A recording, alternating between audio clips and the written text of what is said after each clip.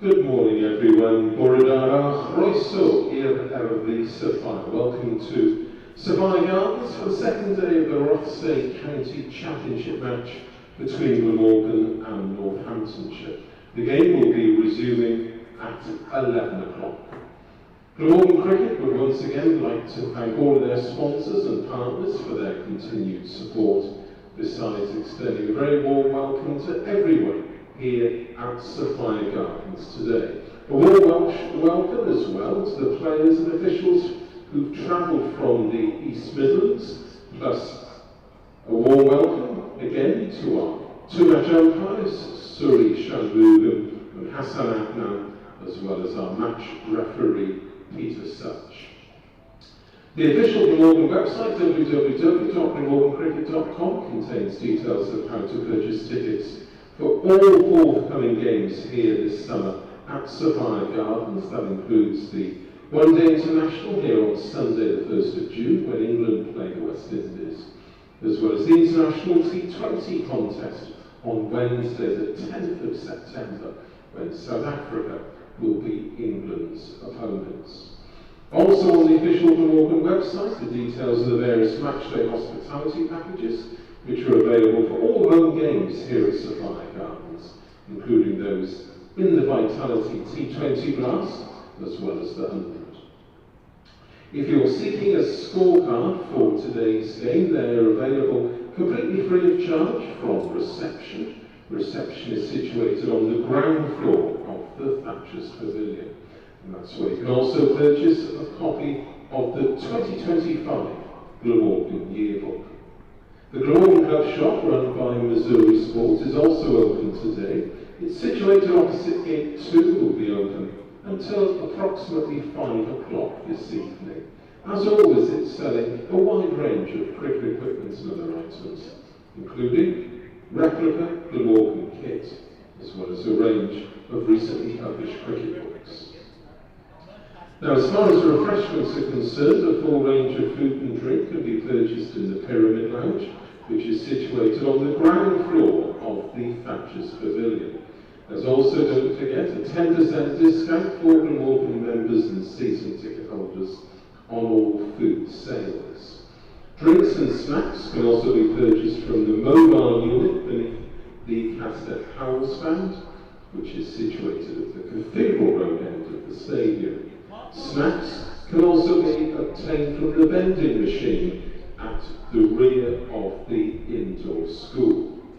There are also various refill points for your water bottles around the stadium, and with warm weather forecast again today, we encourage you to recharge whenever possible.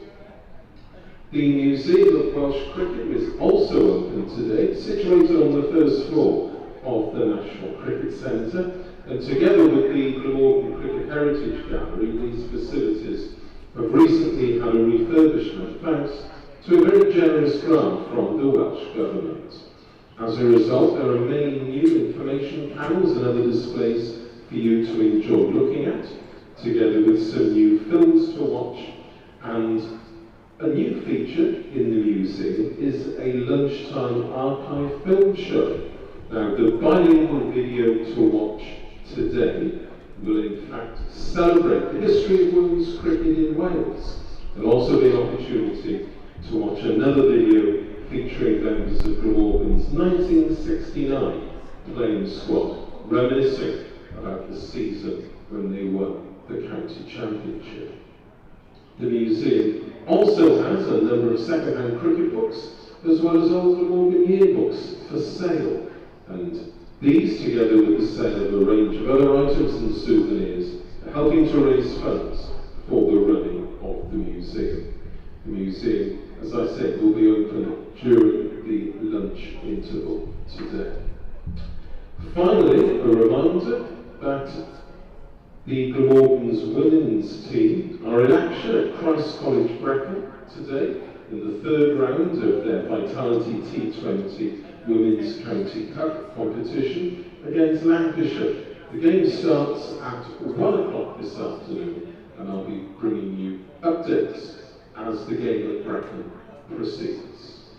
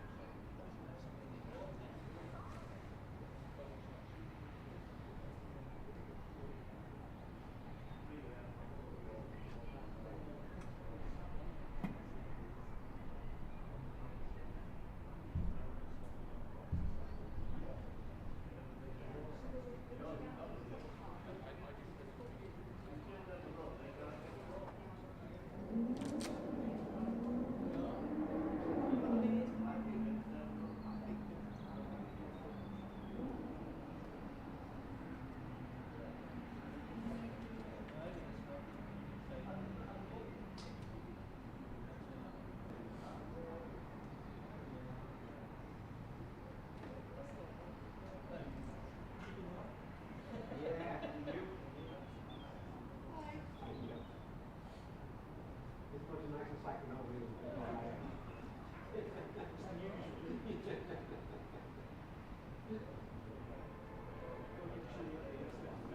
It did, although I learned from that. I got very amazed to stick on it. It's the concrete just doesn't warm up.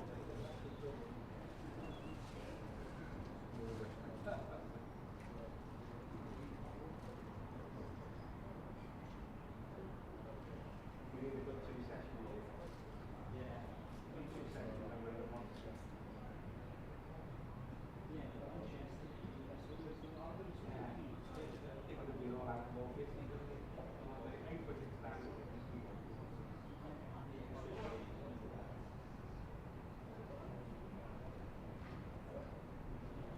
And after all that, I'd rather say no.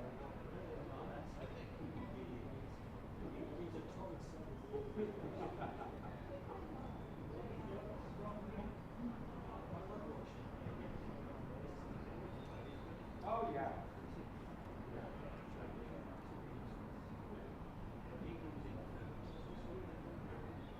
That's not common.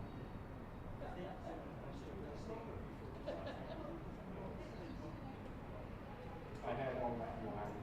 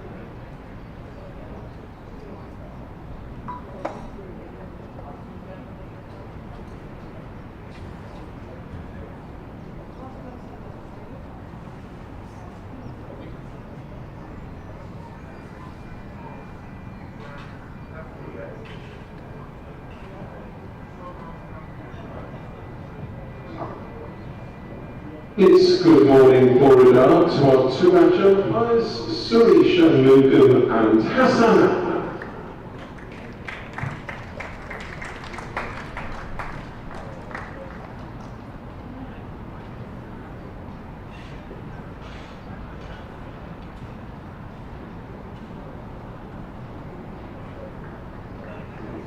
And it's good morning, Borodar, as well to the Northamptonshire side led into the field by Captain Luke Proctor.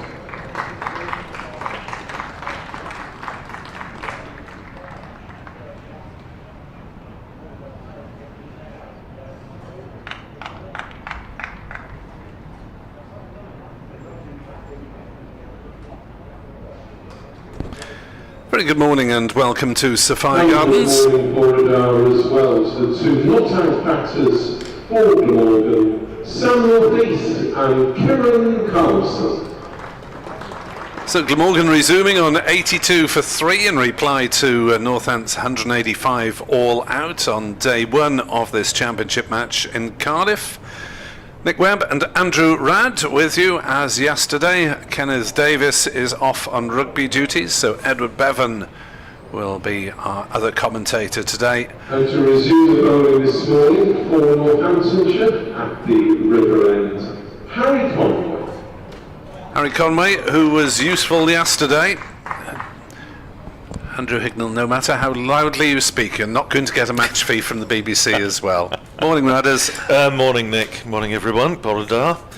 Beautiful morning again here in Cardiff. And yeah, Conway, he seriously bent his back last night, didn't he, in that spell in the last session, and picked up wickets of Arnaud Labuschagne for naught, which I think is fair to say pleased him enormously, judging by the celebration afterwards, and Asa Tribe as well. So Northamptonshire needing something similar from him this morning if they're to stay in the Gatch, you feel. Need to take early wickets.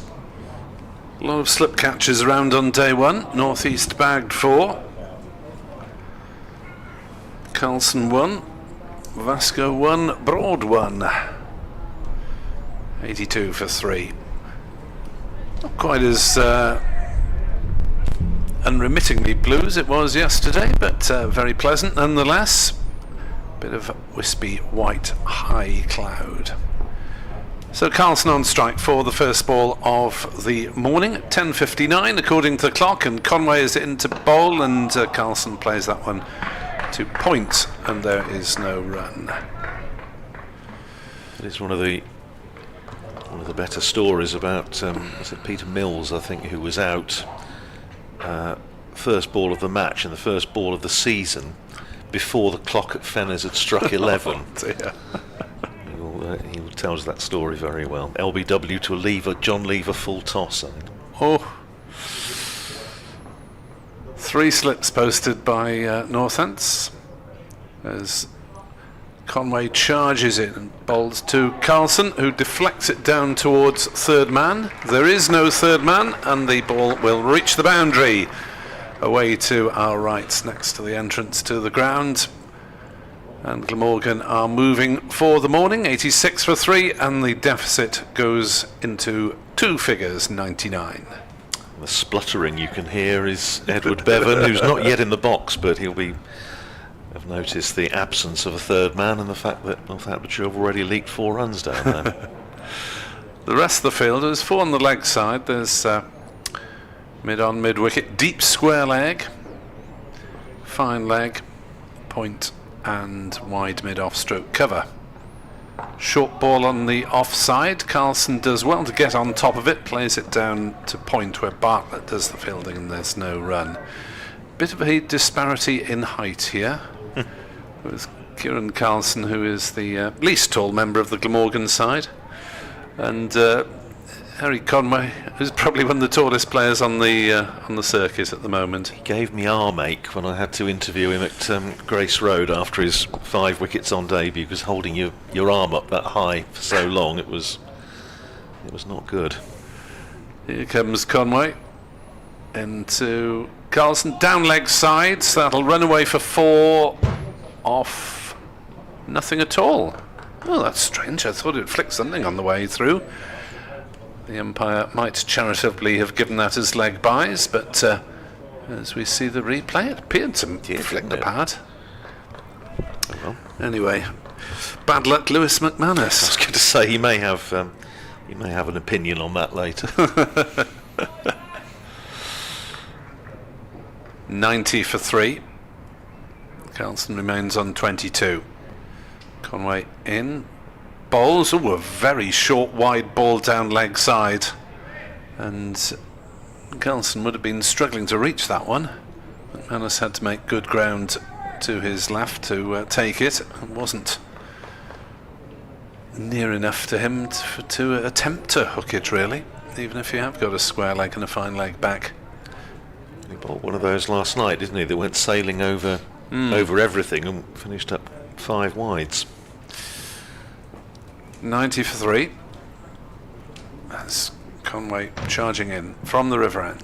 Bowls, and Carlson pushes that one defensively to mid-on, to a chorus of oohs and ahs. 90 for 3. Carlson 22. Northeast yet to face this morning is on 12. The deficit 95.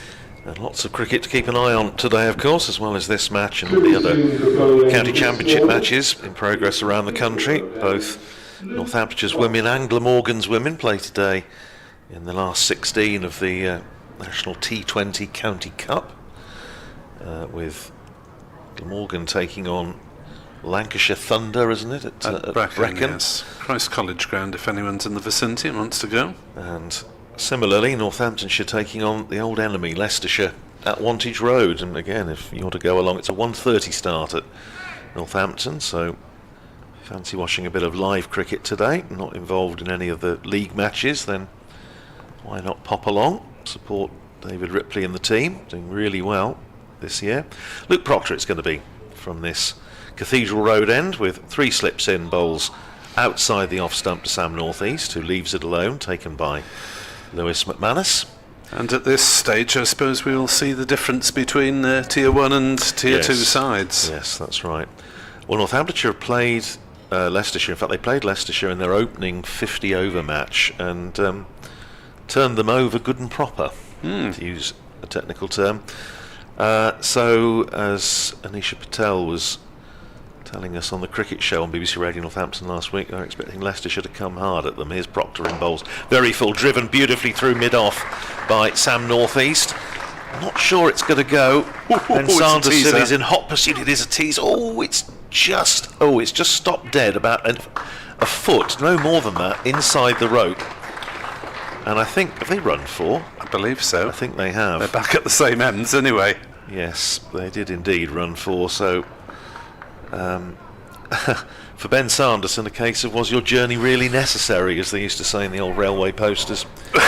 Well, I think the ball was stopping about a foot short of the rope anyway, so if he hadn't chased it, they could have run 5. Well, it immediately brings about a change in the field, with another man coming across to the offside. Safe Zabe is now in it. This curious position that you see quite a lot now, which is a not quite extra cover and not quite mid-off, it's somewhere between the two. And Sanderson is chugging across over to mid-wicket. Keogh at mid-on, his Proctor in bowls and driven again by Northeast. Doesn't really time it this time, it goes out to extra cover where Safe Zabe comes round to field and there's no run. We were saying that quite a lot in the last home match, that balls were not really being timed even by batters who are well in. So again, it's a good contest between bat and ball. The bowlers always feel they're in with a shout, I think, here. Here's Proctor, slightly angled run, in and bowls and forced off the back foot by Northeast, but again straight to Safe Zabe, going round to extra cover, and there's no run. Must admit, when I surfaced this morning about 6 o'clock, it was quite cloudy actually, and fairly cool, but it's good deal of the cloud has sort of burnt off, and the forecast is very good for today, and indeed for tomorrow, and indeed for the foreseeable future. Here's Proctor in bowls, and it's a better ball from Proctor. It's tighter to off stump, about sort of 4th stump, and Northeast pushing it out into the offside again for the busy Safe Zabe to field. Yes, Luke Proctor did mutter gently late in your interview, think I might have got it wrong. Yes, he did. Well, he's a very, very honest bloke. Which you won't hear many captains admit. No, absolutely. Here's Proctor in bowls and just tucks up Northeast a little bit, drops it down into the onside. Was there bat involved? No, there wasn't. It was just off the thigh pad. But they're through for a leg bye. Noticeable that Northamptonshire, as we saw with Glamorgan yesterday, jogging around to get themselves into position, safe in the knowledge that we may not see a lot of spin again today, and it was a late finish yesterday. That's leg bye off the end of the last ball of the over, takes the total to 95 for 3. So Glamorgan just trailing by 90 runs. Sam Northeast is 16, Kieran Carlson is 22. Indeed, 2 men whom Northants will be very keen to get early. The batting to come. Callaway, the all-rounder, at 6. Cook, the wicket-keeper, at 7. Conway in bowls to Northeast, who plays forward back to the bowler, and there's no run. Yeah, it was interesting what Proctor was saying last night, wasn't it? I asked him whether he thought 185, where it was in relation to what they would regard as being a par score, and he said he thought 185 was about par. Struck me as somewhat optimistic. It struck me as slightly optimistic, but he 230 might have been. But then he did say, and I said, you obviously opted to bat first, and he did say, yes, I think we might have got that wrong. Here comes Conway, hoping to make it right. Bowls to Northeast, 2 leg glances for a single. 96 for 3. And being of a certain age, I couldn't help thinking of the character from the Dick Emery show. He used to say, "Dad, I got it wrong again." But that's because I'm very old. You watching Eurovision tonight, Nick? Possibly not. Definitely not. What I shall be doing is writing up a few words on my club matches. Oh, of course, yes. As Conway pounds towards us, bowls, and Carlson thinks about playing a hook pull shot, doesn't really go through with it, and it's through to McManus down leg side. Yes, I shall be attempting to weave together fragments of information. It's like an archaeologist, really. Yes. Odd WhatsApp messages, scorecard if we're lucky by about 9 o'clock. That does take me back. It really does. But our Macon first 11 are up at Brecon, so... What's the distance? It is a distance. As that's through outside off stump, and Carlson plays no shot, so let's hope that the troops are firmly on the road by now. It's 12:30 start. Well, my Handle haven't got too far to go today. First team at home to Desborough, which is... Obviously, we don't have to travel at all, and the seconds are away at Wollaston, which again is about 20 minutes thereabouts, 20-25 minutes. So we'll be keeping an eye on those. In comes Conway to bowl to Carlson, who does play the pull shot this time and plays it well down to Sanderson at fine leg for a single all along the ground. 23 to Carlson, 97 for 3. I was saying that takes me back. I remember back in the sort of 1990s it would have been helping the late and much missed Ian Davidson, the sports editor of the Northamptonshire Evening Telegraph, do the Saturday evening roundup of all yes. the Prem matches, and you'd ring them up and it was, he's in the shower, he can't find the score, but the scorer's gone home. Next delivery is sees Northeast pushing forward, back to the bowler, end of the over, 97 for 3, 88 runs behind. Yes, I did a few of those to get rugby details. Can I speak to the secretary, please? What? yes, the phone in the bar. This was So there's a band on. Pre-mobiles largely. This will shock younger listeners. Yes. It was, so you'd say, right, the scorer's gone, the captain's in the shower. So what happened? Well, it was a draw. We got about 170. How many wickets? Oh, I don't know, 3 or 4, 5, 6 maybe. Dear, hard work. Good fun, though. 97 for 3. as Proctor starts a fresh over from this Cathedral Road end. Bowls full to Carlson, who plays it out, just again squared up a touch, plays it out to short mid-wicket. Sanderson's there almost in a catching position at mid-wicket. They've got 3 slips in a backward point. Big gap through the covers to invite the drive. Zabe once again in this position somewhere between a straight extra cover and a wide mid-off. Keogh at mid-on. Sanderson at mid-wicket, then a deep square and a long leg as Proctor is in and turned away in the leg side by Carlson, but Sanderson this time has to make ground to his right, so they are through for a single, and that is the 50 partnership for the 4th wicket between these two. Came together after Glamorgan had lost 3 wickets in 4 overs last night. Went from 46 for no wicket to 48 for 3 with the demise of Asa Tribe, but they've steadied the ship and have put on now 50 for the 4th wicket. Proctor has a chat with his senior pro Rob Keogh, who's close at hand at mid-on. Proctor is in, bowls to Sam Northeast. Drives and Proctor gets, again it's old school fielding, that gets a boot to it. In fact, I think he probably got 2 boots to it and was like stopped it between his feet. We did ask, we had to ask Luke Proctor last night about his injuries yesterday, and he did as we rather thought on commentary. He was just keen to get ice on the affected area. His Proctor in, and Northeast is in behind it, works it into the onside straight to Sanderson at mid-wicket, and there's no run. I can't help thinking that there's too much detail available on modern scorecards these days, though, because with the play cricket system, you get all sorts of details that some of us would rather not be known to the wider public. Nick Webb came in at number 11 and faced 23 balls for his 2 not out. Here's Proctor in, bowls short and down the leg side, and Northeast might have contemplated for a moment trying a hook, but having seen there's a deep backward square and a long leg on the boundary, decided not to, which is, I think, the sensible option. Yes, I mean, you can. It's perhaps gone from one extreme to the other, but here's Proctor in again and bowls very full to Northeast, drives up to Zabe at extra, and that's the end of another Luke Proctor over. He's bowled 9 overs, 3 maidens, 1 for 16, so tidy as he has been pretty much all season.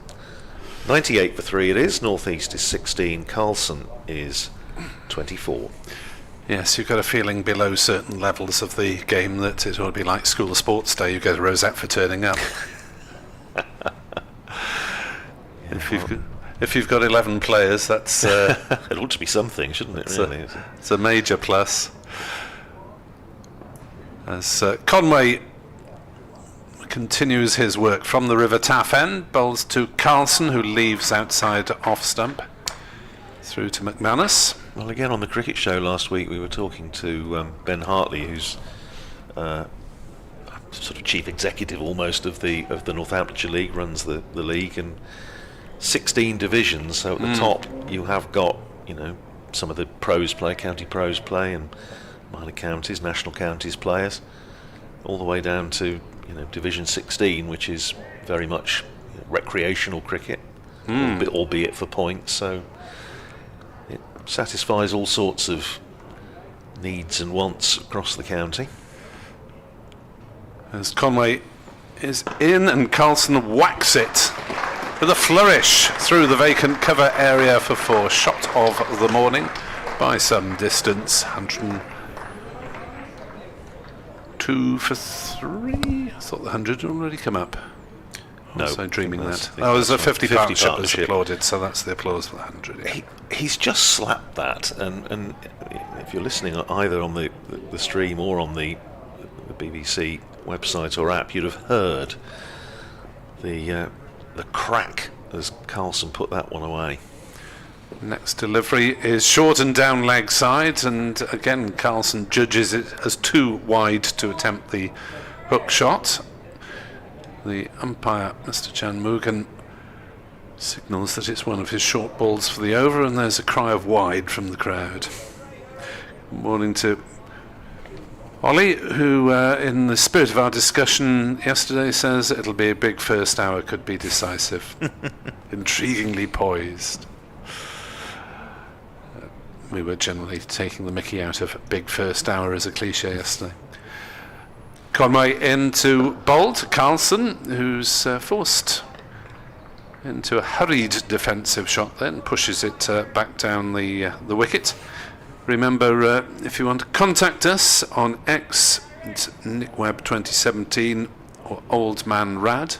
On Blue Sky, NickWebb2017 or Radders1962. Correct. I'm glad you remembered that. I was just desperately trying to think, what was it again, having looked it up yesterday. As Conway bowls to Carlson, he does have a hook at that, and he's got something on it, and it's gone for 4. Down to fine leg. Again, Carlson was struggling to reach that one almost. It wasn't quite as high as the previous deliveries, and he pulled it round almost behind himself. It was probably closer to the keeper than fine leg, but 4 more to Carlson. Moves to 32, 106 for 3. I thought another interesting point that Luke Proctor made last night was about, that we were talking yesterday on commentary about the lacquer on the balls and how they seem to do more when they're a little bit older.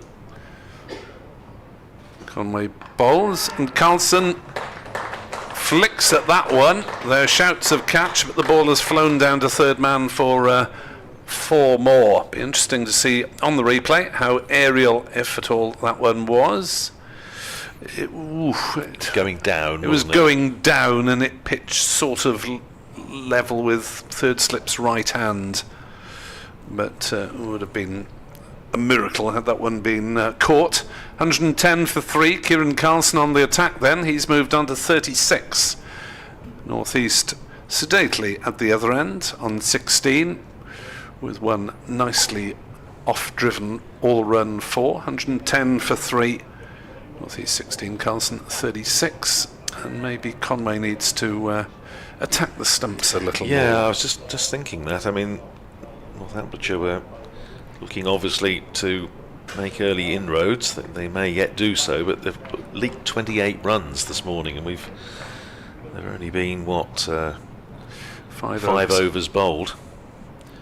Here's Proctor, starting at the 6th over of the morning and pushed up to mid-on by Sam Northeast. Keogh fields, and there's no run. And he was saying last night about this business with the balls that Ben Sanderson was saying that his job seemed to be to take the lacquer off them. But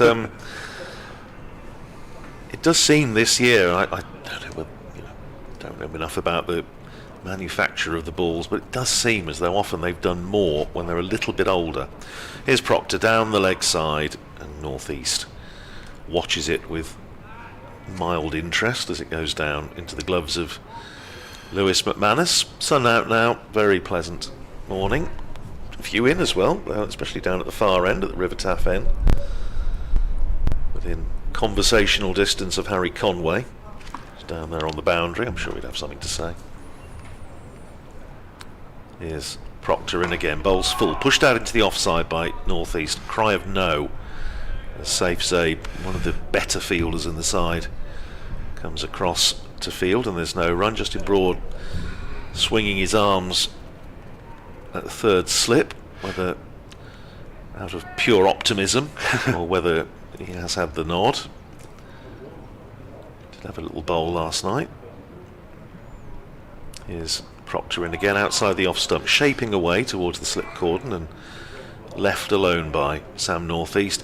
Broad in his little bowl last night did have one very good shout for LBW, which looked tight, looked a pretty good shout, but umpire ruling not out. Still a few people you can see wandering down outside the ground, down the Taff Trail next to the river. Here is Proctor in again outside the off stump, left alone by Sam Northeast. Well, it's a more eco-friendly thing to be counting rather than counting buses or trains passing the ground. Indeed, yes. Well, people on foot or on bike. Do like the trams though at Old Trafford, when you at the back there with the old Altrincham to Bury tram. Splendid. Here's Proctor in again, bowls full, and he is targeting the stumps, and North East plays that ball with appropriate respect back down the pitch, fielded by Proctor, and that's the end of a tight and tidy over from Proctor. 10 overs, 4 maidens, 1 for 16, 110 for 3. North East is 16, Carlson is 36, Glamorgan just 75 runs behind. Yeah, looking forward to doing a championship match at Old Trafford for the first time in 4 years, I think. Later in midsummer. Apropos of Justin Broad, Duncan in Kent points out that he went to the same school, Rondebosch Boys High School in South Africa, as Jonathan Trott, who's been helping Glamorgan's coaching effort in recent weeks. I saw him last night. Yes, on a slightly ad hoc basis, I think. That's a good man to have. As Conway is in to bowl, outside off. Carlson plays no shot. He and Ian Harvey, who was Richard Dawson's sidekick at Bristol for several years. Yep. So Ian Harvey and Jonathan Trott have both been helping Glamorgan out. Well, also there's another Rondebosch Boys High School old boy on the field at the moment, Justin Broad. Yes, that's why I mentioned. Oh, right, that's sorry, what Duncan sorry. mentioned. Broad and Trott. I'll catch up, don't worry. I am listening, honestly. Here comes Conway. Balls to Carlson. Wide-ish outside off stump. Good carry in that one. Taken chest high by McManus to save the ball. Probably hitting the jaw of Ricardo Vasconcelos at first slip had he not been there. He was aiming, headed that way, not aimed that way, I'm sure. Well, having been out Rondebosch and surrounding district during the winter, it's part of it. It's a lovely place to go to school, that much I can tell you. Here's Conway in. Balls. Carlson drives into the offside. Will get runs here. It will be stopped on the point boundary. In fact, make that singular. It's just a run.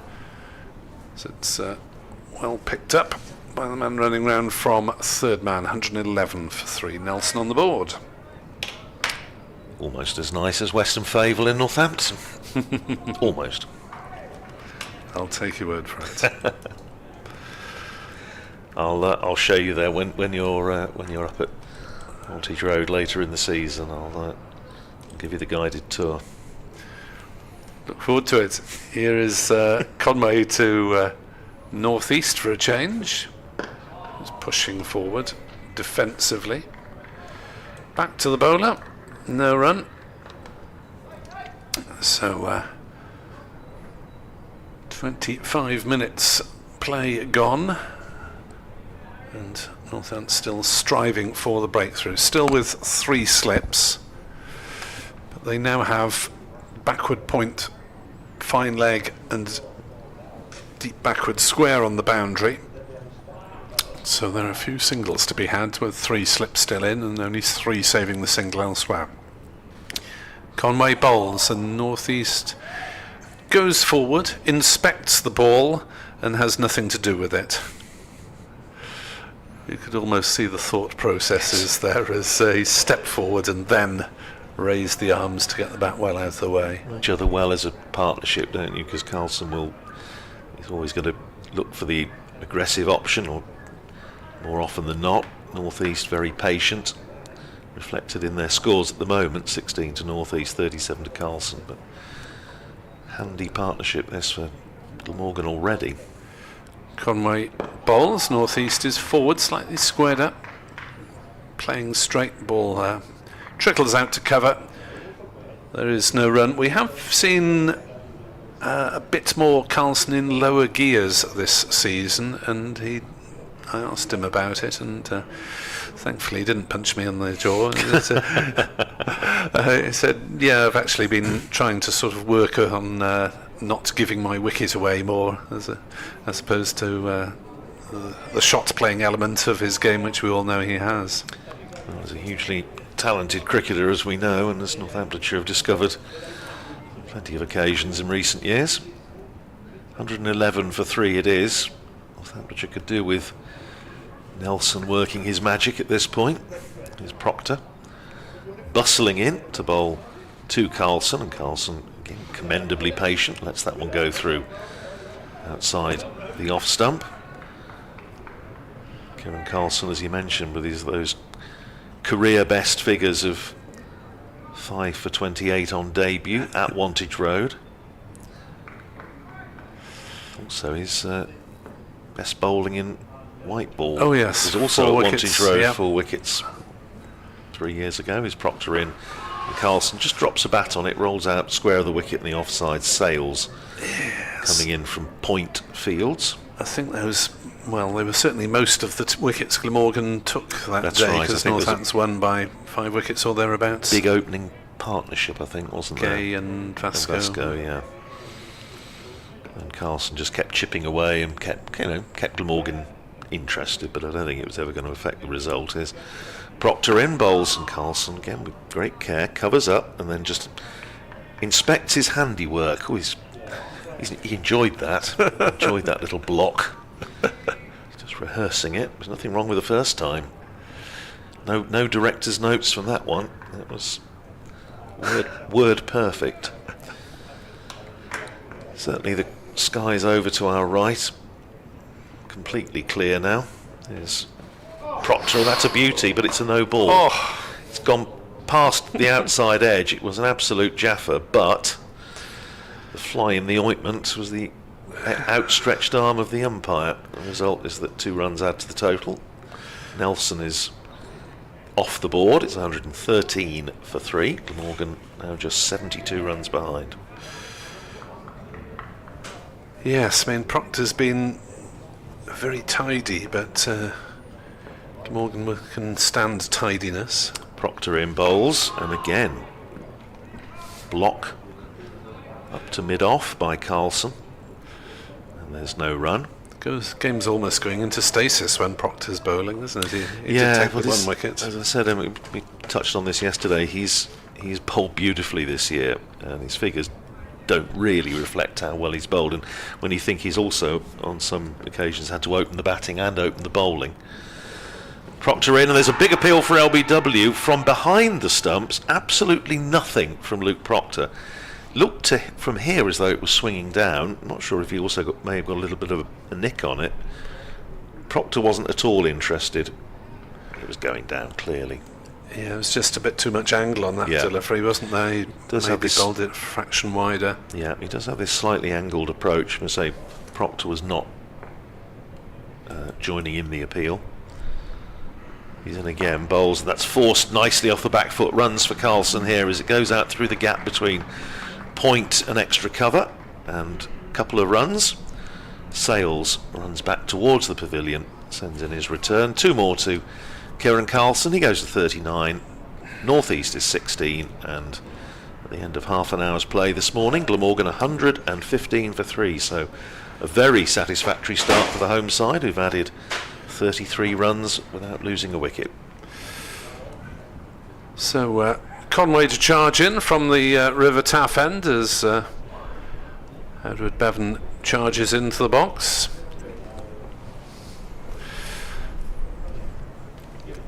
To join us on commentary, Edward taking over from Kenneth for the weekend dates, as Harry Conway is in to bowl to Northeast, who flicks that one or deflects it gently away on the offside. There's no run. Andrew will have half an hour in the sun or thereabouts. Too cold, we're told. Yes, it feels a bit cooler than yesterday. It's just nice and fresh, isn't it? I think it'll be warmer later on, but it's a bit more breeze as well. You can see the flags on the pavilion just billowing out, which they weren't doing for a good part of yesterday. Here's Conway in to Carlson, down leg side, nice take by McManus, tumbling to his left. Conway is spraying it a little bit at He the is. moment. He is. I just wonder if it was fair enough. He put in a serious stint last night and bowled really well from that end, but this morning he just hasn't been able to reproduce that. He got both the wickets he got last night were pitching the ball up and taking the outside edge, and he's just been trying to bang it in quite a lot this morning. Conway bowls. Carlson plays it back to him. Half fielded by Conway. The ball only went about 3 or 4 metres away from him. Carlson said, well, it sort of gave the impression, well, if you're not going to pick it up, there's this quick single there. But there patently wasn't.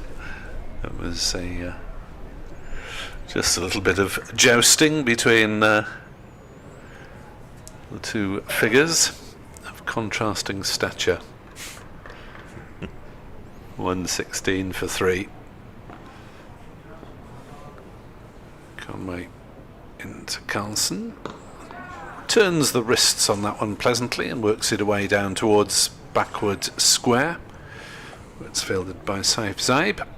Single taken. 117 for 3. On this very pleasant day. It'd be good conditions for playing, I imagine, this afternoon. Won't hopefully be too hot for the club cricketers of South Wales and Northamptonshire to go about their labours. As Conway bowls northeast, squared up, plays it back to the bowler, and Conway gives him a bit of a look in the follow through. Is he one for the verbals, Harry Conway? I think he has been known to express an opinion, share a philosophical thought, or from a great height. a bon mot or two, you know. Is 6-7 about accurate? That's about accurate, Yeah. yes. Just ask my right shoulder. It's Harry Conway in to bowl and played back to him by northeast. End of a tidyish over. 2 runs off it. Andrew Rad will make way for the next half hour. And Edward Bevan will be with us shortly for his first stint of the match on this glorious day here in the centre of the capital. There's a change of bowling at the Cathedral Road end. Returning to bowl, Justin Broad. So it is Broad, the first bowling change of the morning. We haven't seen Sanderson, and Edward Bevan will be describing the work of Mr. Broad. Yes, good morning, Nick. Lovely morning. It's a little bit parky out there. I thought I'd sit in the sun, as you say, but came in after about 20 seconds. All right, I haven't brought a jersey with me today, so... You'll never learn, will you? Yes, first changed, as Broad will bowl from this end, the Cathedral Road end, and he is bowling to Carlson, who's made good progress this morning. He's in and bowls to him, and Carlson flicks that away, but it's fielded by Keogh there at short mid-wicket. Yes, Northeast very much the silent partner. He's on 17. Carlson raced away to 40. There's... the pitch doesn't seem to have the demons that it had yesterday, watching it on the stream, as the tall figure of Broad runs away from us and comes in and bowls, and Carlson's on the back foot, nudges it rather than forces it up towards mid-on. Yes, just a little bit of movement, just enough really to catch the edge with all those slip catches and keeper catches that we saw yesterday. 10 caught behind the wicket. Well, not by the keeper, of course, by slip. And Northeast it pouched 4. And then, of course, we saw Zaib dismiss Tribe at first slip and Labuschagne at second or third.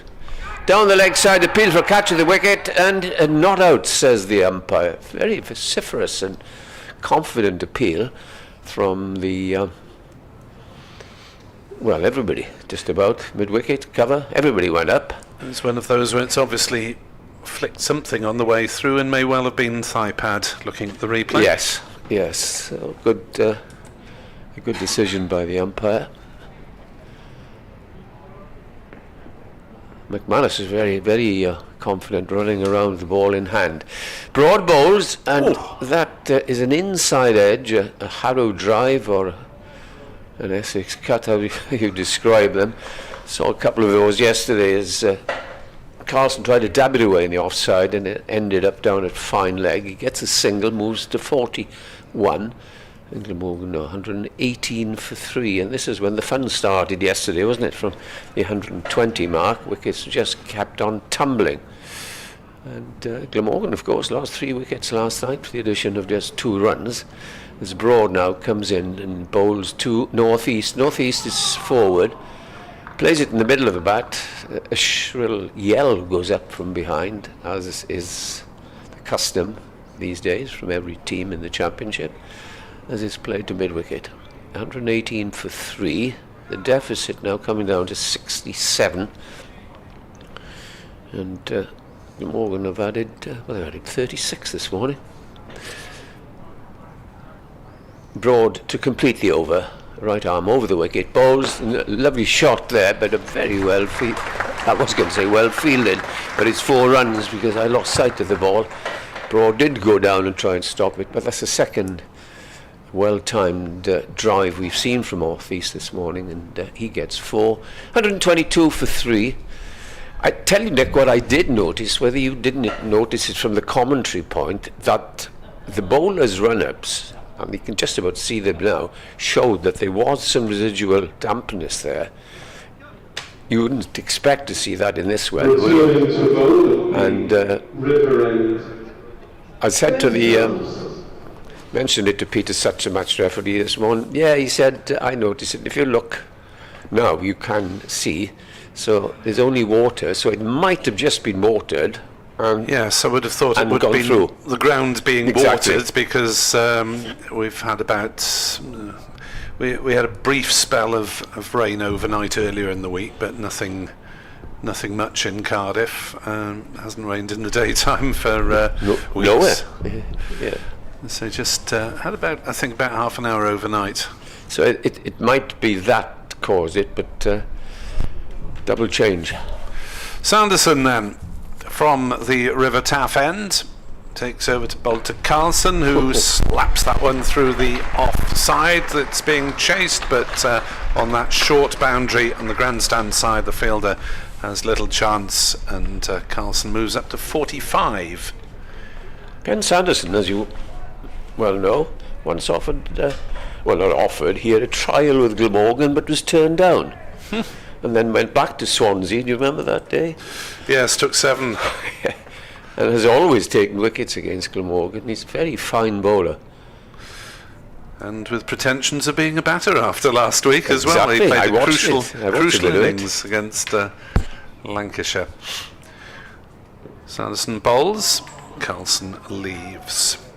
And I remember one day when Jack Rudolph, the then Glamorgan captain up at Northampton, for some reason only known to himself, decided to bat on a murky Northampton morning, and I think Glamorgan were 8 down at lunch. Sanderson thoroughly enjoying himself.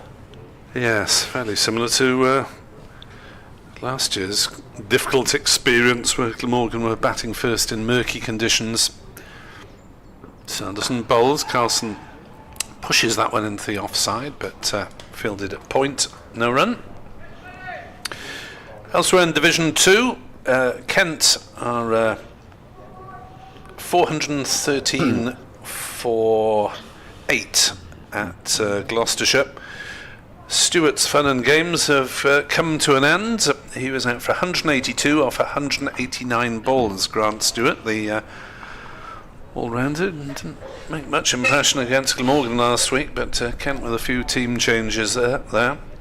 93 for Chris Benjamin, who also got runs against Glamorgan. Sanderson bowls, Carlson drives on the onside, goes through for a quick single, scurries home, was home. The throw was flicked at the stumps at the non-striker's end. Didn't hit from square on, but Carlson was home anyway. So there have been 6 wickets for Ajit Singh Dale for Gloucestershire, but he's conceded 110 runs, so Kent well set there over the bridge. At Old Trafford, the wait for Sir Jimmy goes on because Lancashire's batters are taking it painstakingly. 295 for 5. Sanderson into bowl. North East turns it off his legs. Might be 2 runs here if they run the first one hard. They do. And by the time James Sales has run round from square leg, coped with his hat falling off and got his return in. They're comfortably home for 2. North East 23, 131 for 3.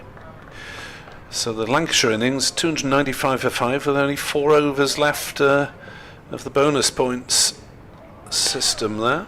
Yes, after the wars at the start of the season, they determined to get a big score and take their time over it. Yes, change in captaincy in the week as well.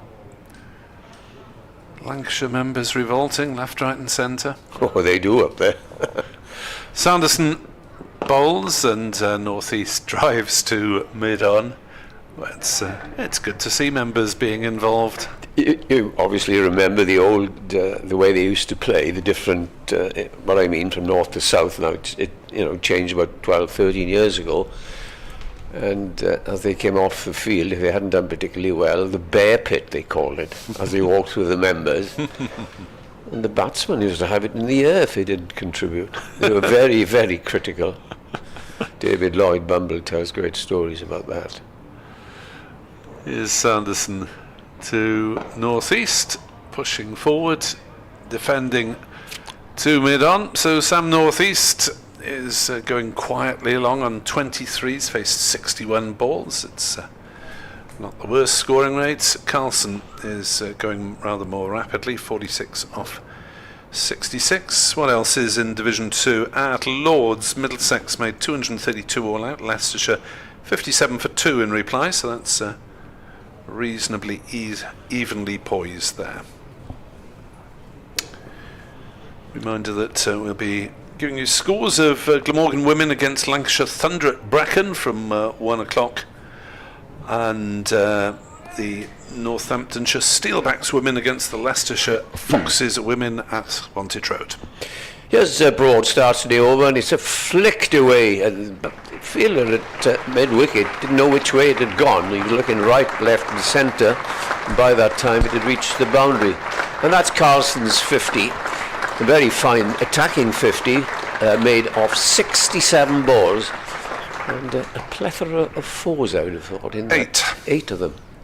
32 in boundaries. He really has been the senior partner this morning and played remarkably well. 135 for 3 as in comes Broad again and bowls the right-handed Carlson, who plays that nicely, but he'll get a single. It went to the right of mid-on, and that takes him to 51, 136 for 3. And this partnership now, they came together at 48, really is flourishing. The women's game at Northampton, by the way, starts at 1:30 if you fancy going along there. In comes Broad, this time bowled short down the leg side. It really was a dreadful delivery. It was a slow, long hop. I think he lost his footing there. He's marking it again, and they went through for a bye, I think. I don't think he got anything on that. If he got out to that, he would have been walking around Cardiff. There was a touch of bye there. There was a touch of bat. There was a bat. Yeah, dragged it down, I think. 91, the partnership now, as Carlson waits. In comes Broad, bowls to him. Broad plays it defensively, but a beautiful timing. You get runs, you could only get 3, as it's a long chase up to the boundary. Yes, they'll come back quite easily as the return comes in. 3 more runs then, and they really are motoring along this one in 140 for 3. Starting the day at 82 for 3. You wonder if it might be time for a bit of twirl from I'm looking forward to seeing the leg spinner, Calvin Harrison bowl. Always like to see leg spinners bowl anyhow. Broad appears just a little bit laboured this morning. Let's see. Passes the umpire on his way in, bowls again, and this time it's a better delivery, which is treated with respect by North East. who is on 24. Yes, I mean, with Harrison going so well, 15 wickets at 19 coming into this game, those really are tremendous figures for any bowler, let alone a leg spinner who's tend to have to buy their wickets. He might have had a bowl, say, 3 overs before the end last night. Broad to complete the over. He's in and bowls, and this time he's driven nicely through the big gap at cover, but only the single as the captain Proctor moves swiftly to his left. Retrieves and returns. 141 for Kieran Carlson's 50 came hang for on, pause. 67 balls with 8 fours. Indeed. Absolutely. 141 for 3 then, and just 7 runs away from the 100 partnership, which I must confess, Nick, I know about you, but 48 for 3 looked a distant way ahead. Yes, it's one of those pitches, it appears, where, like I suppose most surfaces, where you really have to get set. Northants' first 3 batters did get in 105 before the second wicket fell, and then there wasn't anything at all until the partnership between Harrison and Broad for the 8th wicket. But it's Sanderson to continue as he bowls to northeast, and who's defending to a very short mid-off, and we've seen this plenty of times in Cardiff, haven't we, with teams having catchers on the drive rather than behind the wicket. Interesting.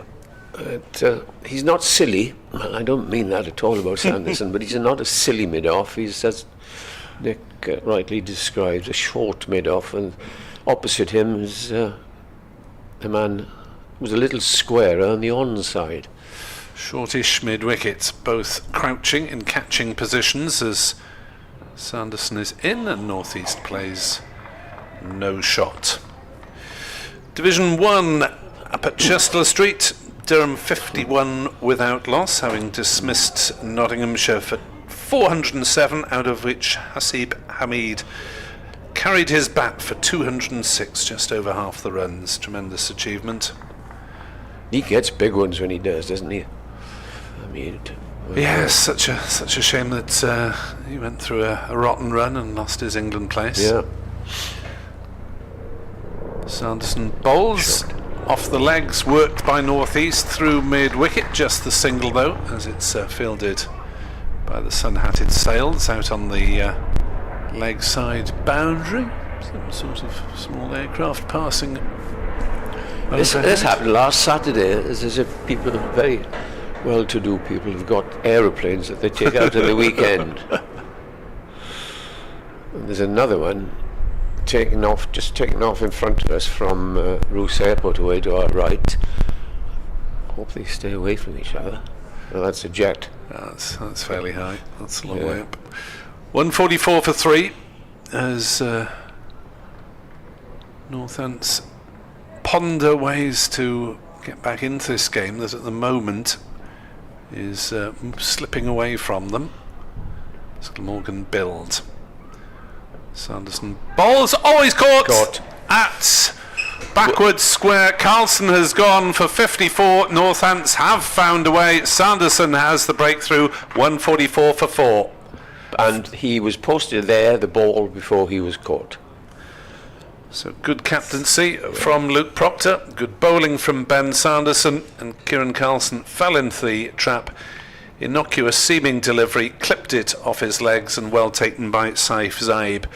Lurking next to the umpire, maybe Carlson hadn't noticed him, but that's the breakthrough that Northants really needed if they weren't to concede a big first innings lead. But now they have a breakthrough.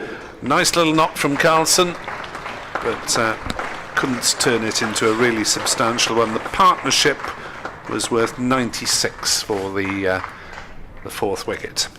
Yes, it was unexpected, but as you say, full marks there, because he posted a short mid-off, and then the ball before he was caught posted that man just similar position, I think, where Tribe caught Vasconcelos yesterday. He just flicked it round the corner and straight into the hands of Zaib. So they'll be glad to see Northants at the back of Carlson as the next batsman, Ben Kellaway, the hero of the moment in Glamorgan cricket. Incoming batter for Glamorgan. Yes, he's improved his career best batting score 3 weeks in a row. I think it would be expecting a little Yes. for him to make that 4 in a row, given that he got 181 not out last week.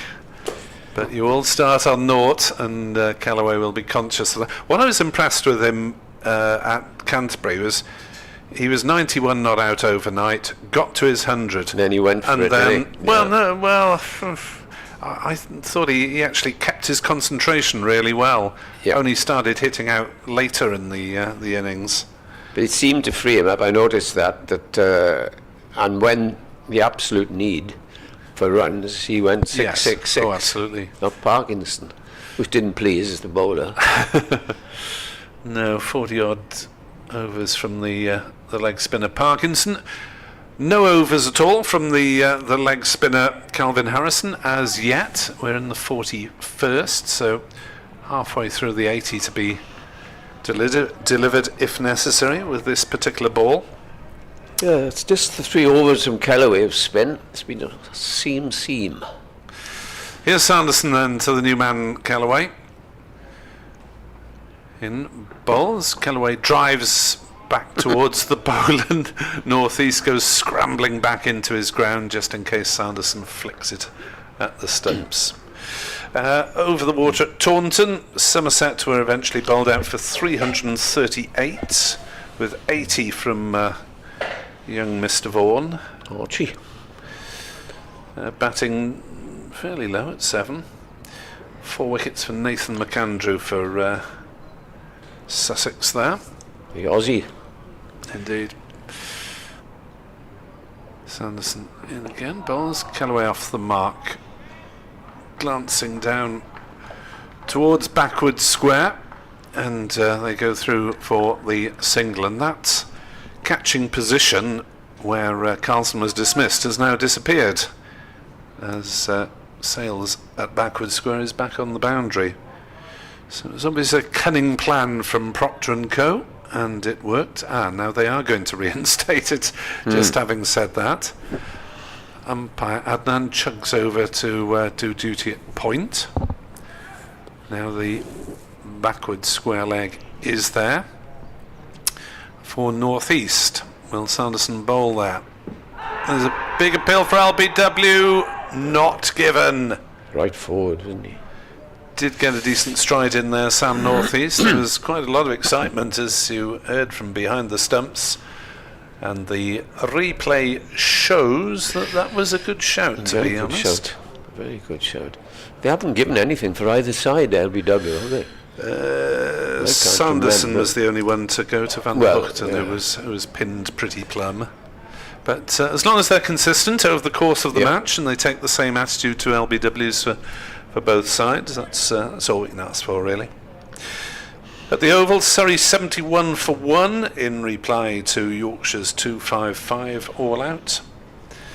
And at Edgbaston, Warwickshire struggling at 60 for 4 in reply to Hampshire's 300 all out.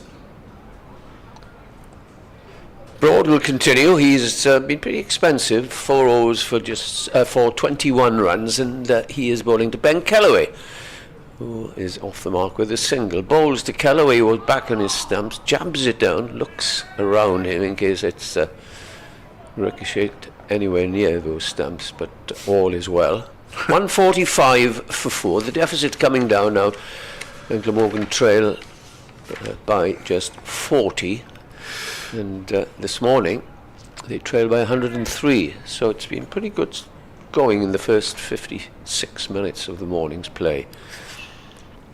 Broad is over the wicket, bowls, nice looking shot, and full of confidence, and he'll get 4 runs to the long boundary away to his right. Lent into a half volley, and it's sped along the parched ground here as Fire Gardens for 4. Just wonder, Edward, if Northamptonshire got a bit of problem here. If Broad is not keeping things up to the mark, you really do need 4 seamers operating accurately to keep the pressure on if you're not going to bowl your spinner. not only that, why has he got 3 slips? You know, because he's gone for 3 or 4 boundaries, gone for nearly 6 and over. Probably get a wicket now.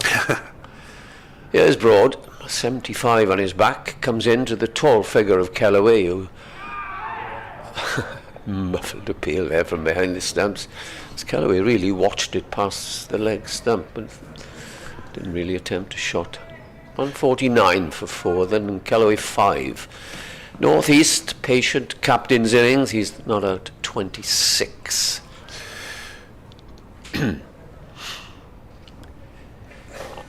Interesting field he has here, which I'll describe to you in a moment after this ball as he comes in, bowls to Callaway. Callaway's forward. Good length ball, plays it back down the pitch. There are 3 slips and then a deep gully or a backward point, whichever you like. A huge gap then up to mid-off. No third man, and there is a fine leg. A deep backward square, a mid-on, and the man at short mid-wicket saving a single.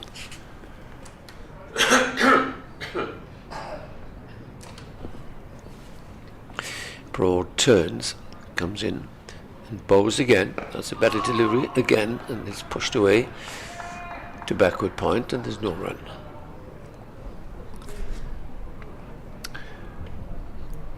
Glamorgan should get some sort of a lead here. They just trailed by 36, but we saw yesterday what happened when 135 for 3 became 136 for 6, 140 for 7.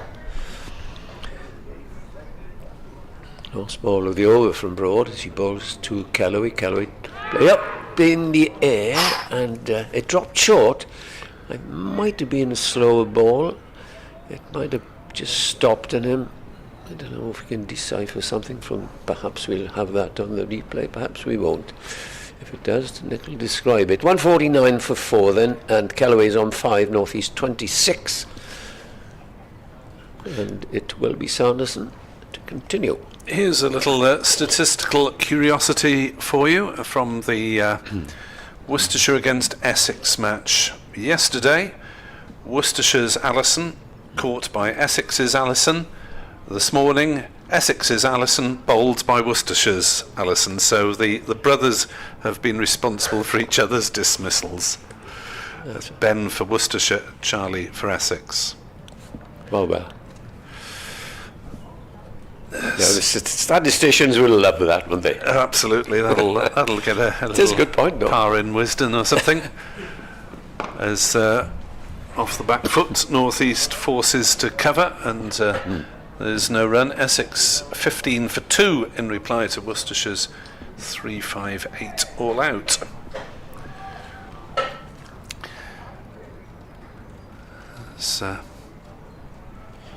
Bartlett's gently swinging an arm, but I think that's unlikely in terms of next bowling options. Just staying loose at backward point there. Sanderson in from the River Taff and bowls to North East, who plays no shot, shoulders, arms outside off. Through to McManus. You wonder, Edward, whether this will be one of the Sophia Gardens pitches that flattens out over the course of the 4 days. When Carlson was galloping along this morning, that did come to my mind, and I thought, oh no. We have seen a few over recent years where batting by and large gets easier. All right, most of them. As North East drives nicely into the onside. It's half fielded at mid-wicket to take all the pace off the ball. It's mopped up by the sweeper on the leg side, and they just go through for the single. 150 up for Glamorgan. Ben Callaway, I had a look at Wisden 2 years ago, and I went to Clifton College because you get the school results, and Mr. Callaway was well up there in the average. So he only left school a couple of years ago, so really he's been developed and coached at, as many of them do, at public schools. Next delivery is driven by Callaway, not entirely convincingly, plays it to cover, and often, as we know, Nick, you get former county pros at public schools. the name escapes me, but there is one of the former Gloucestershire openers. I thought it was Andy Stovall, but it wasn't Stovall, it was somebody else. Fountain of all knowledge might know that now when he joined me in commentary. Clifton, I ought to know that. You went there, didn't you? I did. Very I didn't posh, see very any posh as hell, professionals. Nick. As that's turned off his legs by Callaway, but again the ball slightly stopped on him, and Yeah. he didn't strike it cleanly. We didn't get any professionals coaching us in the fourth 11, I can tell you that. 150 for 4. Interesting to see the Glamorgan ladies playing at Christ College, Brecon. They played there many years ago. Fond memories. Because the school I went to, Llandovery College, was a big fixture, and we won. As that's through outside off stump. Callaway plays no shot. End of the over. I've just been sent a few pictures of the ground at Brecon by No, down with the river. our former BBC colleague Lawrence Hoorheim, who's doing the PA announcing up there today. I'm not sure if he's doing into everything, Not Lawrence, sure if isn't he's he? doing the scoreboard as well. At one point they said to Anything him, else? "Can you do the scoreboards?" I don't know if he's combined Scoring it. as well. So where are we? We're past noon, so it's time for Radders to come back and have a chat with Edward. Broad to starting the over and bowls, and North East tries to force that away on the onside, but doesn't get a run. Just bear with us as we change places. Nick departs.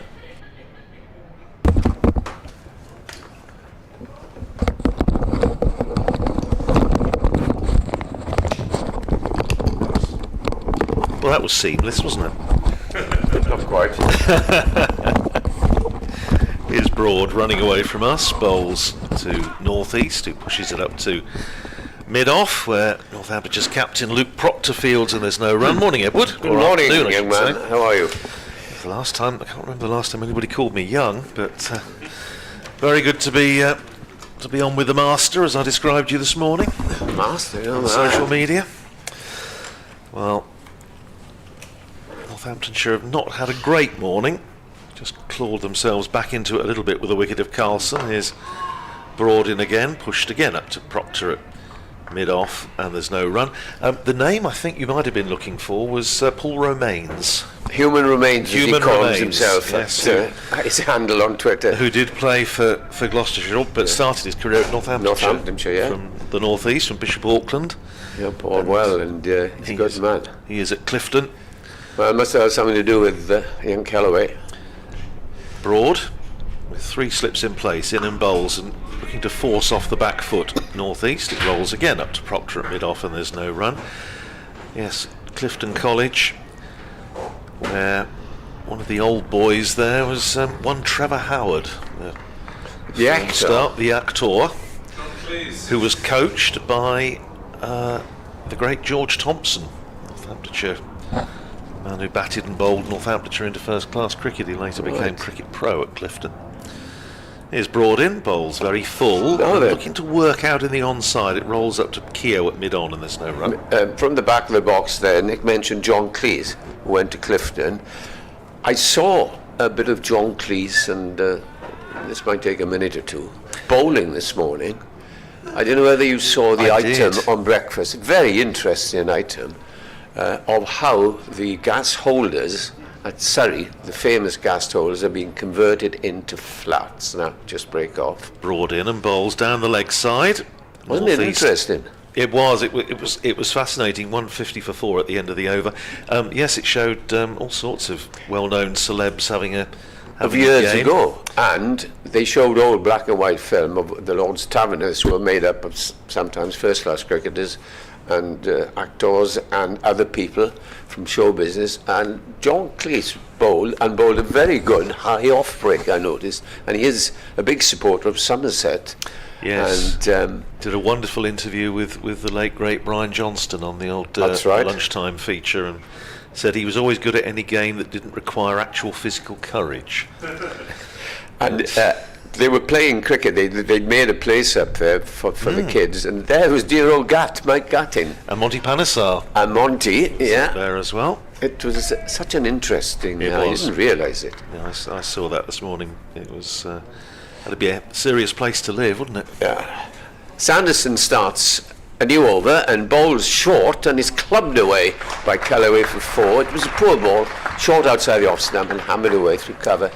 I shouldn't say this, but Callaway looks in the same sort of nick as he did when he got that 181 not out. I shouldn't have said it at Canterbury last week, but he didn't play that beautifully. He did, didn't he? But that was, as you say, a wee bit of a gimme. Wasn't it? It was short and wide, and got exactly what it deserved.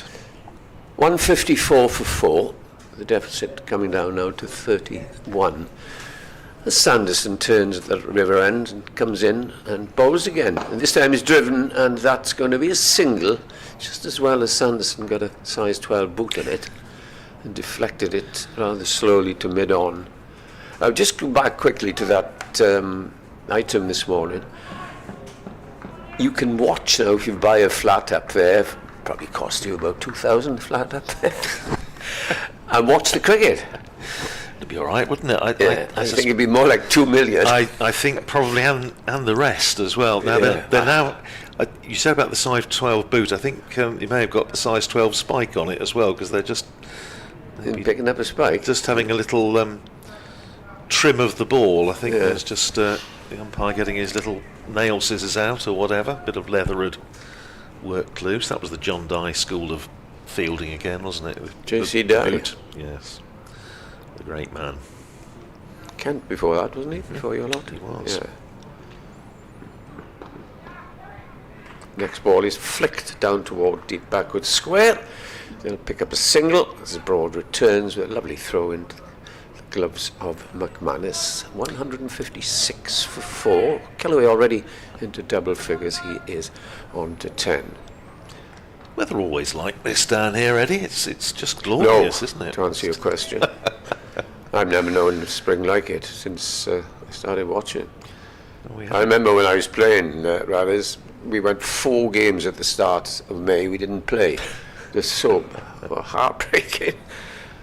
Sanderson is in bowls, and that lifted a little on Callaway, who played it well, played it with soft hands, and out it goes. This Zaib fielding at short mid-wicket.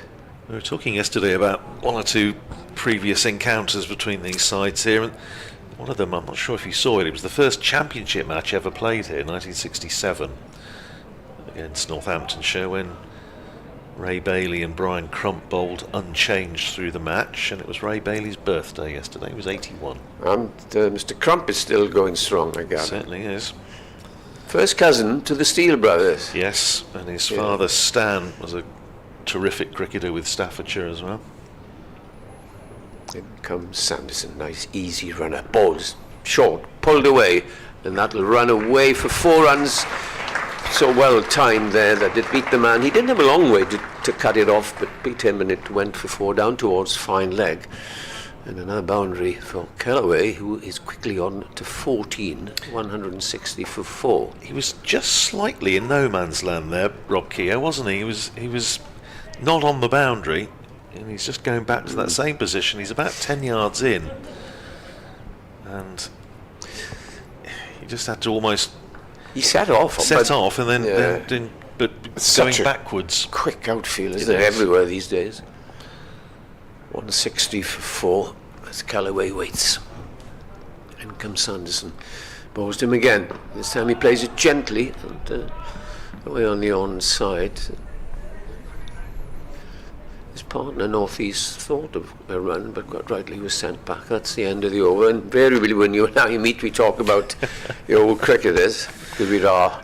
Well, I'm rather aged, you're not so bad. Well, I'm getting there. We go back always to Mickey Norman. Oh, yes. And I was playing that day, and I popped into St Helens to see, as you do, the morning's play. And Mickey Norman caught off the first ball of the match, the first ball of the innings, and it was Court Walker. One of the needless best. to say.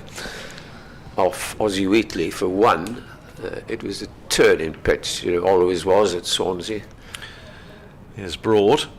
Justin Broad running away from us to bowl to Sam Northeast, who is forward, playing it back down the pitch, Broadfields. Such a turning pitch, Andrew, that Malcolm Scott, the left armour, opened the bowling in both innings.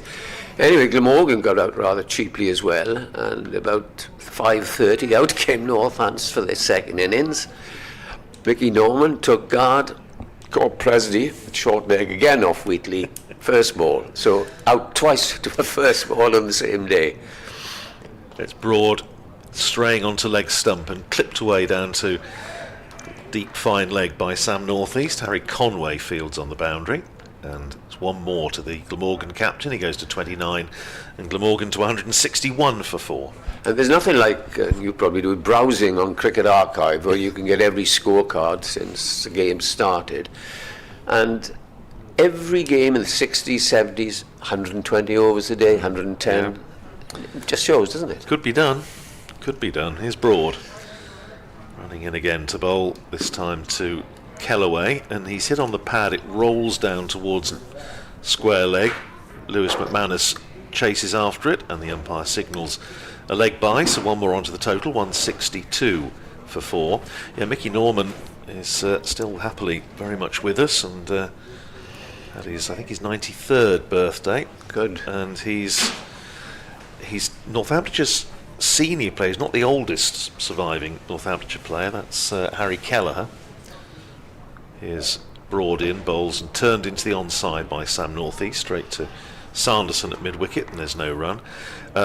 Umpty, as he was known. Harry Kelleher is 96 now and living in the United States, and a message from his son Bill is saying he's very, very well. He's also Surrey's oldest surviving cricketer, but Mickey's the oldest in terms of debut.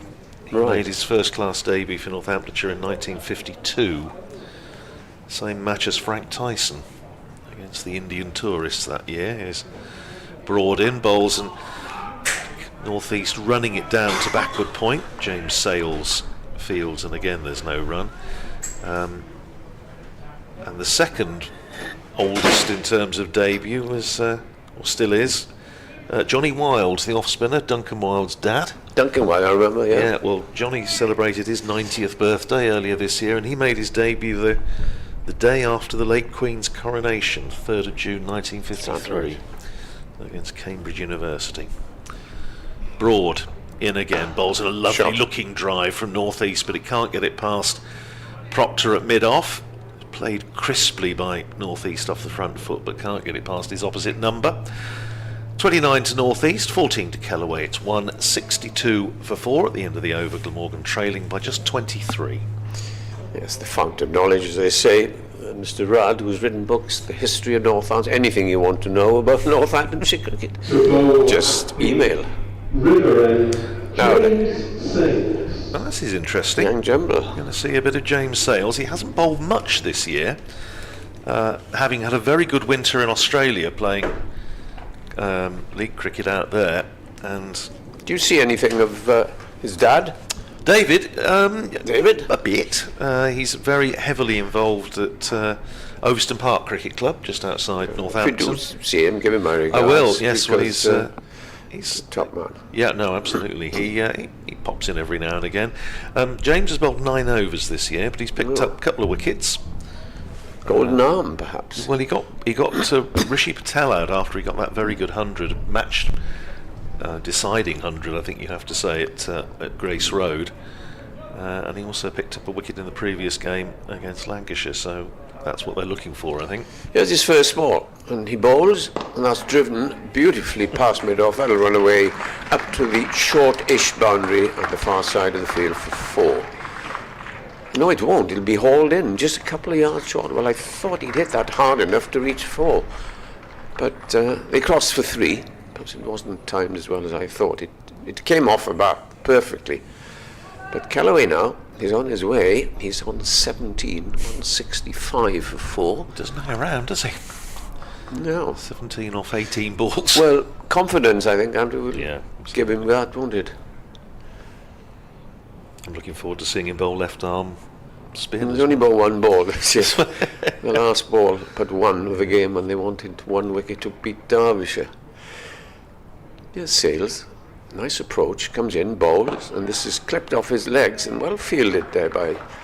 Who's that at 4? Bartlett. Bartlett at mid-wicket, diving to his left.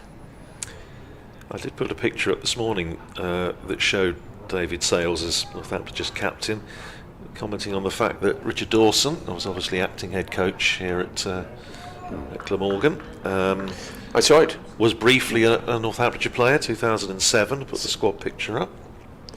Next in standing next to dear old David Capel.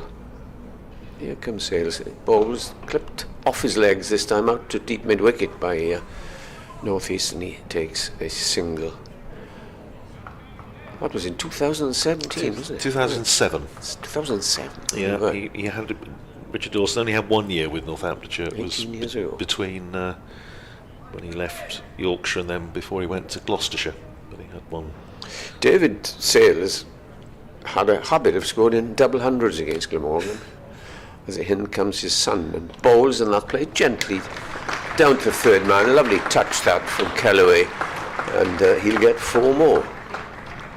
My word, he does look in prime form. Lovely he little just? delicate. Is it a late cut? You don't see many of those. Yes, it was. Chipped away for 4.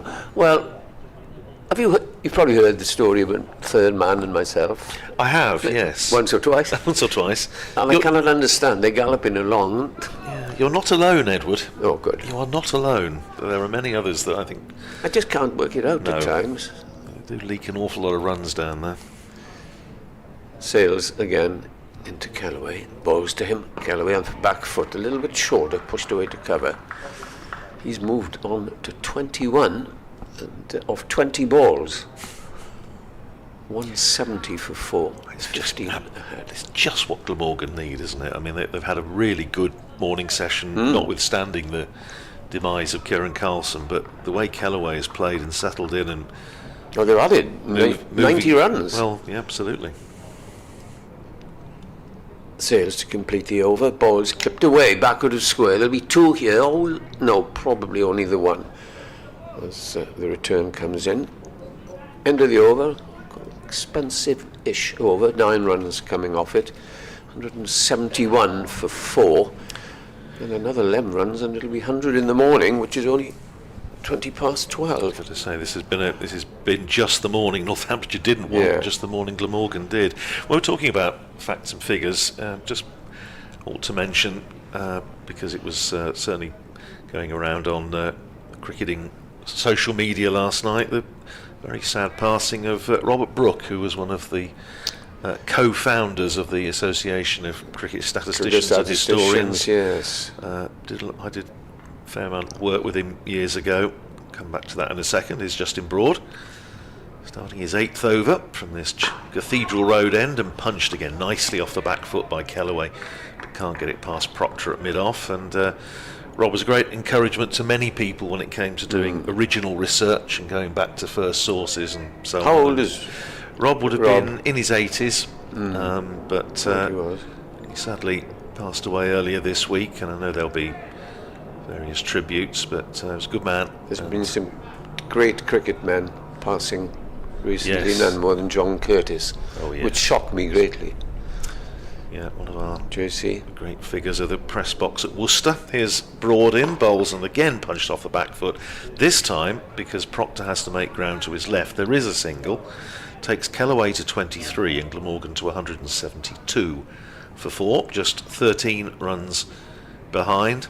Yes, with the days when we used to talk about a good box, wasn't it, in the press box? The And you- best in the country. Yeah. Because you had Mike Beddoe, another doyen of the press box, Worcester, and Chris. Now we must feel it. Yes. Yeah, it's Chris Dolno, and they were such good fun. And JC was wonderful. yes, he was Funny man. a one-off. Broad in and bowls, and a little fiddle by Sam Northeast, most uncharacteristic. Yes. He's just firm-footed, little waft outside the off stump. Fortunately for him, it didn't get a touch. Northamptonshire with 2 slips and a gully at the moment. They have Sales in there at point. Big gap then to Proctor at a sort of hybrid extra cover mid-off position. Keogh at mid-on. Sanderson at mid-wicket. Here's Broad in again. Bowls Shot. full and driven beautifully back past the bowler by Sam Northeast. It's a long chase down below us for Luke Proctor, who sprawls and keeps it in the field. That's terrific commitment from the Northamptonshire captain, and that's what backing your bowlers means. And he only saves a run, but the impression it gives, and that's the captain leading by example. 3 to Northeast, he goes to 33, and Glamorgan to 175 for 4. Lovely shot. Generous applause from a lot of the Glamorgan people, which is always good to see. It is. And you wouldn't get that in Essex in the 2020 game.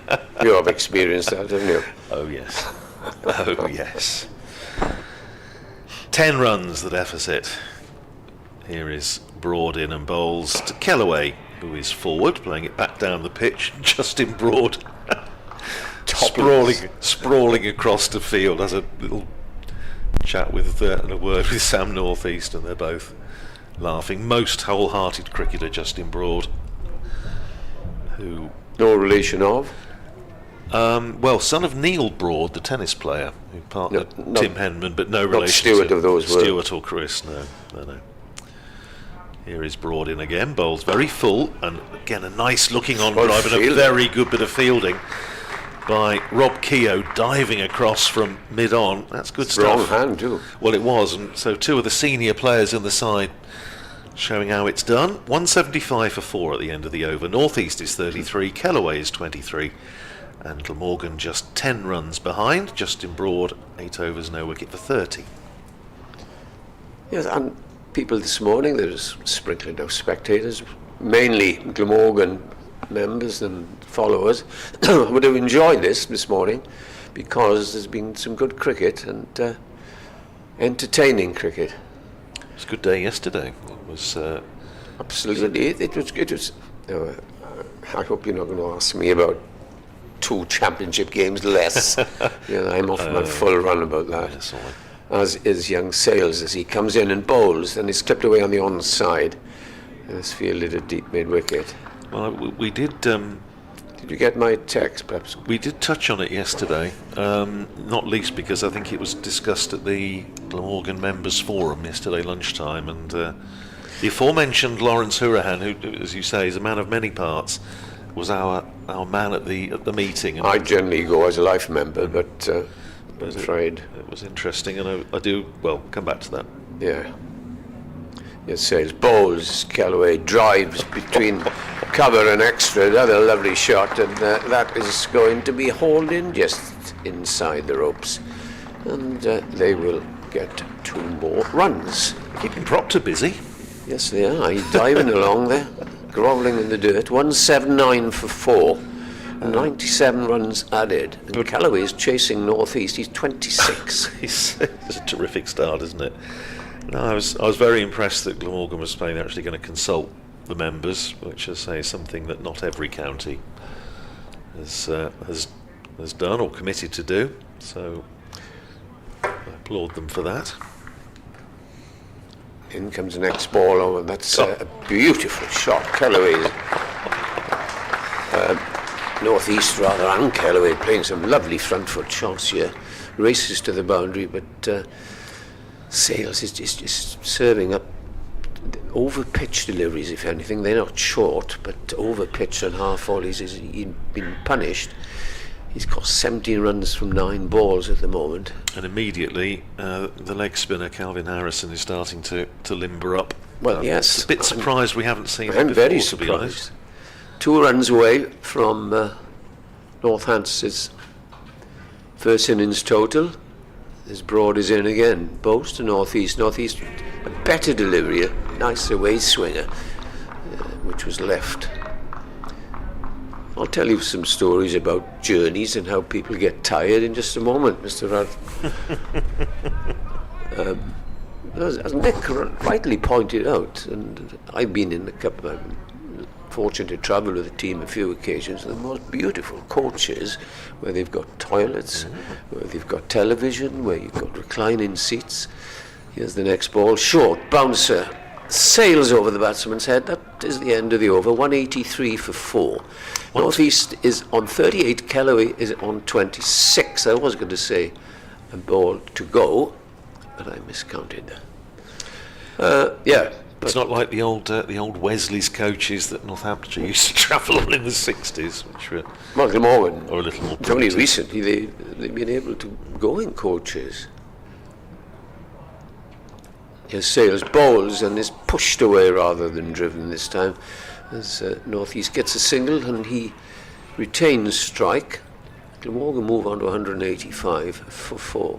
Well, some interesting points made yesterday from a lot of our listeners, and it's always great to hear opinions. And I think it was, and I apologise if I got this wrong, I think it was Cricket Drew, who's one of our very loyal listeners, contributed to the debate yesterday, and I think it was him who said that the argument always used to be, well, players need more time for practice to raise standards, but then they're not having more rest. So is it to do with rest? Is it to do, there seems to be slightly conflicting views here, but it's an argument that will, I'm sure, rumble on and on for a while. Well, I think it was you or Nick rightly pointed out again yesterday, if you're going to play less championship matches, you're going to have less staff. You get some young lad wants a contract, no, I'm awfully sorry. Yeah.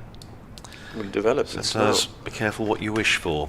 Proctor back for a fresh spell and immediately starts off with a no ball. Do you think he heard that? Well, it's the second time this morning that Proctor has bowled very full and gone past the outside edge, only to turn around and see the umpire with his arm outstretched. And the 2 runs for the no ball take Glamorgan into the lead.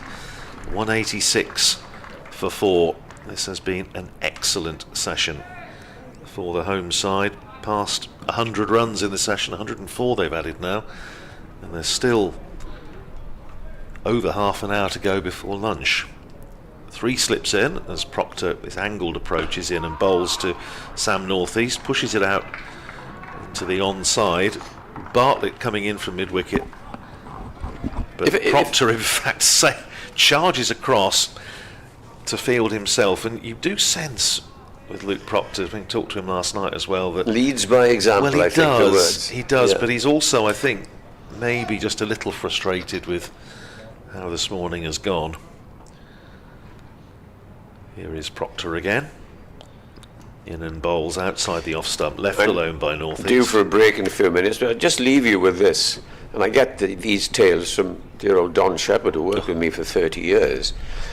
I'll give you a trip now that they had to do in the old days. This is it. They finish 5:30 at Hove, he remembers, and they get in the cars because it was a Friday night. They start on a Saturday the next day, 3-day matches. And they travelled Proctor in again, bowls and defensively back down the pitch from Northeast. up to the north of England, where they got in about 3 in the morning, lost the toss the next morning. And at the end of the 3 days, it's a ground now that Yorkshire don't use. What was it? It'll come to me. Middlesbrough, something like that. Something like that. And they were playing on the Saturday in Llanelli. Came back on the fish train, as they called it.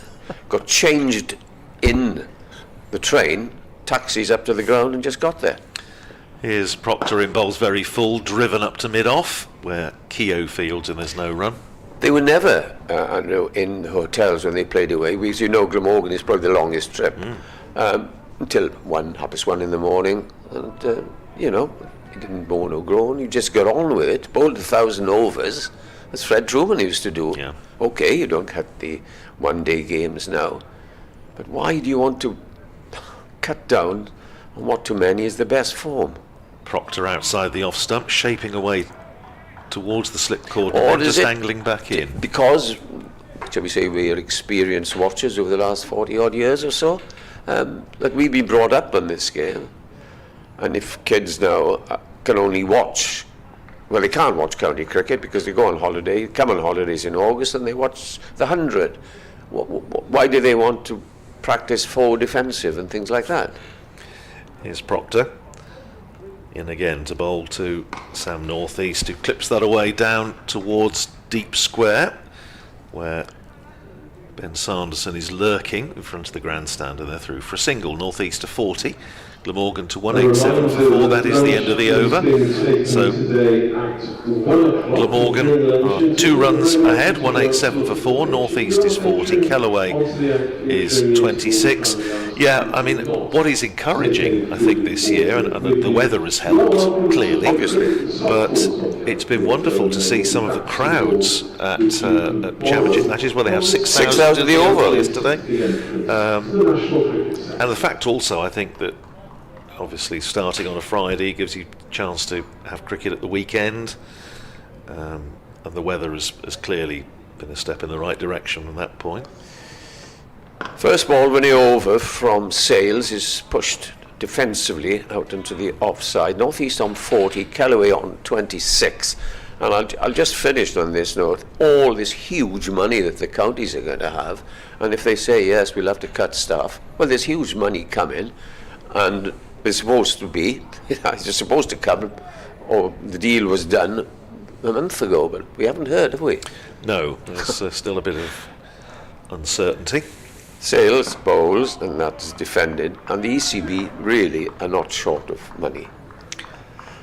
Well, there's certainly a lot of discussion over within, I'm sure, every county as to how the funding, assuming it arrives, and they talk about best be spent. Cutting counties. Now, are you going to cut Derbyshire? Are you going to say to Northants, no, sorry, the history and tradition of the game, they'll be uproar. Well, I hope so. I hope there'll be I just uproar. mentioned Northants as a non-test playing ground. The next ball is driven away onto the offside, and they go through for a single. I'll just finish this over, and Nick is back from his sunbathing. Well, I'd be yes. I don't particularly want to have to chain myself to the pool gates at Wantage Road, but well, you would. I'd join you. Hull was the place where they went. Hove to Hull on a Friday night. Hull, oh right, yes, the circle. The circle ground, yeah. Yes. So what did you call travelling? Here's Sales in, bowls defended by Kellaway onto the offside. He's on 26, Northeastern 41. And there's another useful partnership developing, 44 for this 5th wicket. Glamorgan really are in a position of strength where they can kick on. They lead by 3, and they have 6 wickets in the hutch.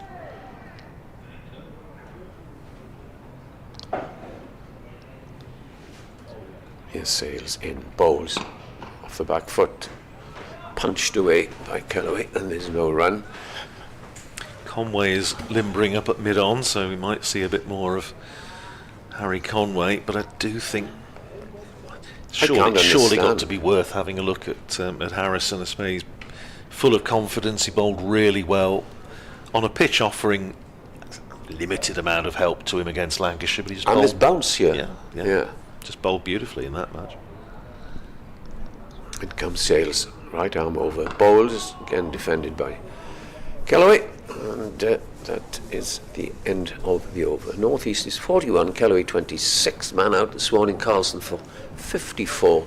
Glamorgan 188 for 4. The lead is 3 as Nick is waiting behind me to leap into the chair. So, Glamorgan with their noses in front, and around about 25 minutes to go until lunch. As Edward was saying, a very, very strong position for Glamorgan to find themselves in. Proctor has been as miserly as ever. I've had a missive of praise for Mr. Bevan, which I shall read shortly. I should hope so too. Here's Proctor, in and bowls short, pulled away by Sam Northeast. Doesn't quite get hold of it. It's paddle rather than a pull. And he's going to get a single down to Sanderson at deep square. Single takes Sam Northeast to 42, Glamorgan to 189 for 4. John, who's a Swansea City fan as well as Glamorgan, says, can you say hello to Edward for me? I met him at London Paddington a few weeks ago with my son when we got stranded. That was after the Middlesex Glamorgan game. He was so kind and offered us a lift home. What a lovely person. Well, indeed he is. Indeed he is. Yes. National treasure. Here's Proctor in, and Kellaway tried to clip that away on the onside. I think he might have got an inside edge onto pad. Let's see if there's a signal of leg by There is. I thought he got a nick on that, but the umpire thought otherwise. Anyway, it was going down the leg side. One more onto the total, 190 for 4.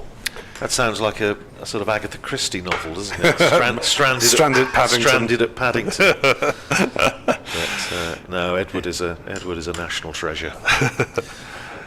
Here's Proctor in again. Bowls very full. North East pushes it up to Rob Keogh at mid-off, and there's no run. These Swansea City fans stick together, you see. Quite right too.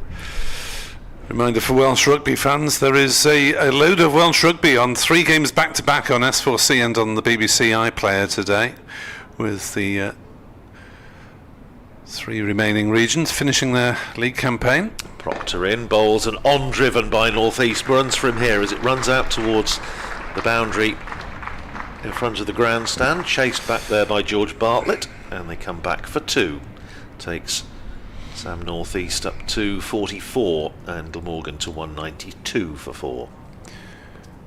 So this team with something to play for in terms of positions in the table, particularly as the Scarlets, who are the last of those 3 matches against the Sharks at 6:30.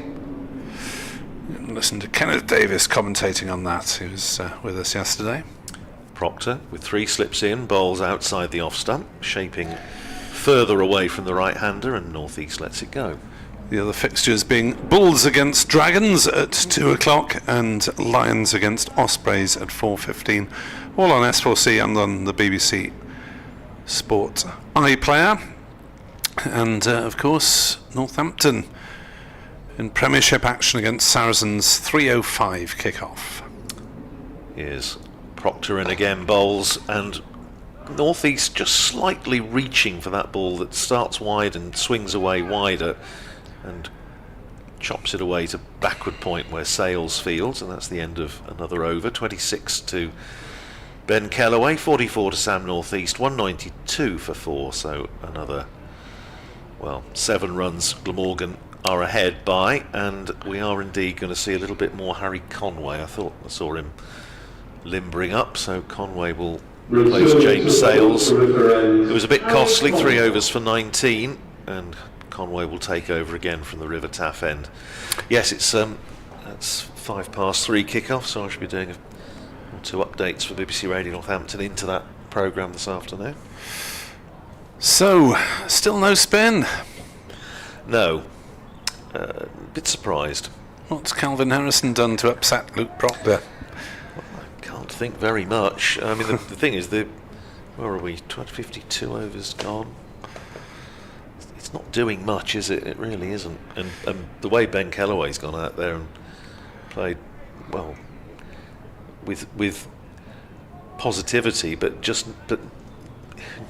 not reckless in the slightest. He's just played beautifully. Just been. You look up, it's one of those the Joe Root jobs. You look up and see he's got nearly 30 and you wonder where they've come from.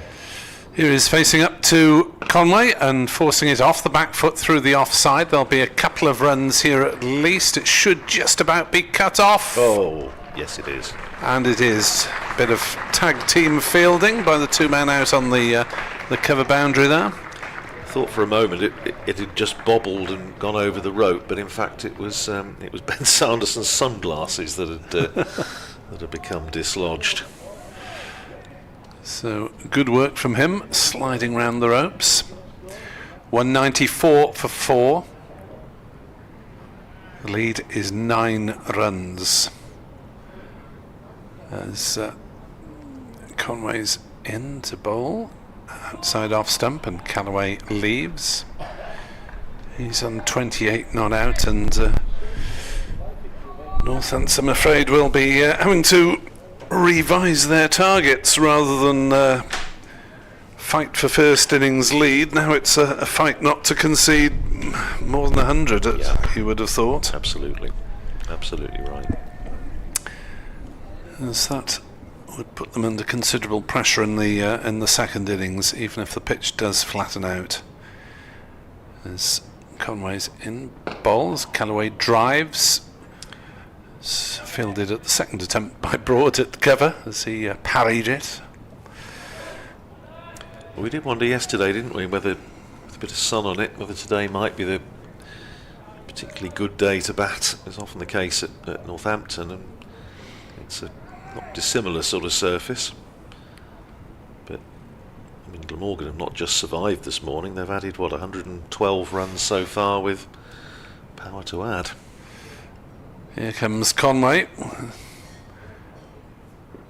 And Callaway drives that one beautifully through the covers. It'll be at least a couple. It may well be hauled up. It is hauled up in front of the long off boundary, but again, the ball sounding quite sweet off Ben Callaway's bat at the moment as he moves on to 30. It's 196 for 4. When you consider the discomfort that Luke Proctor would have been in yesterday, the amount of flinging himself around he's done in the field this morning is probably not what the doctor ordered. In comes Conway. Balls, and Callaway pulls this one down towards fine leg, but he hasn't got much on it, and it rather trickles down towards Rob Keogh. It's just a single. 197 for 4. Yes, I was watching outside when Proctor made a sprawling stop in front of this long off boundary underneath us, and to be fair, he got a good round of applause from the Glamorgan supporters for his efforts. And yeah, it's pretty pleasant out there for a quick quarter of an hour break between spells on mic as Conway bowls. Northeast is forward, driving gently to mid-on. Northeast 44 of 108 balls has been sedate, but Carlson and Callaway have been pushing on at the other end, and there's no real time constraint for Glamorgan, so Northeast can try and take his time and build whatever he can. Well, it's one of the things that Darren Lehman's been talking about, the need to bat, and I think the figure that was mentioned by, I'm trying to think who mentioned it, Ben Sanderson, I think, when I was talking to him last week, was saying, batting 180 balls, and so 30 overs. Yep. Not too many Northamptonshire batters have done that this year. Is Proctor in starting a fresh over, and Callaway, for once, not quite timing it, rolls up to mid-wicket. As Callaway playing that off the back foot where Bartlett fields. Apart from the game at Old Trafford, when the batting unit really did make merry on the first day after being put in and made nearly 500. Hasn't been a particularly happy story for the batting. Here's Proctor in, and forward comes Callaway, plays that to backward point where Sales under the sun hat fields, and there's no run. I was looking at, for example, Rob Keogh, and I'm not picking on him, but it just happened to be that I was looking at the figures this morning. He's got a couple of 50s and a 20 and 6 single figure scores this year, and that is by no means untypical of some of the top and middle order batters. Here's Proctor in again, bowls to Callaway, plays that up to Bartlett at mid-on, and there's no run. Northamptonshire yet to drop a bowling point this year. They've got a wee bit of work to do here. The 5 wickets they need in the next 56 and a bit overs. But they have so far taken 15 out of 15. Here's Proctor. In again and bowls, and that goes past the outside edge of Ben Callaway's bat, and Proctor yet again is giving Northamptonshire a bit of control. The other seamers this morning have not quite been in that same bracket, it's probably fair to say. Conway was a little bit all over the shop first thing this morning. Justin Broad, curate's egg of a spell. Here's Proctor in again, and once again he goes past the outside edge of Ben Callaway's bat. And applause from Rob Keogh in there at mid-off. Sanderson was pretty steady. James Sales bowled 3 fairly expensive overs for 19, but Proctor has been head and shoulders, really, I would say, above the other Northamptonshire bowlers this morning. in again and worked away. That's a lovely shot from Kellaway. It was on leg stump and clipped away through mid-wicket for 4. Beautifully timed and a lovely way to end the over for young Ben Kellaway. He goes to 35. It brings the 200 up for Glamorgan. 201 for 4. They lead by 16 and we have around about a quarter of an hour to go till lunch. Garanti's been in touch on X, Nick Webb 2017, Old Man Rad, saying, I was thinking how lucky Glamorgan is to have Sam Northeast, but now I realise how lucky cricket is to have him, and highlights an area of Sam Northeast's biography and points out that he was an all-round sportsman at school, national schools rackets champion, county squash player and cross-country runner. As Conway is in to bowl to Northeast, who's defending. Had county trials in football and rugby union as well, and had a age group record in 400 metres running at one point. Well. So didn't realise he was quite the all-rounder as a teenager, Sam Northeast. Before this lengthy career in county cricket that he's had with Kent, Hampshire, and via a couple of diversions, Glamorgan. That struck him on the pad. There's an appeal and they'll go through for a quick leg by, and Kellaway had to put the skates on there as there was a throw at the wickets from keeper McManus in a leg slip position. And a little bit of hesitation there, but I think Kellaway would have been just about safe even if McManus had struck the stumps. 202 for 4. Remember, the first batting point is at 250. In new money was 200 until about 3 seasons ago. Conway bowls. Kellaway is forward defending to cover, and there's no running. Don't know about you, Andrew. It took me about 2 years to actually get used to it. Yes, the whole, you had to recalibrate, and the sort of mathematics doesn't come necessarily that easy to me and many others, and you have to suddenly recalibrate all your thinking. Yes, it's not helpful. But I can still remember when it was 150. Didn't see the intention behind it to try and get scoring rates going upwards. Conway in to bowl. Kellaway leg glances and will take a single. 203 for 4. But it tends to be that teams get to 100 overs if they're still batting at that stage, and then decide which bonus point to go for. And sometimes they say, oh, well, we'll just get the extra 30 rather than going for the extra 80 in those last 10. I suppose the only thing about putting it up to 250 is you can get a game as Northamptonshire's against Lancashire last week, which was a fascinating game of cricket. 238 and 273 plays 276 and 165. Come back to that in a sec. Conway bowls and Northeast plays defensively to cover, which is an absolutely first-rate game of cricket, and teams don't get that many points from it because there was only what Lancashire got. Northamptonshire got no batting points because they're all out for 238. Lancashire got 1 because they got to 276, and it doesn't seem necessarily that the points completely reflect how good a game it was, but that's I suppose a minor quibble.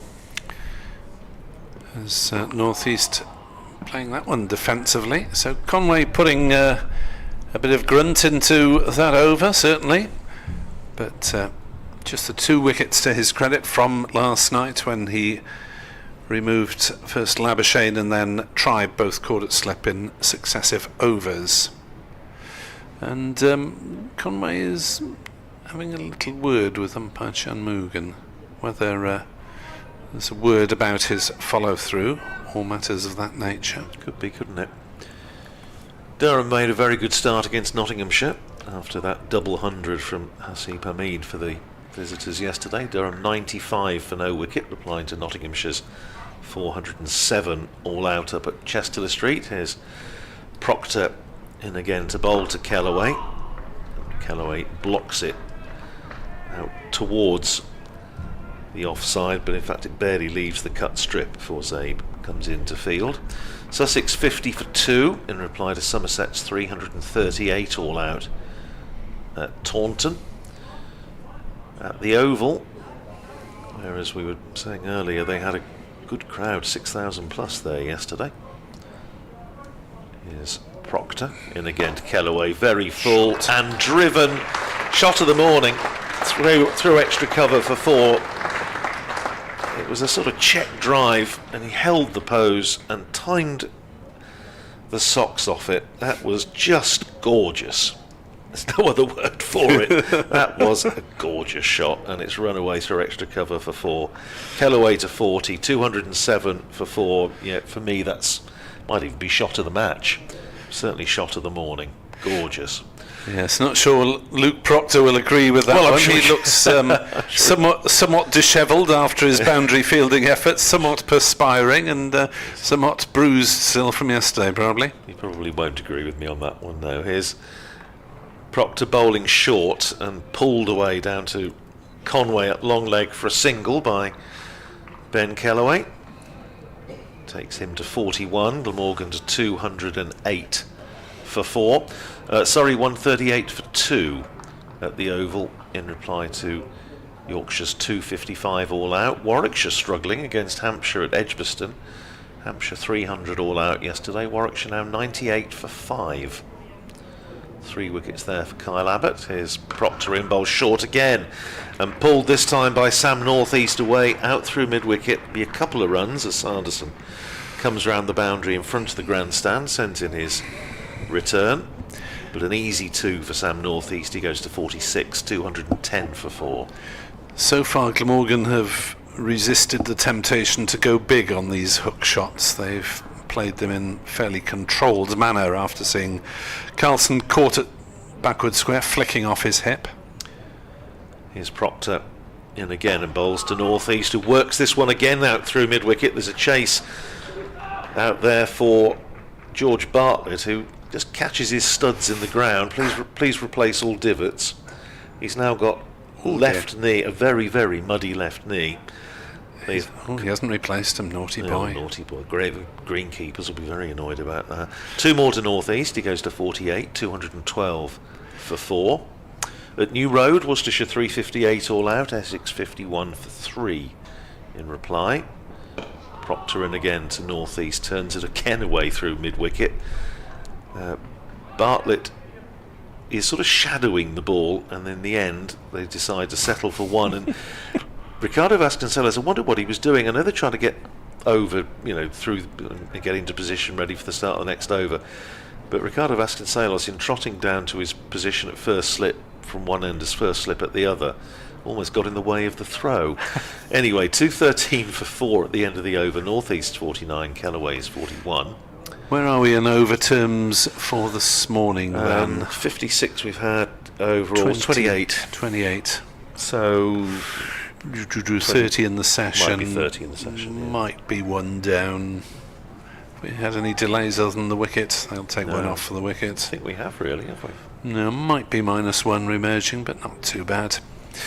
Conway in to bowl outside off. Northeast plays no shot, but they did go to the 5th seamer rather than the spinner, which, considering the amount of spin options and their statistics, with Harrison averaging 19 and Saif Zaib having taken 6 for 50 this season. Well, Harrison, as I say, has taken 15 wickets, mind you, all of them against Lancashire, which is worth mentioning, but he's at Gully doing a certain amount of optimistic limbering up, so he might get the last over. As Conway bowls, Northeast pushes to mid-on. He's windmilling. Oh yes, he's windmilling in the Gully, so it may it's be. Going to be the token over. It's going to be the token over. Oh no. Poor old spinners, eh? It ought to be, from Northamptonshire's point of view, the Arthur Childs Clarke Memorial token over of spin before lunch. Dear Dennis Brooks, who was used to say that Arthur Childs Clarke, who captained Northamptonshire just after the war, was, you could set your watch by him bringing Arthur Cox, the leg spinner, on. Lovely little on drive there from North East as Conway goes full on leg stump. Stays at 213 for 4. Yes, he's going through a variety of stretches with a variety of limbs. Ouch. Calvin Harrison, all 6'4" of him, very balletic, that particular pose. Just off screen, I'm afraid, for people watching the stream, as Conway charges in, bowls and North East drives, but again fairly gently, and again straight to mid-on. In the Division 2 matches, the other Division 2 matches at Bristol, Kent 424 all out, as Nick mentioned earlier. Grant Stewart out for 182, Gloucestershire 43 for no wicket in reply.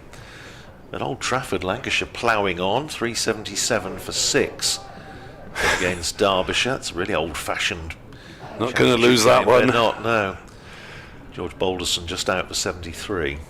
Conway bowls, North East turns it away off his legs to bring up his half century. Off 120 balls, so it's been a patient affair for Sam North East. Well batted to the Glamorgan skipper with his third half century of the season. Playing exactly the role that his side needed him to play, and he's done it really well.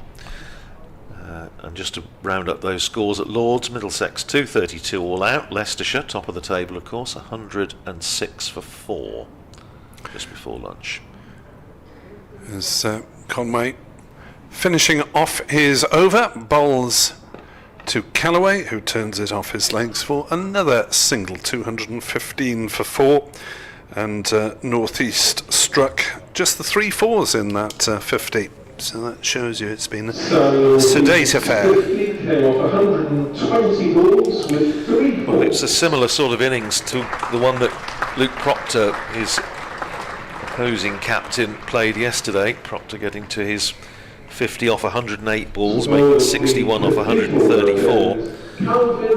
So the two captains showing the way. And we are finally at 2 minutes to 1 on day 2. Got to see the spin of Calvin Harrison. When you've only got 4 wickets down in the first 50 odd overs, I'm amazed that it hasn't been tried earlier. Yeah, and the fact that Glamorgan have added 133 in the session so far. They've had an absolutely cracking session. The only slight blot on the landscape being the demise of Kieran Carlson for 54, but North East and Kellaway have taken it on. So here is Harrison then, final over of the session, and first ball is on the money. Kellaway blocks it, and then, having presumably got permission from Lewis McManus, picks it up, lobs it back to the bowler. I can think of 1 or 2 coaches of a bygone era who would not have liked to see that, but here's Harrison in again, flights that one up above the eye line, driven pleasantly by Ben Kellaway out to the man sweeping on the extra cover boundary. That's safe Zabe, and he's through for a single. 43 to Kellaway, 216 for 4. The late great Brian Reynolds would not have liked that. You've got all those fielders, that's their job, not yours. Harrison shining the ball on the seat of his trousers. Slip in place, that's the only close catcher. Harrison in bowls to North East, a little bit short, and North East playing back. It was in the air for a split second as it went out towards gully. There isn't a gully, there's a backward point, but Harrison getting a bit of bounce, as Edward Bevan was saying earlier. We'll get that from these surfaces at Sophia Gardens. Harrison in again, brings North East forward, works it into the onside out to George Bartlett, who's in there at mid-wicket.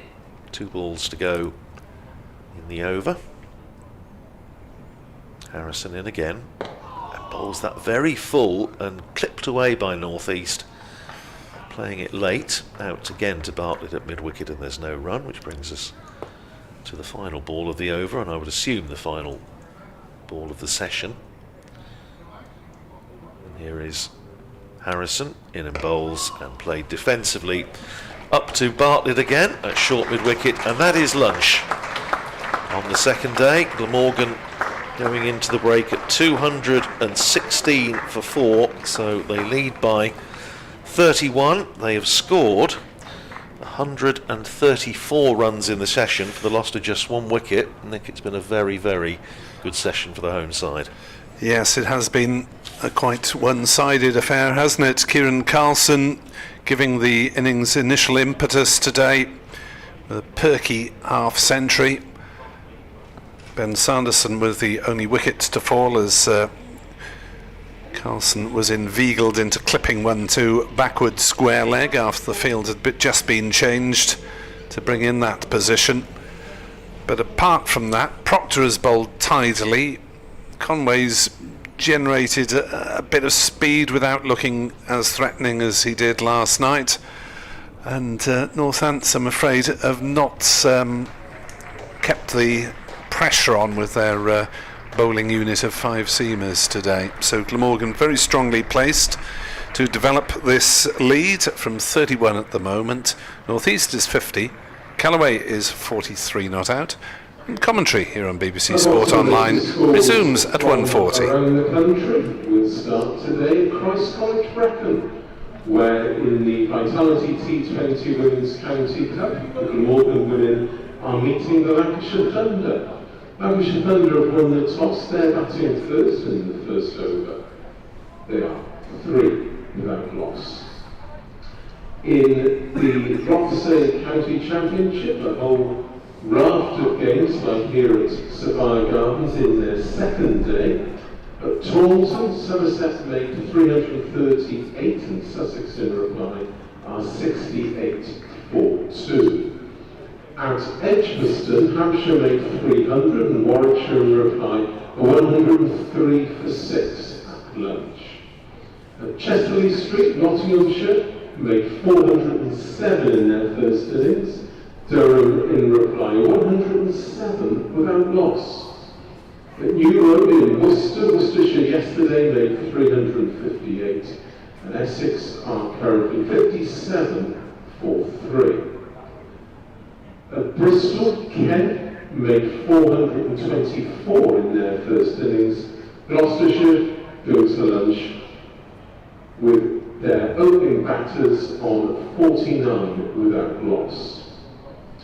At Lords, Middlesex yesterday made 232 and today Leicestershire in reply have moved on to 112 for 4. At the Oval, yesterday Yorkshire were dismissed by Surrey for 255 and at lunch Surrey are 145 for 2. And the other game is at Old Trafford where Lancashire are still batting against Derbyshire. They're currently 380 for 6. Now during this lunch interval you may wish to visit the CC4 Museum of Welsh Cricket, which is situated on the first floor of the National Cricket Centre and together with the Glamorgan Cricket Heritage Gallery has recently had a refurbishment thanks to a very generous grant from the Welsh Government. There's a host of new information boards and panels for you to look at, as well as a series of bilingual films. This includes a film, very appropriately today with events at Christ College, which is celebrating the history of women's cricket in Wales. There's also another video with members of the 1969 Glamorgan playing squad reminiscing about the season when they became county champions. The museum also has a number of second-hand cricket books as well as old Glamorgan yearbooks, which together with a range of other items and souvenirs are on sale to raise funds for the running of the museum. Now, as far as refreshments are concerned, a full range of food and drink can be purchased in the Pyramid Lounge, which is situated on the ground floor of the Thatcher's Pavilion. Don't forget there's a 10% discount for Glamorgan members on all food sales. Hot drinks and snacks can also be purchased from the mobile unit beneath the Castell Howell stand at the Cathedral Road end, and the vending machines at the rear of the indoor school also have snacks which you can purchase. And in this beautiful warm weather, don't forget there are various refill points around the stadium where you can replenish completely free of charge your water bottles. The Glamorgan shop run by Missouri Sports is open until about 5 o'clock this afternoon. It's situated opposite Gate 2. And as always, it's selling a wide range of cricket equipment and other items, including replica Glamorgan kit, as well as a range of recently published cricket books.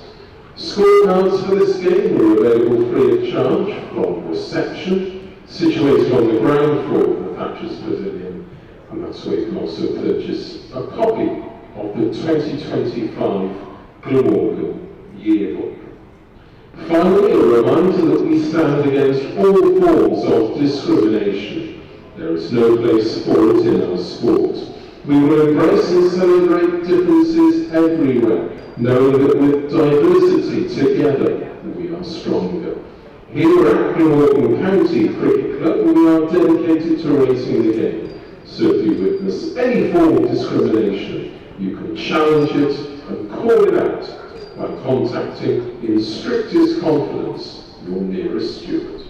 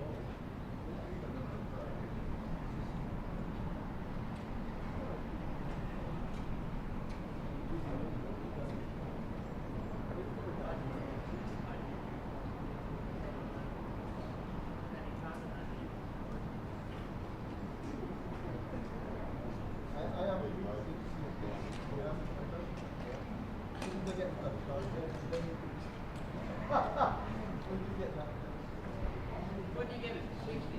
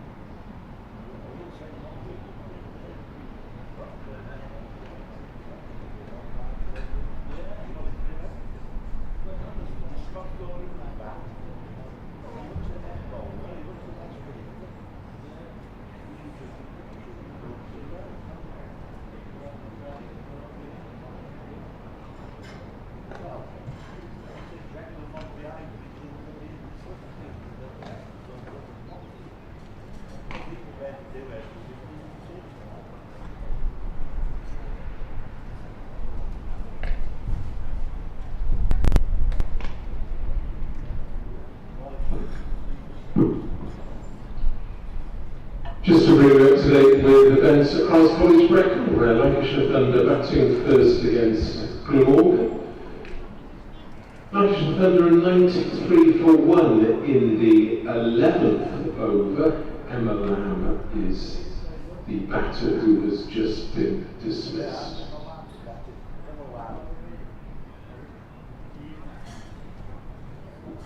That, of course, is a Vitality T20 Women's County Cup encounter.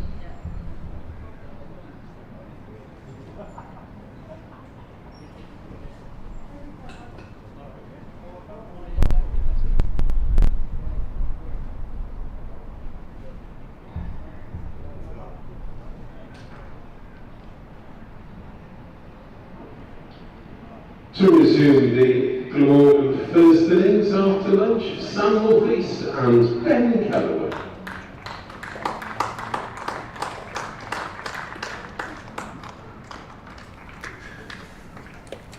Very good afternoon and welcome back to Sophia Gardens on this BBC Sport coverage of Glamorgan against Northants, where Glamorgan have moved into the lead by 31 runs at 216 for 4. And to resume the bowling for Northamptonshire at the River End, Ben Sanderson. Ben Sanderson, who's taken the only wicket of the day, and Northants in serious need of a few more PDQ. They certainly are. 134 runs scored in that 2-hour session before lunch by Glamorgan. Just the one wicket, as you say, to fall. That of Kieran Carlson for 54. And surprised, I think, certainly amongst those of us in the commentary box, that we only saw one over, the old token over of spin before lunch of Calvin Harrison, who bowled a very decent, tidy first over, but with the seamers Luke Proctor accepted proving a little bit expensive this morning, you'd have thought it might be worth a bit of a longer look. We'll see what happens this afternoon. Here's Sanderson then, 1 for 48, into bowl to Calloway, who's forward, pushing it gently up towards mid-on. An action that greatly excites Lewis McManus behind the stumps. Well, each to their own. Gorgeous afternoon again, isn't it? Absolutely beautiful.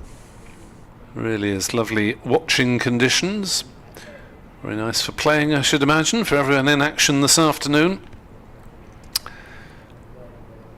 But Northants toiling at the moment. As Sanderson bowls, Calloway flicks it away on the leg side. Will get just the single out to Zai, but deep backward square despite making decent contact with it. Calloway moves to 44. Glamorgan to 217 for 4. Calloway has, in successive matches, increased his best score from 54 to 74 to 181. So he's got a fair way to go to continue that little trend. Northeast on 50, his third half century of the season, and playing that one into the offside. Fielded at cover by Broad, and there is no run. Northeast has been content to accumulate rather than try and dominate, but today he's had Carlson and Calloway both with decent strike rates at the other end, so he hasn't needed to worry about pushing things on at all. I say, having not seen Ben Calloway before, his batting is very easy on the eye, isn't it? He's well organised, plays nice and straight. Watching as Northeast is forward, dabbing it into the offside, looking for a single to point, but he's hit it closer to Justin Broad than he wanted. And there is no run as who's that rolling around at slip? Rolling around at slip, that is Calvin Harrison. Ah, no, it's just in. It's Calvin Harrison. There we are. So he's presumably hoping to continue operating from this Cathedral Road end. At the moment, from the River Taff end, it is Ben Sanderson, familiar figure to Glamorgan supporters, running towards this, and Northeast clips him off his legs. Contemplates a single, but sees sails pick up and decides against. So Sanderson pretty much back on target in this opening over, and now it's the cunning plan. Don't tell him, Pike. It's another man on the leg side in a catching position, the one that Carlson fell for earlier, and a huge yawning gap in the covers temporarily. Deep point is brought into single saving position, and Sanderson to northeast, who plays it into the offside, thinks about the single, but mid-off is round quickly to gather, and there is no run, just the single off the over. 2.17 for 4, northeast remains 50, Callaway has 44. And it is going to be Calvin Harrison to continue from this Cathedral Road end, bowled just the one over, the last over of the session Continuing to this morning, which conceded just a single. Calvin Harrison. Harrison, who's, well, it's been a revelation really this season as far as Northamptonshire are concerned, having come in on loan from Nottinghamshire, originally for 2 matches, then for another 2 matches, and now for another 2 matches. But 15 wickets at 19, all of them against Lancashire. But as I was saying yesterday, he bowled, I thought, very well in the second innings at Derby, and the final day was washed out, and I think he would have had quite a big say if they'd had a full day on the last day, because I think it was just starting to turn a bit. Here is Harrison, flighting that first ball up and almost yorking Kellaway, who jams down on it. Goes back down the pitch, and Harrison fields, just a slip in. Harrison again flighting that one, and Kellaway trying to sweep, misses it. It missed off stump, so it was an ambitious stroke from Ben Kellaway, taken by Lewis McManus, who nips a bail off, but Kellaway had his back foot grounded. Harrison in again, bowls, and worked by Ben Kellaway up to mid-on, where Luke Proctor, the Northamptonshire captain, fields. Bit of news of the women's games taking place this afternoon in the T20 County Cup. Here's Harrison bowls short outside the off stump, cut away by Kellaway. It's gone past slip, it's running down towards the boundary at third man. It's a long chase for Ben Sanderson. He is not going to win it, and the ball crosses the rope and takes Ben Kellaway to 48 and Glamorgan to 221 for 4, leading by 36. Leicestershire batting first against Northamptonshire at Wantage Road. Leicestershire 37 for no wicket in the 6th over. Meanwhile at Brecon, have an update from there. They're chasing leather. Here is Harrison in again, bowls and driven up to mid-off by Kellaway, fielded there by Harry Conway. Lancashire 113 for 1 in the 14th over against Glamorgan. So, yeah, they're going to be chasing a few, you would suspect. Here's Harrison, bowls again, jammed into the ground by Kellaway as he looks to drive. Bounces up nicely for Harrison to field off his own bowling, and that's the end of the over. Just that late cut for 4. 221 for 4. Northeast is 50, Kellaway is 48, and these two have now put on 77 for the 5th wicket, and Glamorgan batting themselves into a very strong position. Duncan has just tuned in after an early 5-bean chilli. Gosh, that's ambitious at lunchtime on a hot day like this. Good to see Ben Kellaway in the runs again. Is this his highest score in Cardiff? Not as things stand. He made 74 against Derbyshire. He's on 48 now, and watching Sam Northeast facing Ben Sanderson once more. Down leg side. Oh, they not claimed by McManus. A word hand of apologies from Sanderson. It was not a great delivery, but it goes down against the keeper as they go through for a bye. And good afternoon to Ian Evans, the Glamorgan supporter in the east of England. Edward mentioned in commentary that Essex don't applaud visiting teams. Well, not in the T20 plus. The Chelmsford crowd doesn't. As Sanderson in to bowl, Kellaway defends. 222 for 4 on the board. Ian says, when I go to Chelmsford, I always clap the away team. However, I support Glamorgan, and we have now moved to Norfolk, so I guess he's correct. Thank you, Ian. Yeah, Championship crowds. I've seen a couple of Championship games there, where it's fair enough, and to some extent the 50 over games. As Callaway defends on the leg side. As far as T20 and the particularly a Friday night outing at Chelmsford, it's the sound of one hand clapping when the opposition does well. Yes, I played there for a while in T20 cricket. In fact, Northamptonshire don't go to Chelmsford at all this year unless it's in one of the knockouts, or the knockout. Sanderson in bowls. Callaway drives to mid-off, no run. Would that be one of your nearer grounds potentially? It's not that far, yeah. It's about How far? an hour and a half from Northampton. But yes, we haven't played there very much recently, actually, in any competition. Yes, Glamorgan always have a T20 date there, which is interesting for travel purposes. Can imagine. Sanderson to Callaway, flicks it away on the leg side, not entirely along the ground, but well wide of the fielder who's in front or of the umpire, rather than the backward square leg position where Carlson was dismissed. So Callaway was perfectly safe with that single, which takes him on to 49 not out.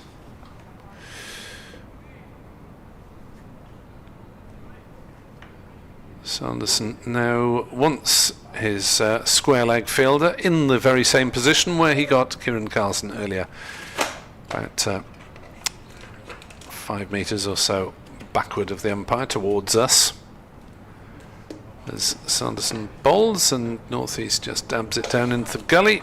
No run. One off the bat and one by during the course of the over. And Brecon Lancashire Thunder 128 for 1 with 5 overs of their 20 left. Half century for Emma Lamb. Jones is 54 not out and has now been joined by Seren Smale, one of the very few Welsh women playing at Tier 1 level this year, and not related to Sophia Smale. Calvin Harrison will continue from the Cathedral Road end, bowling his leg spin and driven for a sharp single up to mid-off by Ben Callaway, and it's a single that takes him to an excellent 50 off 62 balls for Ben Callaway. Becomes the third Glamorgan batter to complete a half century and the quickest of the three. 7 fours. Carlson, having got to his 50 off 67 balls earlier this morning, was out almost immediately afterwards. Callaway was pushing up towards 450 championship runs this year. He really is in prime form. Next ball to North East is pushed out into the covers. Justin Broad is in there at extra now, and there's no run. Harrison tossing the ball from hand to hand, goes slightly wider of the crease, and North East driving slightly inside out up to deepish mid-off where Harry Conway fields, and there's an easy single. North East to 51, Glamorgan to 225 for 4. 3 saving 1 on either side of the wicket. That's turned out to one of them, the middle of the 3 on the onside at mid-wicket, which is Bartlett, who shies at the stumps and immediately feels his shoulder. Throw didn't hit the stumps, and in any case I think Callaway was safely home. So Callaway is 51, 226 for 4. Just milking Harrison a little bit at the moment in his third over. 3 singles in the over so far. Is Harrison in and bowling to North East, and he blocks that out towards Bartlett at mid-wicket, and there's no run. Northamptonshire haven't played at Chelmsford since 2022. I just had a look in the turquoise file of doom. Harrison, quicker ball, driven nicely by North East, but straight to Broad at extra cover. So 3 singles off the over, 226 for 4. Northeast is 51, Kellaway is 51. We've had 62 overs in the innings. And Glamorgan's lead is 41. Yes, Northamptonshire played their early season in the Championship in 2022, having played there at the end of the season in 21, a game that was over before lunch on the second day. Wow. Yes. From Northamptonshire's point of view, it was not a pretty sight. It was It was the last game, nominally, of David Ripley's time as head coach, which was a fairly grim way for him to finish. Although John Sadler was more or less in charge by then and actually did all the post-match interviews, which I felt for him. Sanderson into Kellaway, who misses it as he tries to run it down to third man. McManus standing up and checking in the Glamorgan yearbook. It was at Chelmsford in 2016 where Kieran Carson became Glamorgan's youngest centurion in first-class cricket, narrowly taking the record off Mike Llewellyn. 18 years and 119 days was Kieran at that point. Already got the 5 on debut at Northampton. Sanderson bowls, and that is a lovely off drive from Ben Kellaway. Away through an inviting gap on the offside to the shorter boundary on the grandstand side, and that was just dismissed imperiously. Well, it's like I say, he is very, very easy on the eye. That's just a gorgeous shot. A little bit of a flourish at the end in the follow-through, but the ball absolutely raced all along the carpet for 4. It doesn't get better than that, and that one that he played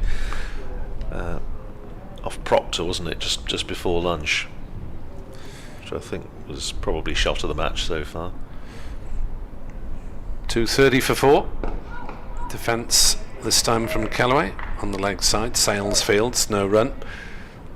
But Kellaway has now overtaken Northeast, despite having faced half the number of deliveries that his captain has done.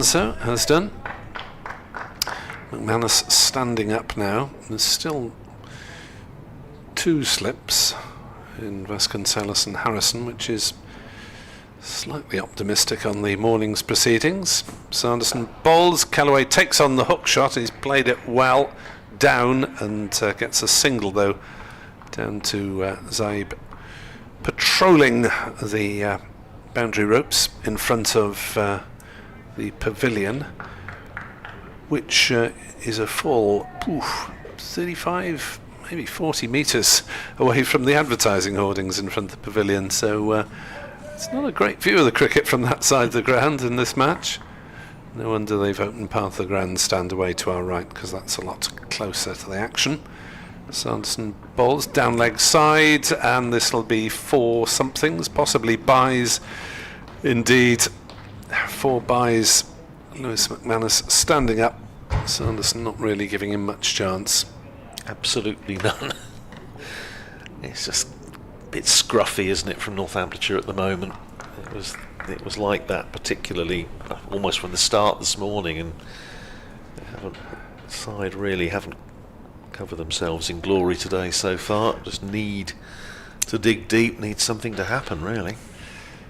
Yeah, they had that very promising spell of 3 wickets for 2 runs last night. As Sanderson bowls, hits Northeast on the pad. Not really an appeal of any significance. 235 for 4 at the end of the over. And you get the feeling that little period at the end last night when Northeast and Carlson basically blocked it out for about half an hour, but that just sort of stopped the slide, didn't it? Stopped the bleeding, didn't it? And we were saying last night on commentary that it was an important little partnership, because if Northamptonshire had managed to nip another one out last night and Glamorgan had gone in 4 down, then you would say it was pretty much an even day. As it was, with 3 down, Glamorgan probably just had the edge. Here's Harrison, starting off with a ball down leg side and turned away by Kellaway. Certainly going to get 1.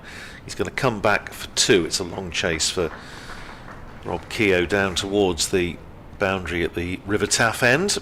and it's a couple more runs to Ben Callaway. Goes to 58, and Glamorgan to 237 for 4, so these two now partnership worth 93. Harrison in again, bowls and driven crisply by Callaway, but can't get it past Luke Proctor coming round from mid-on.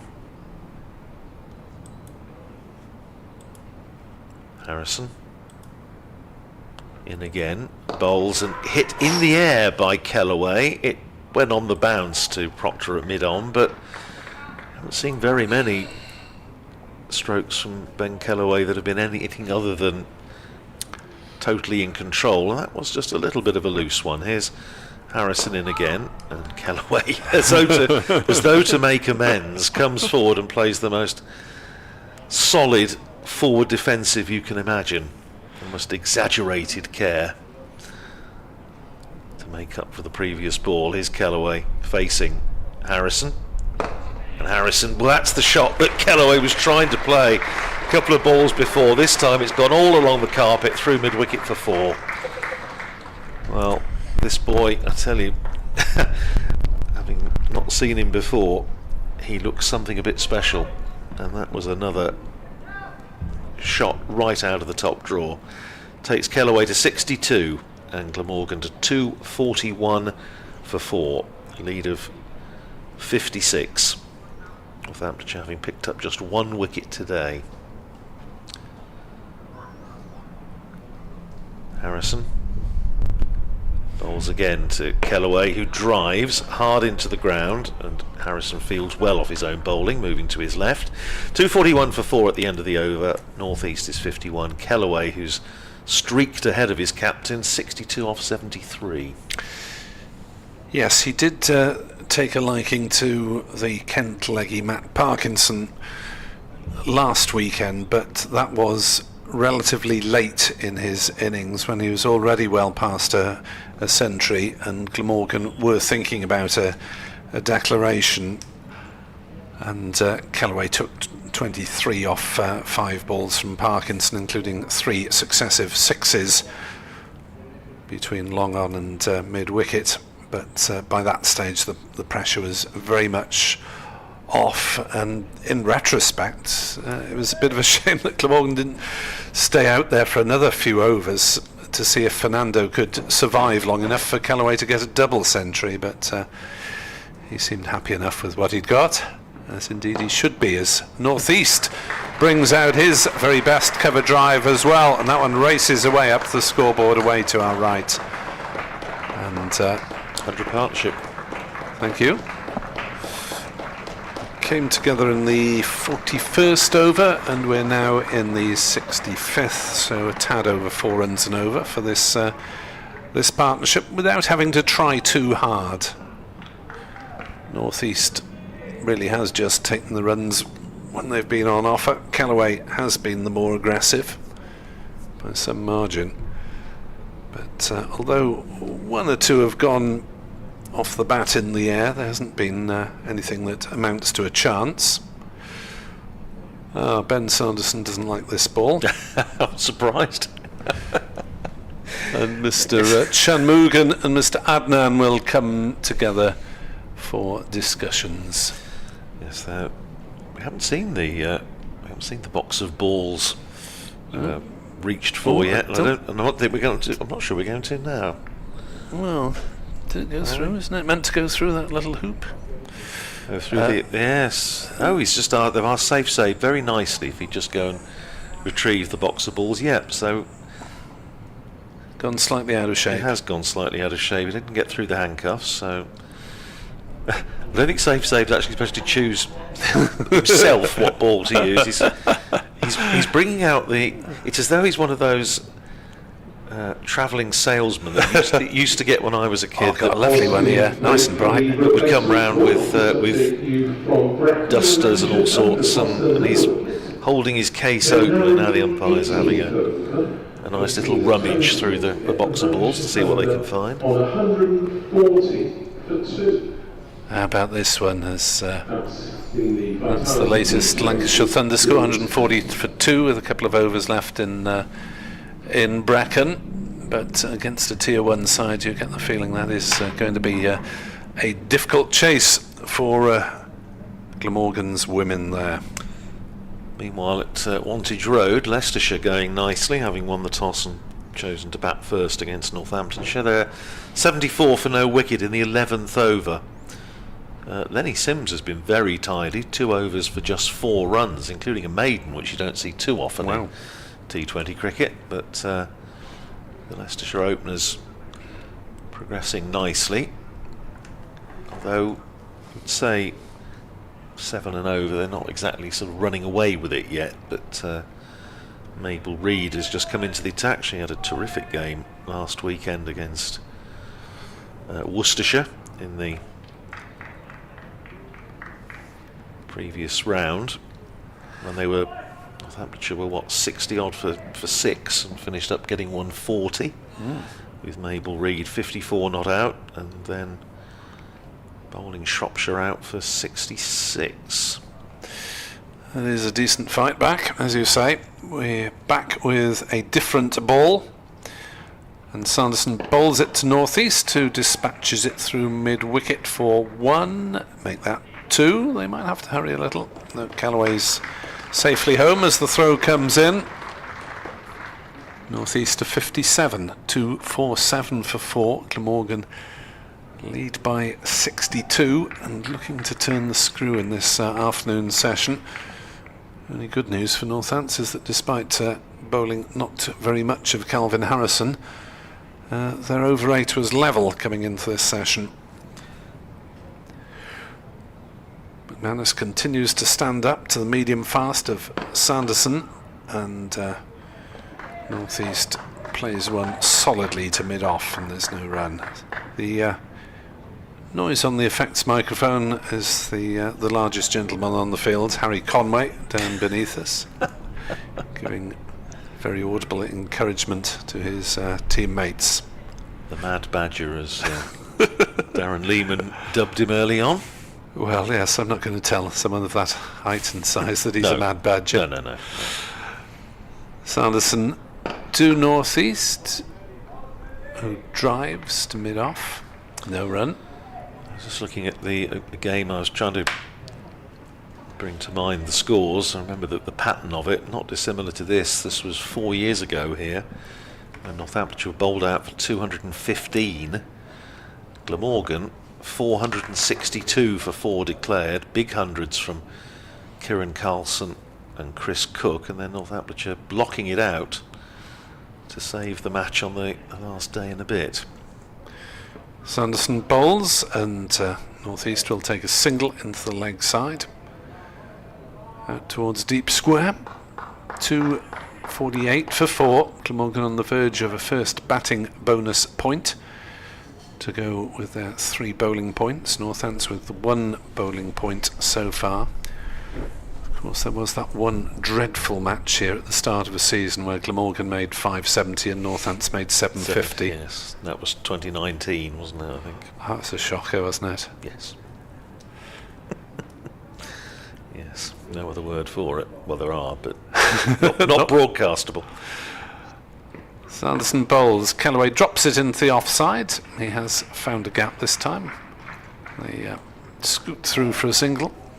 249 for 4 at the end of an over that produced 8 runs for Glamorgan's cause.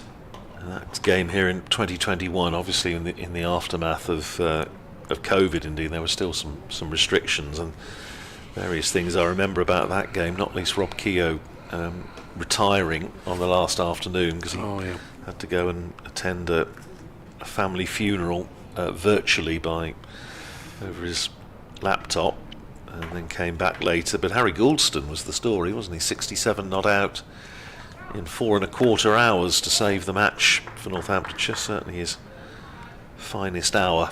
Was there someone injured as well? So Glamorgan effectively only had to take 9. Yes, Gareth Berg, yeah, who went down like a sack of spuds on the before a ball had been bowled. I think he was on the outfield, wasn't he? He was just walking around. Here's Harrison, appeal for LBW from McManus as Callaway tries to sweep. Nobody else was remotely interested. But, well, Lewis McManus is always engaged. But even Calvin Harrison didn't even ask politely. He's in again, bowls to Kellaway, and Kellaway forces off the back foot. Is he going to go past extra cover? Yes, it is. There was a tumbling, attempted stop by Justin Broad. He can't stop it. It goes out to the deep cover boundary where Safe Sabe completes the fielding, and that is Glamorgan's first batting point of the innings. 250 for 4. The lead is 65. Harrison to northeast, pushes out into the covers where Broad fields and there's no run. He was just walking around, wasn't he, Gareth Berg, and his ankle went, or something of that nature. Something of that, and he had to be driven off on the groundsman's cart. Here's Harrison in again, defensively back down the pitch from Sam Northeast. Harrison fields himself. The groundsman had to hitch up his trailer and take him back to the dressing room. It's driven nicely by Northeast past the bowler, but it can't get it past Harry Conway at mid-off. Broad is now starting to do a few limbering up exercises at extra cover. Here's Harrison, short, and Northeast trying to get onto the back foot and punch it away through the covers, but couldn't get it past Broad. And Harrison completes the over. 5 overs for 15. 58 to Northeast, 64 to Kellaway, 250 for 4. Harrison hasn't been any more or less costly than some of the seamers, and at least he's giving the batters something different to think about. The other consideration, I suppose, is that the second new ball will be due in 14 overs time. Returning to bowl at the river end, Justin Broad. I wonder if we'll see perhaps some Broad, some Harrison, try and get Northamptonshire closer to that second new ball, but they need to break this partnership, which is now worth 106, and it's coming good time as well, isn't it, Nick? I mean, that's the thing. They've been scoring pretty briskly, these two. Northeast has just done as much as he's had to do, and Kellaway 64 off 76 has been outstanding. Yes, let the relative youngsters do the fancy stuff. Kellaway pulls at a ball that goes down leg side and makes no contact, fortunately for him, as it soars through into the gloves of McManus. So Northampton at the moment have dispensed with the backward square next to the umpire. They've got Saif Zaib in that line, but on the boundary, on the pavilion side of the ground. Conway has moved a bit squarer at fine leg, and I suspect there might be another short one. No, it's pitched up and driven by Kellaway to mid-off. As Andrew will withdraw to do some radio commitments, and if you can hoik Edward Bevan our way, that would be lovely, if you can get him off the sunbed. 250 for 4. Ah, here he is, he's off the sunbed. Sanderson bowls, and Kellaway just strokes it away on the offside, and he's placed that beautifully down towards fine leg for 4 more, because third man was very wide on that shorter side of the ground, and Bartlett could do nothing to cut it off. Kellaway moves to 68, the total is 254 for 4, and Justin Broad suffers in the same way as Ben Sanderson did from that river tough end. Here comes Broad, 0 for 34 next to his name on the board, and Kellaway drives. This time it will end up at third man off the thickish outer part of the bat, and it's just the single. Kellaway to 69, totals 255 for 4. So You did mention Mr. Webb this morning or yesterday. I'll just break off. Broad is in to bowl to northeast, to pulls in controlled fashion through mid-wicket. It'll be a chase for Zaib, but he's picked up well just inside the ropes, and that's a great piece of deterrence from Saif Zaib, who keeps them down to a single for a shot that probably should have been worth at least a couple. Just to recap, you said Ben Callaway got a higher score, then he got his next one. But I doubt very much. Well, no, Edward. cricket is a fatty old game, you know. Long way to go. Yes. Callaway on strike on 69, make that 70 as he'll play the ball gently up towards a wide mid-off, who's set back rather anyway, the captain, and he can do nothing about it. 257 for 4. I suppose at least the advent of Harrison has given the batters something extra to think about, because the diet of seam has been a little bit on the stodgy side from the visitors today. Yeah, I said I was looking forward. I tried to go in the last half hour as first over to get behind him, and he bowls the googly. He bowled a quick googly that there was an appeal for, or it missed the wickets by not much, but he is controlled, and he bowls it a little bit quicker than the normal leg break bowler, but perhaps he was trying things out. Here he is again. Comes in and bowls. And down the pitch comes Callaway and drives high and handsomely over long on for 6. The umpires are talking to each other. Did it go? Did it not? It seemed to me to have gone. Yes, it did. Straight drive for 6 by Callaway. And he moves on to 76. And playing. It's quite superb innings here. And it's the talk around the ground as I've just been with this young man. As that was the first ball of the over. Harrison in again. Bowls short this time, and it's played back down the pitch, and there's no run. 263 for 4. Glamorgan nigh on 4 and over. They lead by 78 as Harrison comes in and bowls again. Short. Hurries on, probably a top spinner there. It went on very quickly once it hit the deck. Good contest between two young promising cricketers here. Harrison over the wicket, comes in, bowls, tosses this one up. It's swept this time backward of square, and that is going to run away, and it's well stopped just inside the boundary, and they go through for 2 more runs. He moves on to 78, having long overtaken his captain, Northeast, who's faced 146 balls for his 59. Callaway just 85 for 78. Harrison bowls, and that turned, but it's edged perfectly safely down towards the third man. They cross for 1, they come back for a second. So that is the 9th run of the over. Callaway's in the 80s, he's 80 not out. 267 for 4, and the lead mounting now 82. Harrison in over the wicket. Bowles tosses this one up on like stump, turned away. Callaway will retain the strike, go through for a single, 10 off the over. 268 for 4. Glamorgan have a batting point. So their total batting, bonus points rather, 4 to Northampton's 1. Oops. Edward's fire alarm goes off. You burnt the toast again.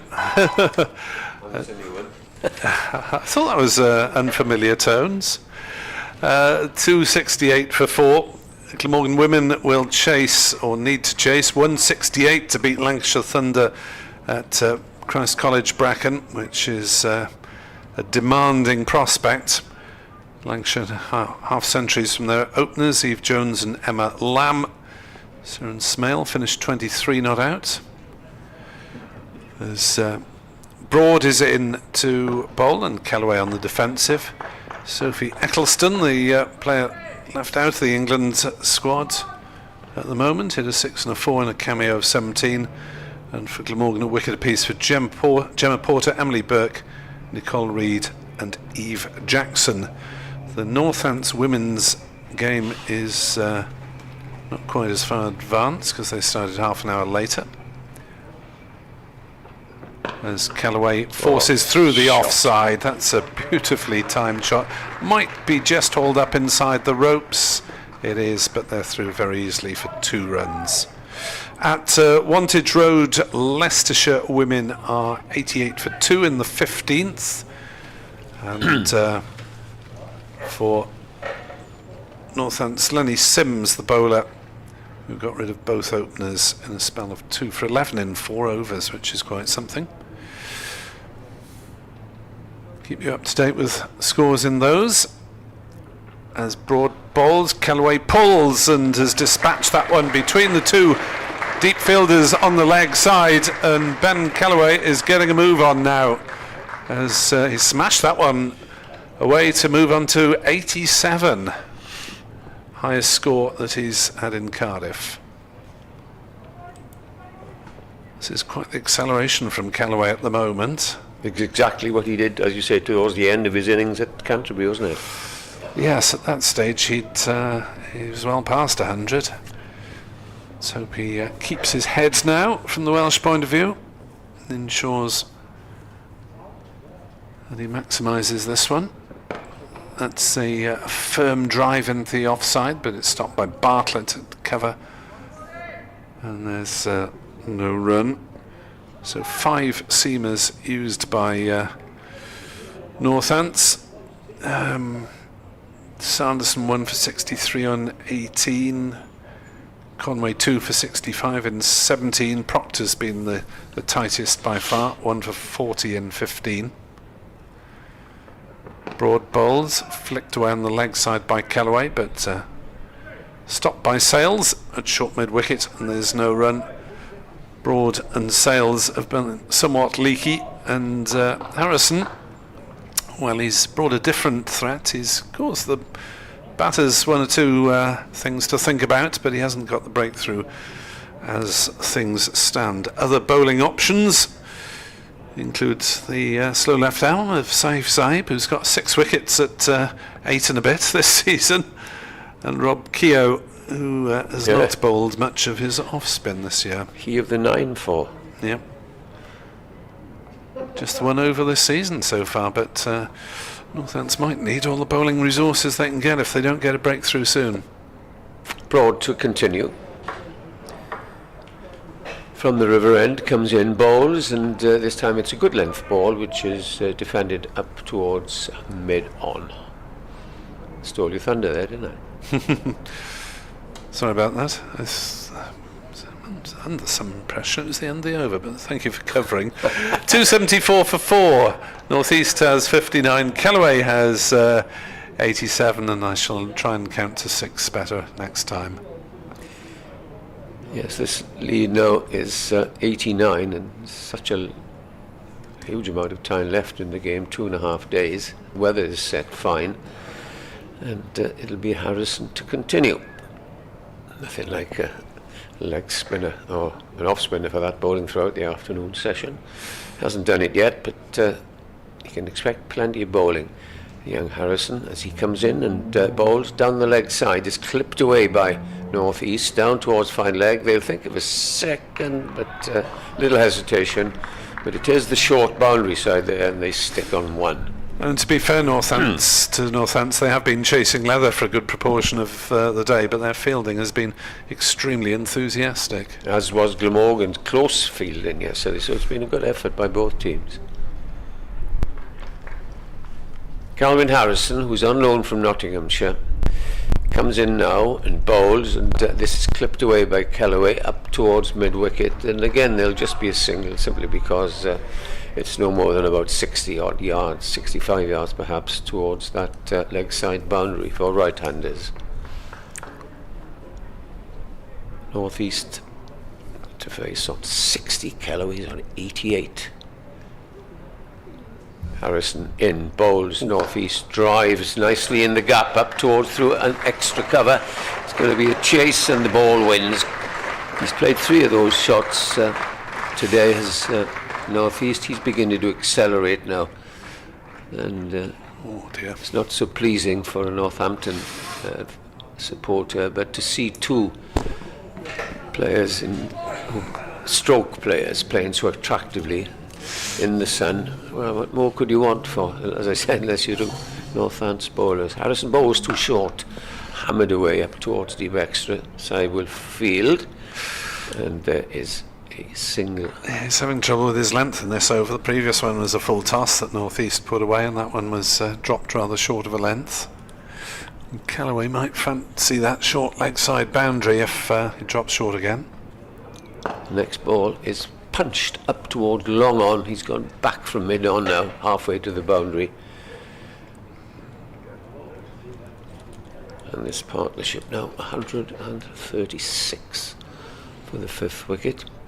Harrison in over the wicket, bowls played down the leg side. He is drifting a little. He wants to pitch around middle leg, of course, but two fairly tall batsmen to get into the pitch of it and turn it round the corner for a single. That's the end of another over. 283 for 4. The lead is 98.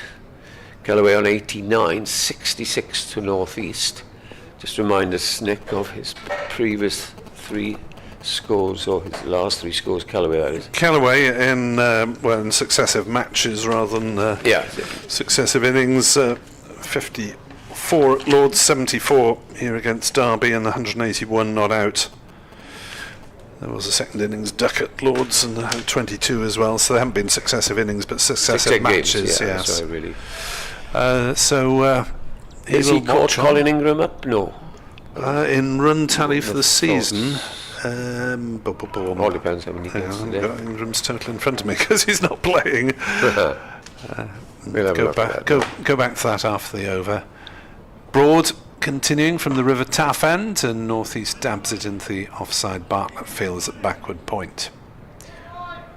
So Northants are down to 1 slip, which is Harrison, who is about 1.5 slips. He's fairly wide. That is his position on the field rather than his personal girth, which I wasn't disparaging at all. He's a tall chap though. Kelvin Harrison, as Broad hustles in, bowls. North East works it again into the offside, and again Bartlett fields, and there's no run. And Harry Conway down beneath us at fine leg is doing his best to encourage his teammates for the month.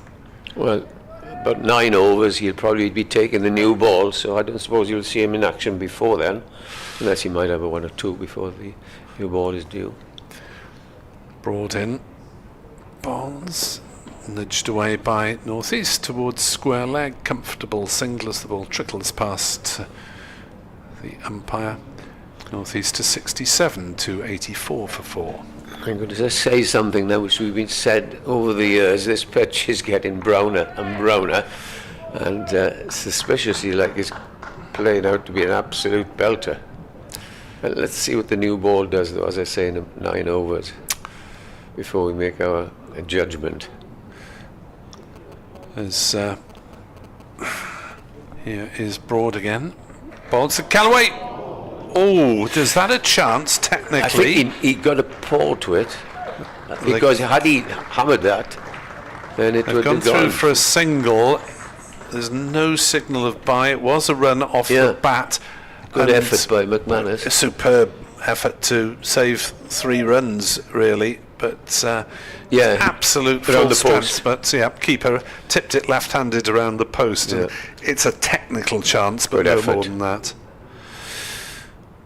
So Callaway picked up the single. North East drives into the covers, and sprawling stop sends North East back where he was coming from. Sails in the covers, flung himself full length to his right, and picked up a ball that was surely heading for the boundary if he hadn't stopped it. North East thought surely there was at least a run there, but Sales grabbed it cleanly, and North East was sent back. 285 for 4. Northants fighting hard despite their match position. Oh, that is out, I edged think. and caught at slip. North East pushing forward. Good catch. He's gone low down to slip. Broad has the breakthrough. 285 for 5, and North East has gone for 67 off 154 balls, but He has been the glue that has held Glamorgan together. Good low Very good catch, catch. down to the right of Harrison and slip. Harrison the catcher. For 67.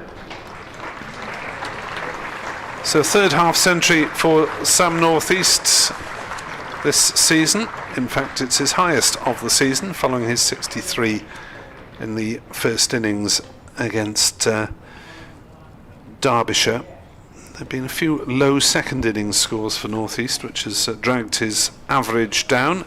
That partnership, incidentally, Nick, 141 coming on the partnership before of 96. So that's nearly 300 runs scored for the last 2 wickets. It's a good effort by the middle order as Chris Cook makes his way the long walk, as it's the pitch away to our right from the pavilion. And the lead, exactly 100. What you say? On his 150th first-class appearance, Chris Cook. There we are, so a few milestones around for Glamorgan in this match. Kieran Carlson, birthday, and 100 first-class appearances yesterday. It was also James Harris's birthday yesterday, and Chris Cook reaching 150 first-class appearances, including just a small handful back in South Africa, I believe, at the start of his career. So it'll be up to Callaway now to try and increase this lead and try and stay there. The batsmen to come there, no mean performers with the bat, as we've seen this season. The likes of Gorvin, Van der Gooten, James Harris, all got first-class 50s. Fernando Hasn't. has he got 10? He's the old-fashioned, and if Northamptonshire listeners are tuned in, Jim Griffiths, who will be remembered well by Andrew Rudd. And he'll tell you, I'm sure, how many noughts Jim got. He was a delight to watch, really. First class best of 30 for Sri Lankan A team against an England Lions team for Fernando. And for Jim Griffiths, we'll have it later on. He was the talk of the counties, wasn't he, Andrew? Jim Griffiths.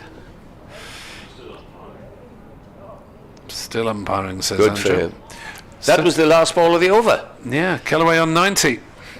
Yeah. And here is Harrison to bowl to him.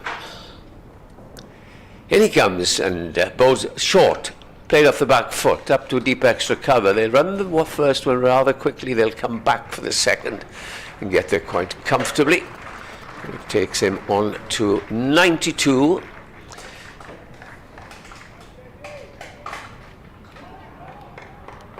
Three men on the offside, saving one. One on the cover boundary as the next ball is on a length and pushed away into the covers. Well, it's fielded by Justin Broad, who's got a wicket. Sanderson has got one, Proctor's got one, and Conway has 2. 13 runs away from a second batting point. Glamorgan, as in comes Harrison. Bowls, little short, cut away fiercely, and very well stopped there at cover. And again, there is only a single. Not only is he bowling, but Broad is jumping about in the field there. 288 for 5. Callaway's on 93, but it's Cook who's taking guard. Who's had a few low scores, but also some big scores this season, or respectable scores, shall we say. Still an excellent member of this Glamorgan side. He's keeping as good as ever. In comes Harrison, bowls, and Cook is forward, pushing it away, having a look. He probably hasn't faced Harrison before. And pushing it away into the covers. 103 now, the lead. As Harrison walks briskly back to his mark, bowls and short, cut away, and that's Cook cutting it backward of square for a single. And he is off the mark with a single. 289 for 5 as Callaway, undefeated, on 93, waits and will retain strike because he flicks it away to square leg and gets a single, which takes him 6 runs away from a second successive championship century, second successive in innings-wise as well as games. And he has a chat with his senior partner, Chris Cook. Yeah, best score in Cardiff for Callaway, who announced his arrival onto the county circuit with an innings of 82 up at Worcester a couple of seasons back. He's been fairly modest about his entrance to the professional game, saying it's a bit of a ropey start in some ways. But he knew he had the talent, really, as he's playing that one down towards backward point and going through for a single. Isn't it funny that when you see someone, like I never forget, when I saw Graham Hick for the first time, he was playing for Zimbabwe against Glamorgan at Swansea. He got 100 or 150, and you could see there was something really special. And I remember watching Matthew Maynard when he played on his debut, got 100 by hitting Phil Carrick for 3 sixes into the members' enclosure, and you stood up and think, hello, there's something special here. Cook on strike, Broad bowls. There's an appeal, even though it had a considerable amount of bat involved. They obviously thought it was pad first from Chris Cook, but I don't think in the county game any umpire is going to give that one out without a review system to back them up. That's true. Bat and pad together, and impossible really to distinguish which came first. Broad to Cook, who will get a single here down towards third man. There is a third man, Sanderson, just to keep Edward happy. About time at 292 for 5 and a deficit of 107, I would have thought. So don't blame me for everything. 292 for 5 here on BBC Sport Online as Glamorgan continue to make progress. Well, Andrew Rudd did say to me when we were on commentary, you're not on your own for criticising Northampton men, so I'm in good company.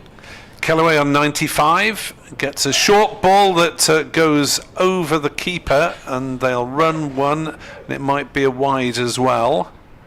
So that's 2 wides, and again McManus doing well to get a half a hand on that. Slightly fortunate they didn't drop onto the helmet parked behind him, which would have been another 5. But 2 onto the Glamorgan total. 294 for 5. Second batting point within striking distance.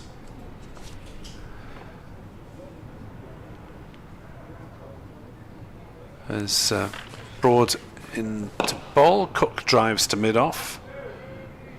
No run. Yeah, you do see special players early in their career, and they do sort of make you stand up. And it was just when we were down at Neath for the 50 over game a couple of years ago against Warwickshire, I think it was at, and Glamorgan nearly, and it was one of his very first games, and he was hitting hard over mid-off for 6, long on for 6 at that age. That you spot it, you know. Single down to third man. Cook runs it down. 295 for 5. Andrew is on the move with information. Jim Griffiths, what about him? 138 first-class innings. In 57 of those innings, he failed to score. Here's Broads to Callaway again. And there's an appeal for LBW. Backfoot. What do you think his first-class average was? 4. Not bad. 3.33 recurring. Thank you, Andrew. At the end of the over, it's 295 for 5. Callaway has 95. Cook has 3. I think Andrew's got some more radio work to do in a couple of minutes, so hold your horse. He's not champing at the bit to well, it wasn't my rest anyway, it's your rest. Come on, anyway. 295 for 5. Glamorgan 5 runs away from another batting bonus point. Thank you for Duncan, who confirms that Callaway is now ahead of Colin Ingram for the season. Calvin Harrison will be bowling, and he's bowling to Chris Cook. Here's the first ball of the over, and Cook drives handsomely up towards deep extra. Safe Zabe will field. Callaway's on 95. Duncan also asks about the use of the knoll. Just the two first-class one-day cup games there again this season. In comes Harrison and bowls, and this time Callaway, as if conscious he needs just 5 for a second first-class 100, pushes it back. And there's no run. There is a man on the long-on boundary now. And I'm sure that he's spotted that. So Harrison comes in, bowls. Oh, and he's caught in the wicket, looking to cut a ball that bounced on him. And Callaway, a very disappointed Ben Callaway, goes for 95. A superb innings played by the young man. He's obviously very disappointed. But well bowled, Calvin Harrison. He bowled it outside off stump. Callaway went to cut, and McManus took a good catch just in front of his shoulder. Well played, Ben Callaway. And Northampton coming back into the game, even though they're under the cost by a deficit of 111, and deserved applause for Ben Callaway. He raises his bat to all and sundry and walks, obviously inwardly very dejected, but I'm sure that he's pleased that he's made a very, very good effort and also contributed hugely to this Glamorgan position of strength. 296 for 6. 104 balls faced by Callaway in all. He struck 11 fours and 1 6. Another round of applause as he reaches the pavilion steps, and there are quite a few standing in the pavilion area as he makes his way back to the dressing room. In terms of the match situation, well, that double breakthrough really in fairly short order before the new ball puts Northants, well, they're still under the cosh, but gives them serious hope of limiting the damage in this first innings, and that's given them a second bowling point. You had these two, i.e. Callaway and North East carried on for another hour, then there would have been problems. As Tim van der Gooten comes in to join Chris Cook, so it'll be two new batsmen at the crease. And the first wicket there for Calvin Harrison. Now then, there's 6.5 overs to go before the new ball. Yep. Harrison, in my mind, is keeping an end going and bowling well. It'll be interesting to see what Proctor does.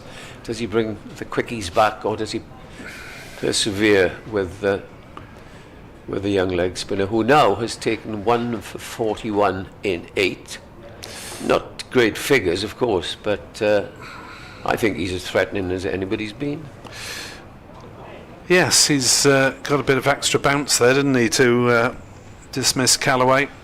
Trying to cut, got a little bit tucked up, and good reflex catch by McManus. Yeah, took it high up. That was the third ball of the over, halfway through the over. As Tim van der Gooten takes guard. Someone else who's not afraid to loft the slow bowlers if the opportunity arises. He's now settled as Harrison comes in, bowls the first ball to him and brings him forward. Van der Gooten pushes it out to square leg. Yes, and Northants squeezing the field in a bit now. There are now 6 saving the single as well as the slip, just cover and fine leg back. Harrison bowls, and that's a good delivery, pitches and leaves Van der Gooten outside the off stump. Yeah, there's a bit of turn for the leggy, isn't there? He's giving it a bit Good of to rip. see. Here he is again, comes in, gives that another rip, and is cut away for a single up to deep extra by Van der Gooten. He gets off the mark, retains strike, and Glamorgan are 3 runs away from a second batting point. Remember, they got 4 down at Canterbury, and if they can get 3 or 4 here today, they will surge up the table on batting points, where they were before, not too cleverly placed. 297 for 6. The lead is 112. And who is this? It's the big man in front of us, Harry Conway. Yes, casting a shadow and probably preparing for his. Yeah, he was spell throwing with his the new arms ball. around, so let's see what the tactics will be. Could be an option to leave Harrison on and Well, with the new ball. Couldn't The it? new ball will bounce for him a little bit more, and spinners, as we've often said, enjoy bowling. You know, Robert Croft in the old days, he used to enjoy having the new ball.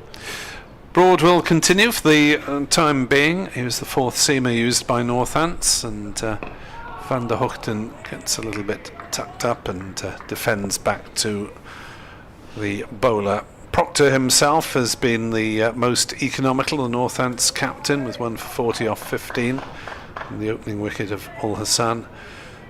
Broad with the wicket of Northeast, edge to slip, and 2 wickets falling in the space of 4 overs, so Glamorgan have to try and start again as Van der Hoogten plays out on the leg side. Northants getting very excited about nothing in particular at the moment.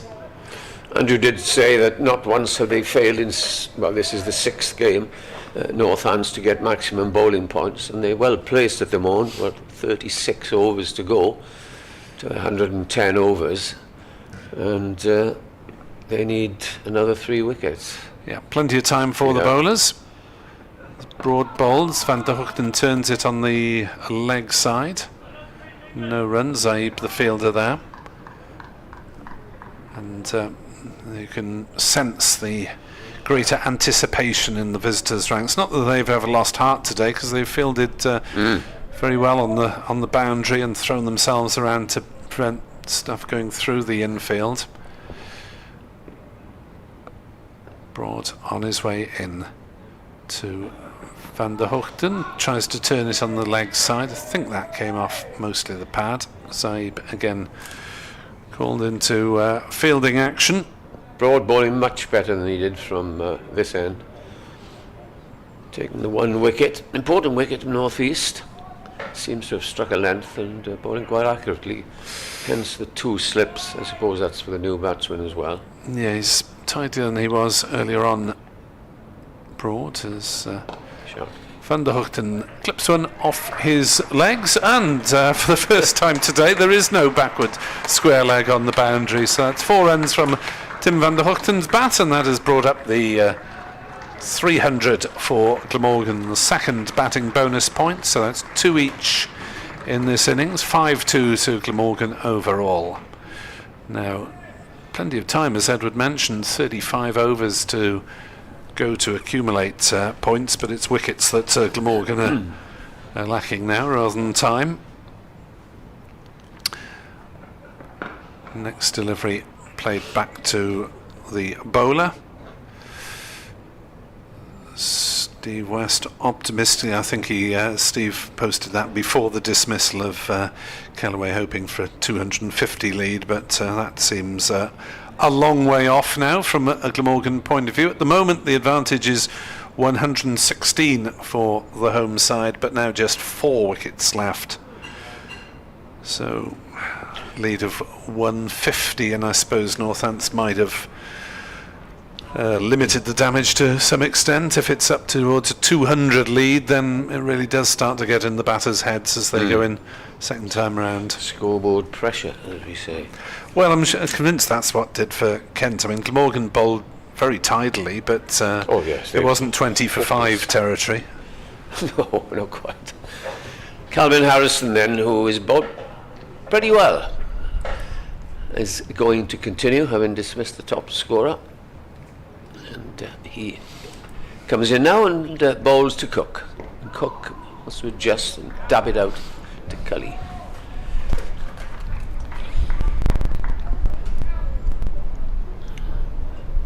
Still the slip, and then an arc of 3 saving 1 and 1 on the extra cover boundary on the offside. In comes Harrison, bowls. Cook is right forward, nullifies any spin. As I suspected, Glamorgan women having trouble chasing 168 against Lancashire. They're 22 for 3 after 4 at Christ College ground.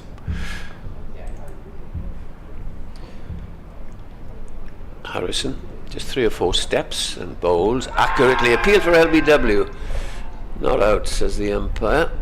And something about that didn't look out.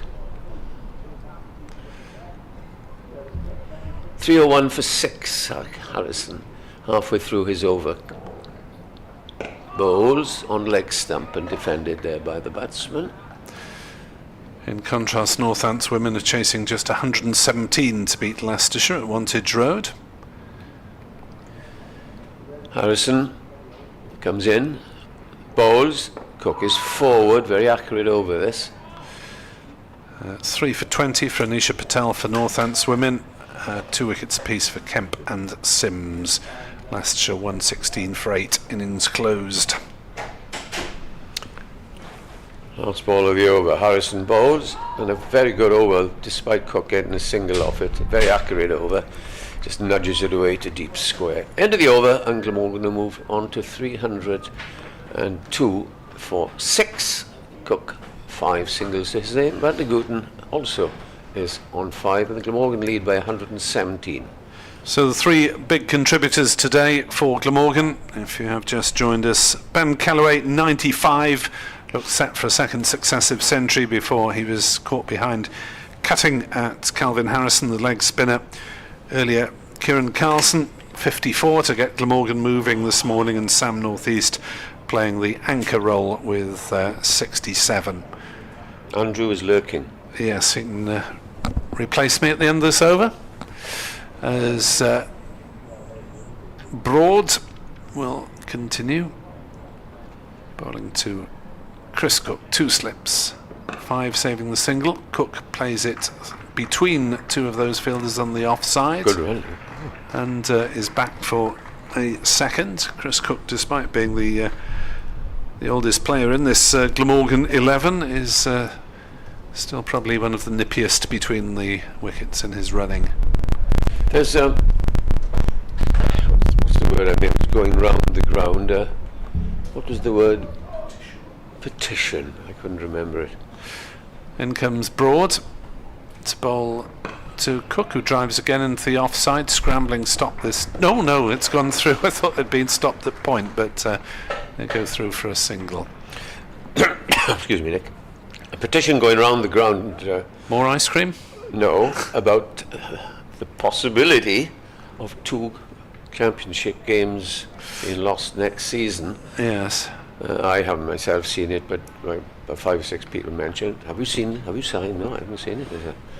It's been going round, so we'll wait to see. There's Broad into Van der Hoogten. Turns it off his legs. There's an appeal for LBW as the ball trickles towards square leg, but there was bat involved because there's no signal of leg by. 306 for 6. Just shows how people feel, isn't it? Well, it's less for your money, isn't it, if you take off a championship game and potentially a T20 game as well, which has been mentioned. And I really can't understand cutting a T20 game, since that's where the money is for the counties. Broad bowls. Shot. Cook punching through the covers, nicely timed to that shorter grandstand boundary. Whipped it away for 4. 310 for 6.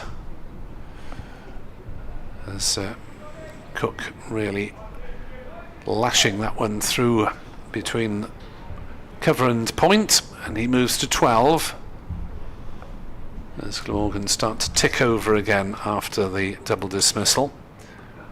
And Cook is beaten by that one. It's a fine delivery from Broad, going past the outside edge. Best ball he's bowled. He has bowled far better from the river end than he did earlier on, because he is a tall young man, bangs at it, and if he gets it right, as he showed when he dismissed Northeast. This will be the end of the next ball of the 77th over, and we will wait to see what Captain Proctor will decide at this attack. Broad in, bowls. Cook pushes on the leg side. There is no run. We will shuffle around a little. So wickets today for the visitors, for Sanderson, for Broad and for Harrison. the main contributors with the bat. Callaway 95, Northeast 67, Carlson 54. Commentary from Andrew and from Edward. Thank you very much indeed, Nick. Finished my little commitments for BBC Radio Northampton before they go into full-blown rugby mode this afternoon. Saints against the Sarries this afternoon at Franklin's Gardens. So, where the weather, I gather, is rather different to here. It's apparently quite gloomy and overcast and a bit chilly, but certainly isn't here. And first thing to say, as Edward comes in alongside me, is I think whatever your county affiliation, I do feel for Ben Callaway because he played beautifully and deserved 100. Here's Harrison starting another over. That's short of a length. Turned round the corner by Tim van der Hoogten. There is a man on the 45, Rob Keogh. And it's just a single, takes Van der Hoogten to 7 and Glamorgan to 311 for 6. The lead now 126. There is a slip, a man catching at short mid-wicket as Harrison is in bowls to Cook, who stretches right forward, pushes it out square of the wicket in the offside for Sanderson to field, and there's no run, but it is a quite glorious afternoon here, so sorry to rub it in if you're listening back at home, but it really is a glorious afternoon. And Harrison in again, bowled, edged. I'm just wondering if that edged onto the keeper's pad. It's ricocheted off. I think it was low, Andrew. I don't know. It was a bye, didn't hit it at all, so it must have turned and just... I was just going to say that he's commanding a lot of respect now, and he's going for 4.4 and over, but you expect that sometimes from a leg spinner. That's Harrison in again, and Van der Hoogten looking to turn it away on the leg side. So that previous one must have turned past the outside edge and just flicked off the keeper's pad because Vasconcelos retrieved it from slip. I'm just wondering if it came off the straight or off the rough. Yeah. But he's bowling well. Here's Harrison in again, flighted up nicely and chipped away out through extra cover. There's going to be a couple of runs here for Van der Hoogten. Completes that, fielded by Safe Zabe, chasing round from the cover boundary. So 2 more onto the total. Van der Hoogten is 9, Glamorgan 314 for 6. The lead is 129. The second new ball due 2 overs after this ball. This will be the 78th completed. Is Harrison in again, bowls, and what do you reckon? Van der Hoogten plays it back down the pitch. No run, end of the over, 314 for 6. I'm all for giving the new ball, and I don't know if you heard us mention that spinners really like the bounce when they get the new ball, and they can do a few more things with the old ball. It's an interesting one, isn't it? I mean, I'd go. Excuse me, interrupt. I would go with Conway and the leggy. And the leggy. Well, Harrison. I suppose. I mean, I wonder whether they might think, well, if we take the new ball, it can often go round the park a little bit, and whether they might just think, well, we'll just keep going with this one a little bit and try and keep it reasonably tight. Safe Zabe coming into the attack now. He's, as we were discussing yesterday, has had a bit of a golden arm this year. Safe Zabe. He's picked up 6 wickets at 8 runs apiece. I thought it was 80 when Nick mentioned. No, 8.33. I mean, he hasn't bowled that much, but when he has bowled, I suppose it's a case of batsman relaxing. 7th bowler he was. We put this one in the water and then hit it up in the air. And also, so the fact that Rob Keogh isn't really bowling this year, but he's bowled. Well, here 36 overs. Yeah, here's his first ball, tosses this one up and is treated with respect by Chris Cook, who pushes it out to mid-wicket. 36 overs, 6 for 50 is figures for the season overall. This might be just hurrying up the new ball, of course. Yes, could be. He's bowling from the river end and comes in round the wicket, bowls, and it's driven powerfully past mid-off. Is it going to run up towards the boundary? Yes, it is. Goes through to the extra cover boundary. And that's a boundary for Chris Cook, who moves on to 16 and Glamorgan to 318 for 6. Effortless. It was, wasn't it? It's lovely to hear you talking about dear old Griff. The Wally of the Willow, as he called himself. That's great. And he comes and bowls. How many years ago did he retire? Because Griff finished in 86. remember watching him for a time. Yeah, 40 years ago. In comes Safe Save and bowls, and this is driven hard up towards mid-off. He's deep, and they take another run. 40 years ago. Yeah. Because he was due to have a benefit in 87, which then became a testimonial. 319 for 6, yeah. Safe Save, round the wicket, bowls, and this is edged by Van der Gooten down towards third man. There's certainly 2 in it, as they amble the second and think that, well, that's enough. We're going at over 4 runs and over. No need to do anything drastic. 3-2-1 for 6. 136 runs in the lead.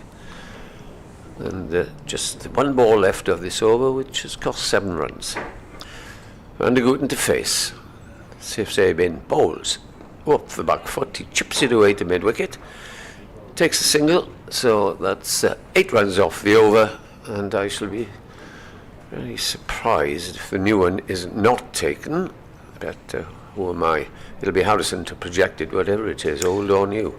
Well, we've still got an over to go, so this could be the last over with the old ball. We'll see what they do after that.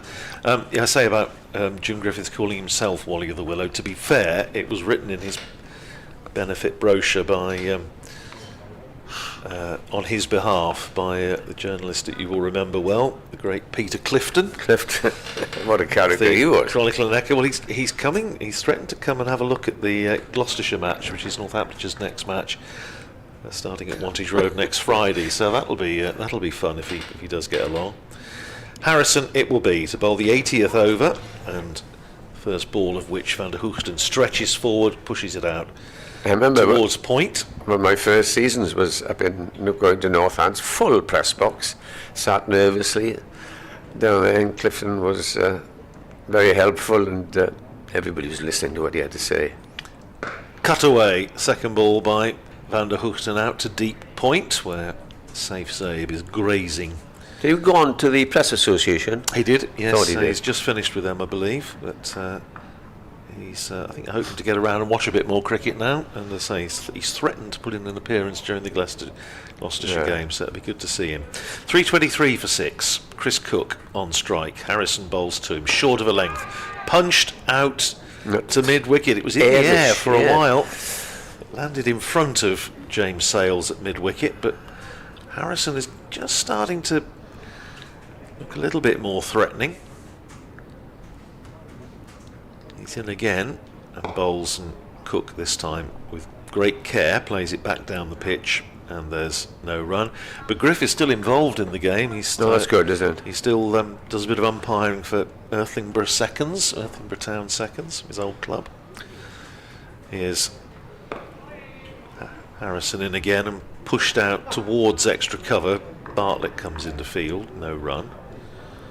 I was telling Nick earlier on, I'll just break off because he gets through his overs fairly sharpish. Is Harrison to finish the over, in and bowls, and edged by Chris Cook down to backward point. Sanderson fields. That's the end of the over. 323 for 6. Cook is 17. Van der Hoogten is 13. The new ball is due. Let's see what Luke Proctor decides to do. I don't think Sabe is bowling the ball. Safe Save, but don't think he's going to bowl. No, he's keeping his cap on. The new ball has been taken. Here it is. It's being brandished towards the notches. Returning to bowl at the river end with the new ball, Harry Conway. I was just saying to Nick at the interval, I've got the my laptop in next door but one. I'm actually watching the game with my grandsons involved, because these days you can stream club games, and this is a club second 11 game. It's marvellous, isn't it? I've been keeping half an eye across Oundle Town against Desborough, which is also live streamed this afternoon. And you think you watch a second 11 match. It's great, isn't it? It is good. Here we go then. The new ball will be projected, surprise, surprise, by Conway, and he will be bowling from the river end. Bowled better last night than he did this morning, I fancy, Andrew.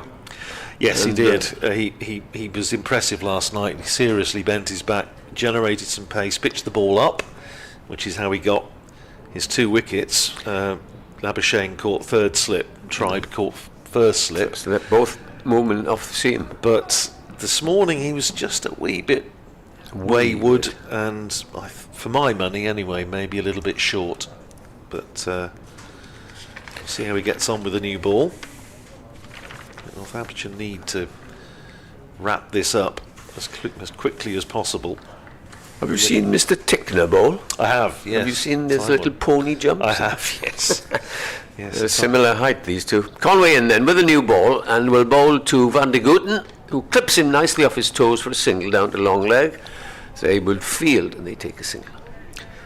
Yes, the Northamptonshire bowling coach and batting coach, Rory Kleinveld and Greg Smith, doing their first lap of the afternoon, just heading off. Now they're going anti-clockwise. So. You know the reason for that, do you? Because you can see the players' balcony has sun until about 2:30, and then you'll see them often in mufflers and big coats because the sun is not there, so they go for a walk then. That down there in the corner is just a little sun trap. Very hot. In comes Conway again and bowls. That's left by Chris Cook outside the off stump. At the moment, Glamorgan are going well. They're going at over 4 runs and over. They lead by 139, and they still have 4 wickets in hand. So what they need really is for Cook to try and play big innings, helped by the tail enders again. They're no mean performers. Already Gorvin's had a 50 this year. I saw that. But it's Conway now in bowls.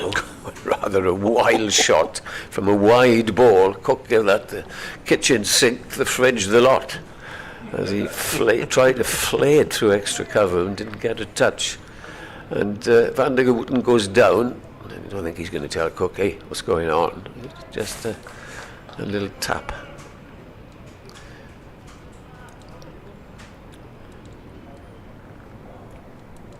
Conway 2 for 66, 17 and a half overs. He's on his way. Comes in from that far end and bowls and beats him outside the off stump, although Cook did rather reach for that when it was wide with the off stump. And Cook go for a little walk and say, what on earth is the matter with you? Bit of a struggle for Glamorgan's women this afternoon in that cup game at Bracken. Chasing 168 now, 44 for 5. Just coming up to halfway, so good one to win from there.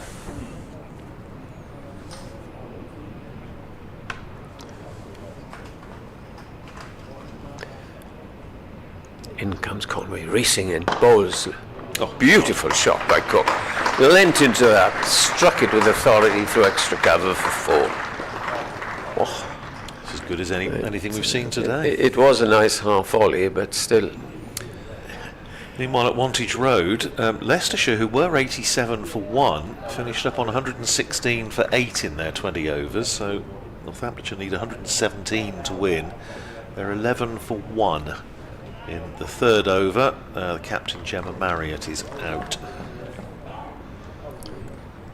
Chastened by that boundary. Here comes the last ball of the over from Conway. He's in and bowls. Not an authentic shot. He's going to get a couple of runs because they have to run from 30 yards to his left.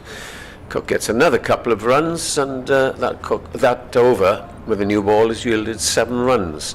3:30 from 4-6. So Glamorgan going on nicely for that next batting point, which will emulate their performance. They might go for the 5, which they didn't down at Kent, but they'll should get the 4. End of the over.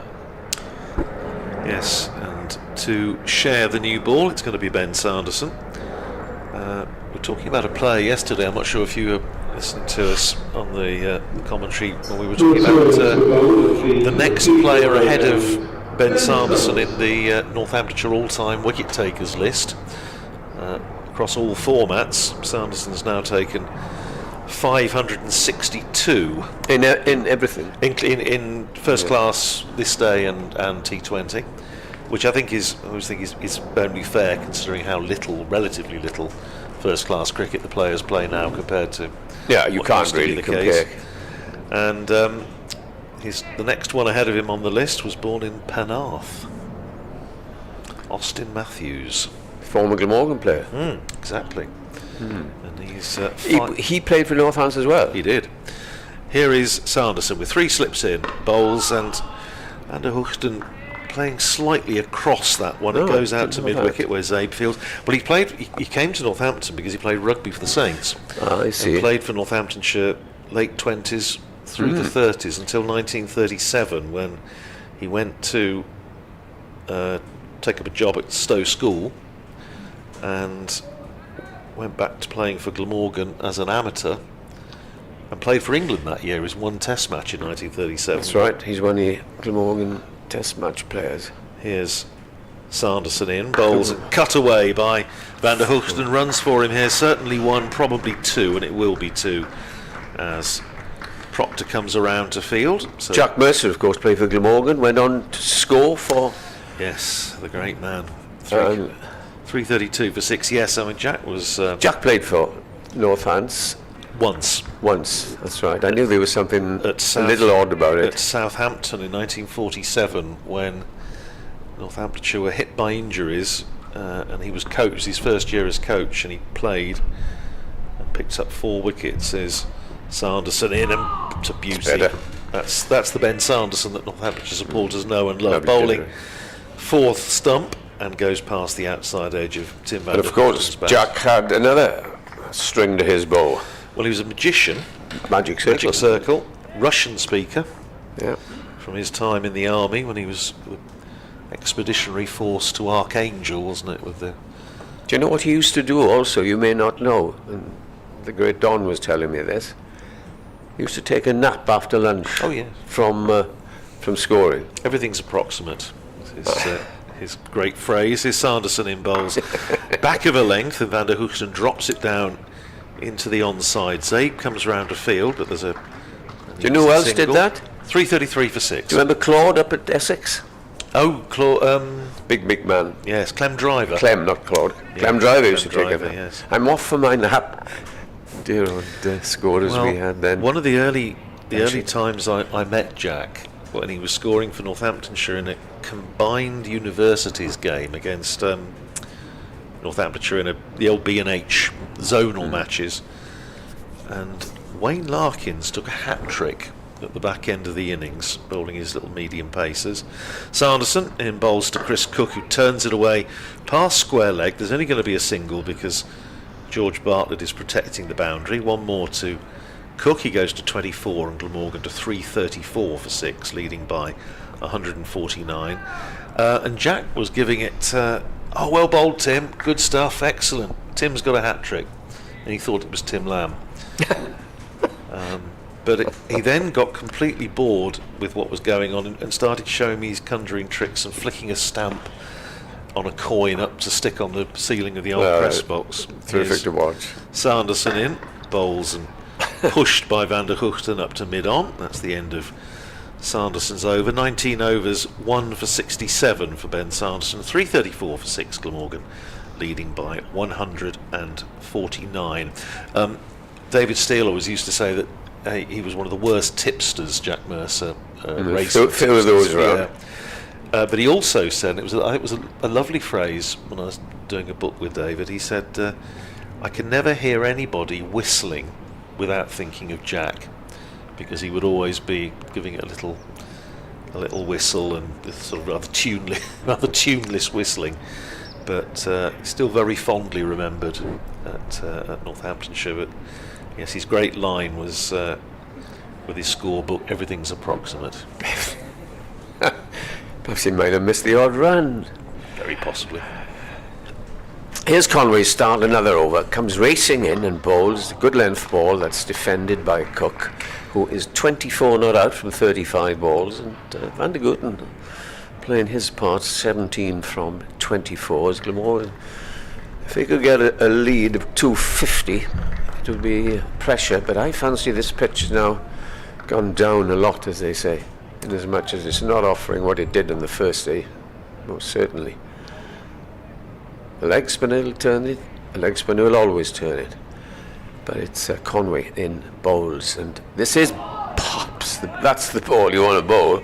It pitched left, held its course and thudded into McManus's gloves, And he could bowl 6 of those in the over, he'd be playing with Australia.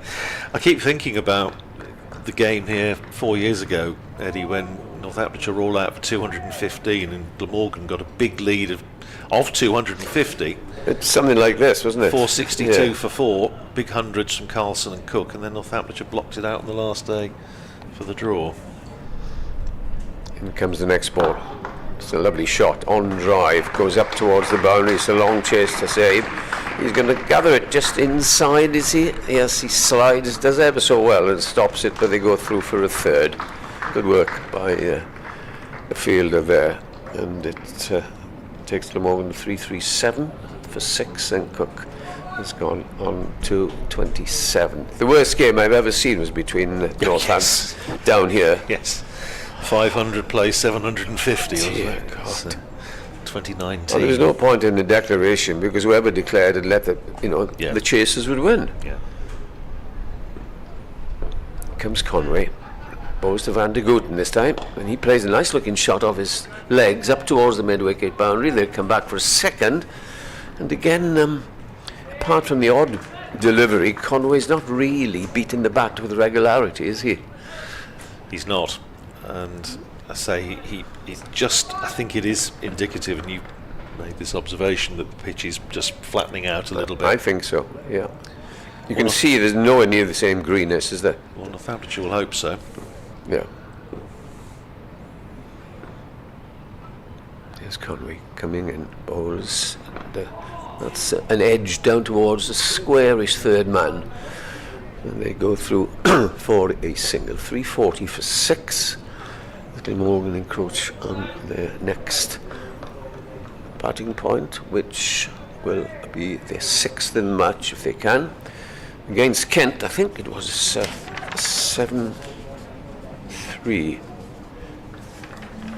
Yes, a 7-2 actually, because Kent didn't get the 9th wicket. 7-2, so they're grabbing their points at the moment. As in comes Conway in bowls, and this time it's defended by Cook. That's the end of over. 340 for 6. Lead is 155. I meant to ask you, we were talking about it yesterday, a game here years ago. I wonder whether you'd have seen it, 1978, when the two sides met here. Not and then, no. No, that was the game when Peter Swark got 100 for Glamorgan, and then, South African. Yep, and then Malcolm Nash and Tony Caudle, as they so often did, bowled the opposition out, and Northamptonshire followed on and were all out for 164 and lost by an innings in 2 days. But of that 164, Alan Lamb made exactly 100 in his first season with Northamptonshire, and Jim Watts has always said that was the innings that convinced him that they got something a bit special.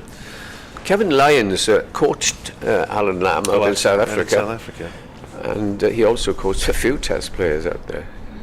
Here is Sanderson to continue, start his 20th over from this Cathedral Road end. Bowls to Van der Hoogten, who drives beautifully away through point for 4, chased unavailingly by James Sales out towards all the training kit that's littered out there like a sort of jumble sale. We always say that if you don't bowl the new ball properly, you will get It'll go around punished. the park. Well, that was what I was saying. I was wondering if they would think, given that it could lift the scoring rate, whether they might just say, well, it's plod on with the old ball. But no, they've taken it, and that's 4 top draw runs for Tim van der Hoogten. He goes to 24, and Glamorgan to 344 for 6. The lead 159, climbing steadily. Sanderson running away from us, falls to Van der Hoogten short down the leg side. Van der Hoogten views it with mild disinterest as it goes into the gloves of Lewis McManus down the leg side. The only other player to make any sort of impact in that follow-on, which Alan Lamb got 100, Jim Yardley made 31. left-hander. And Malcolm Nash got another 6 wickets. Good bowler, Nash. And one Alan Wilkins. All right. 8 overs, 5 maidens, 2 for 7. Because he moved on not long after that to Gloucestershire. And now Yes. president here. Van der Hoogten on strike. Sanderson into bowl to him. Short. This time he does go for a hook, and it's signalled as a wide as it sails over his head. One more onto the total, 345 for 6. The lead is now 160. We have 40 overs in the day after this, so 8 overs to go till tea, which will be a bit late, but nothing like as late as it was yesterday, because obviously we have had a bit of spin today. Suspect he might be on later too. I thought he bowled well. Yeah, no, he did. Sanderson bustles in again and bowls. Oh my goodness, that's a tight leave, and it angled back in, and I think it just flicked the pad on the way through to the keeper. I think it was he was outside the line, wasn't he? Well, he didn't play a shot. No, so that's true. Sanderson made a polite inquiry, but I don't think it was doing enough, and I think it was probably going over the top anyway. So he's followed up by the keeper on second slip, but Yeah. it was an ambitious one. Yes, it was optimistic in the extreme, but Sanderson, one of the great triers in the domestic game, runs in again and bowls, and Van der Hoogten playing slightly across Right that. across in the front pad. I think if he'd missed it, there might have been an inquiry. As it is, it goes away for a single, and that is the 50 partnership between these two for the 7th wicket. Single takes Van der Hoogten to 25, Cook 27, 346. So the last 3 partners should be 96, 161, Yeah, and now another 50. yeah. Let's put on over No, not 3. over 200 for the last 3 wickets. 144 for 4. There were 48 for 3. So Brought it along. it has been a very, very good recovery. And a very good day for Glamorgan so far, and it ain't finished yet. Is Sanderson in again? Beats Cook outside the off stump as he looks to, he's trying to run it down. There are only 2 slips in, and you know what I'm going to say next. No third man. Captain is off the field at the moment. Liam Guthrie is on at mid-off. Why isn't he playing? Guthrie, just on rotation of bowlers. Broad missed the last game, he was always going to come back for this. Guthrie actually had a decent game against Lancashire. That's why I asked, yeah. With bat and ball, but resting for this one. Here's Sanderson in, and Cook pushing it up towards mid-on. Got over that. It was a good over, and not entirely convincingly played by Chris Cook. End of the over, 346 for 6. Cook is 27, Van der Hoogten 25. The lead is 161. Captain's back on the field, so Lewis McManus, vice captain, can hand over the field marshal's baton or whatever. And interestingly, you were talking about the new ball, and the scoring rate goes up. It's gone up now to 4.12, where it was hovering around just under 4. But it'll still be Conway to continue from the river end, the far end, as we look out. And there are 8 more overs before we have a cuppa. I was wondering what delights will be in Nick's basket this evening, as he came round last night with Are we not having proper cakes, are we? Welsh As I cakes. call them. Muffins today. Muffins, I say. Muffins.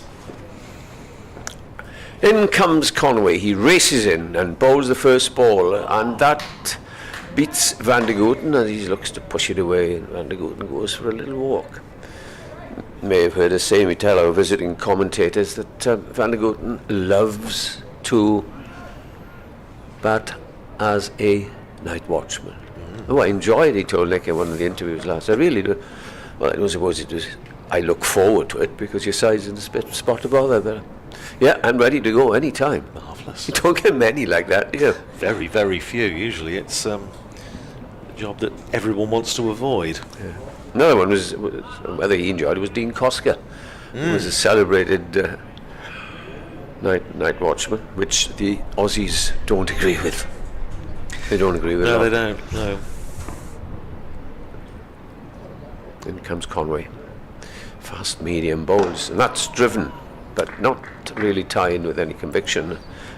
And it's fielded at cover. The score remains 346 for 6. Did always enjoy the story, and it's not a story because I was there, and I know it's true, of Northamptonshire playing Cambridge University in 1987.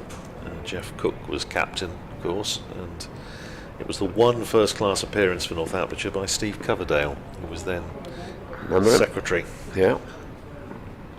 Oh, that's a good delivery in an appeal from second slip, and he was the only one. It was Harrison, and he was the only one that yelled, but then decided, oh, I must be hearing things, and aborted his appeal. Steve Coverdale went to Cambridge, didn't he? Yes, he played first-class cricket, played for Yorkshire as well. He was understudy for David Bairstow, was keeper, and for various injuries and whatnot, he played this one match for Northamptonshire in '87 at Fenners. Here's the next delivery, which is defended by Van der Gooten. And Northamptonshire, batting on the first day and getting towards the back end of the day, and Jeff Cook suggested that perhaps the secretary manager, I think was his title then, he was later chief executive, of course, for many years, might fancy doing night watchman. And Stephen, the answer was, you get sacked. The answer was a definite no. He said he'd done it too often for Cambridge down the years, didn't fancy doing it again. In comes the next ball. What a gorgeous shot that was. Pitched up, half volley, and hammered through the offside, which draws applause from Chris Cook, his partner. Probably one of the best shots he's ever played in his career. It's a handsome My shot. word.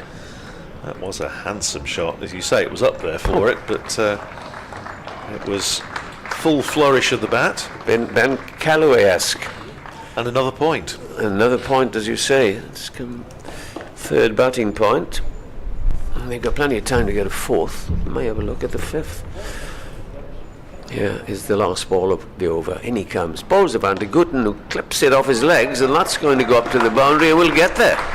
So two successive fours, and as we predicted, if you don't project the new ball, it disappears, as it did in that over. And Glamorgan, 354 for 6. Van der Gooten has overtaken Chris Cook, 33 not out to Cook's 27, and Nick is back. Thanks to Eddie Bevan. We'll be back with us later. Nick will come in alongside me. 354 for 6, so the lead is now 169. 39 overs left in the day. You would imagine that Glamorgan would like to get Northamptonshire in, perhaps for an awkward little half an hour, 3/4 of an hour this evening. Well, I think Northampton have ambitions, won't they, of having their destiny more in their own hands, and well, they've just got a bat. Taking 10 wickets. Well, yes, I mean, So they will hope that, not least, of course, because they'll want to maintain their record of taking the bowling points. Maximum bowling points, but at the moment, I have to say, these two are playing it with the proverbial stick of rhubarb. Jeff Boycott's granny. Yeah. 354 for 6. Sanderson will continue, running in away from us, starting his 21st over. 2 slips in, and that bounces a little bit on Chris Cook. He takes a hand off the bat and drops it down defensively into the offside, and there's no run, so 2 slips in there. Calvin Harrison is just starting to maybe get loose, or maybe he just feels the need to do a bit of stretching. It looks extremely painful. I think if I tried to do that, I'd be in bed for a week, but probably in traction. Here's Sanderson to bowl to Chris Cook outside the off stump, and left alone, a nasty one from McManus to take on the half volley, just skidded through, took it well. Rory Kleinveld and Greg Smith, batting or bowling and batting coach respectively, complete their lap down below us. Yes. Getting the steps in. Glamorgan women are about to exit the T20 County Cup. They're 81 for 9 in reply to 167 for 4. Here is Sanderson. Straight approach, in and bowls to Cook, and nips that back in, and Cook plays it well. Drops it into the onside, out to mid-wicket where Zabe fields, and there's no run. Northamptonshire not looking that much healthier. Oh, really? They were chasing a lot fewer, weren't they? Chasing 117, but they're 48 for 4. In the 9th over, they Bear in mind, we're 55 for 6 in the previous round and managed to recover. But they are looking just a little bit wobbly at the moment. Here's Sanderson in. Forward comes Cook, pushes it out into the offside this time. Broad fields at extra cover. Mabel Reid, who was the architect of their recovery in the previous match, has just gone in. Beth Ascot is 16 not out, but the top order, apart from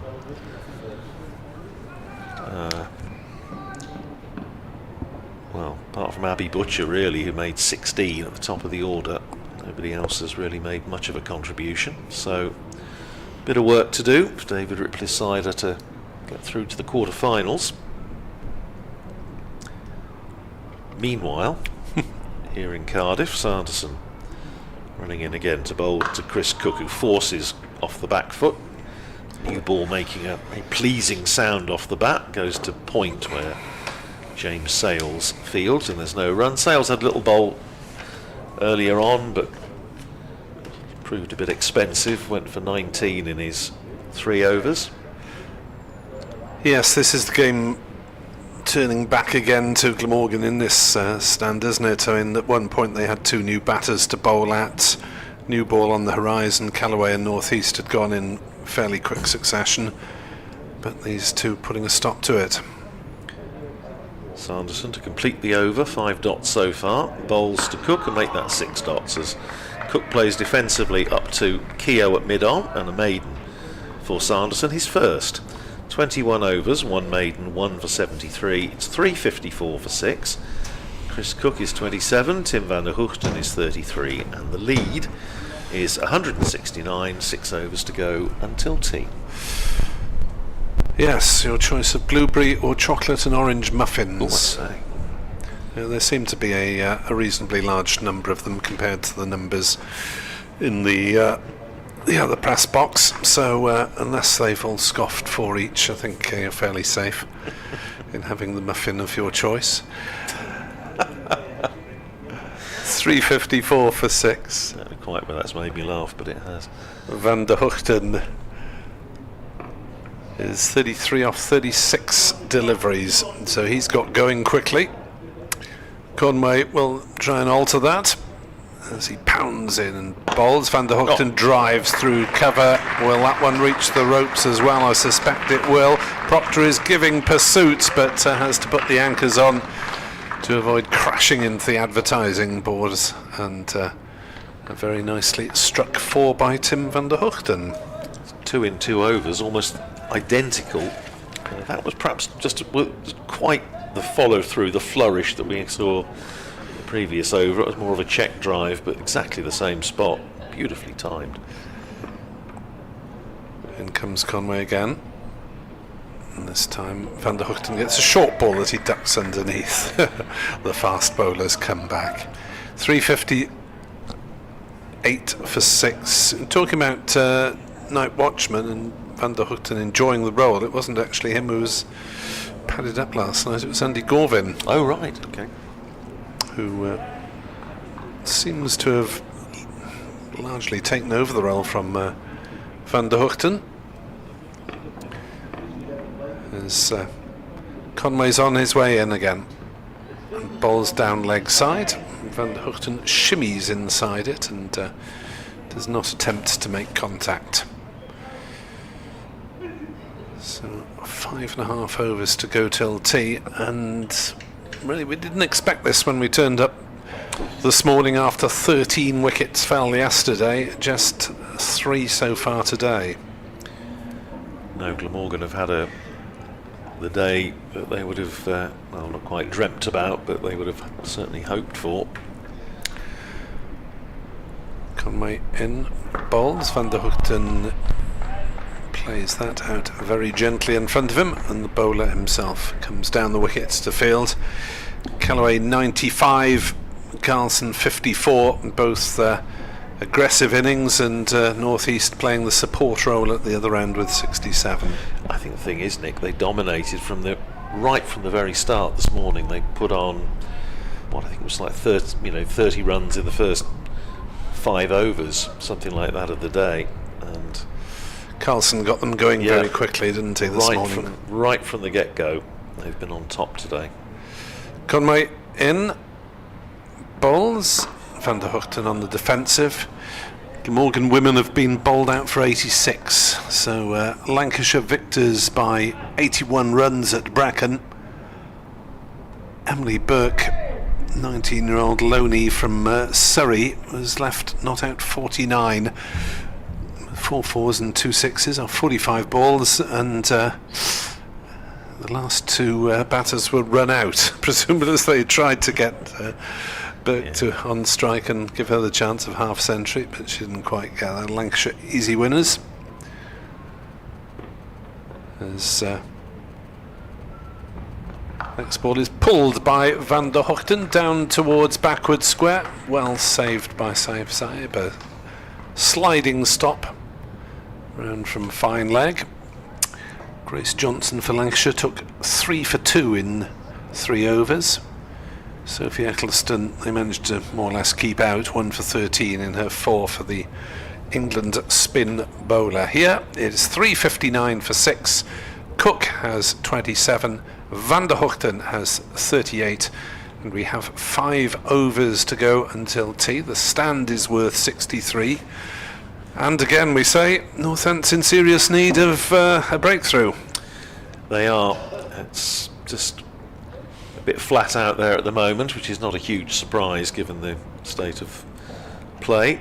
Just look up at the scoreboard, and Glamorgan's lead 174, still 4 wickets in hand, and these 2 giving fresh impetus to the innings. It's Sanderson in bowls on leg stump, turned by Van der Hoogten down towards fine leg. Just think he got a bit of bat on that.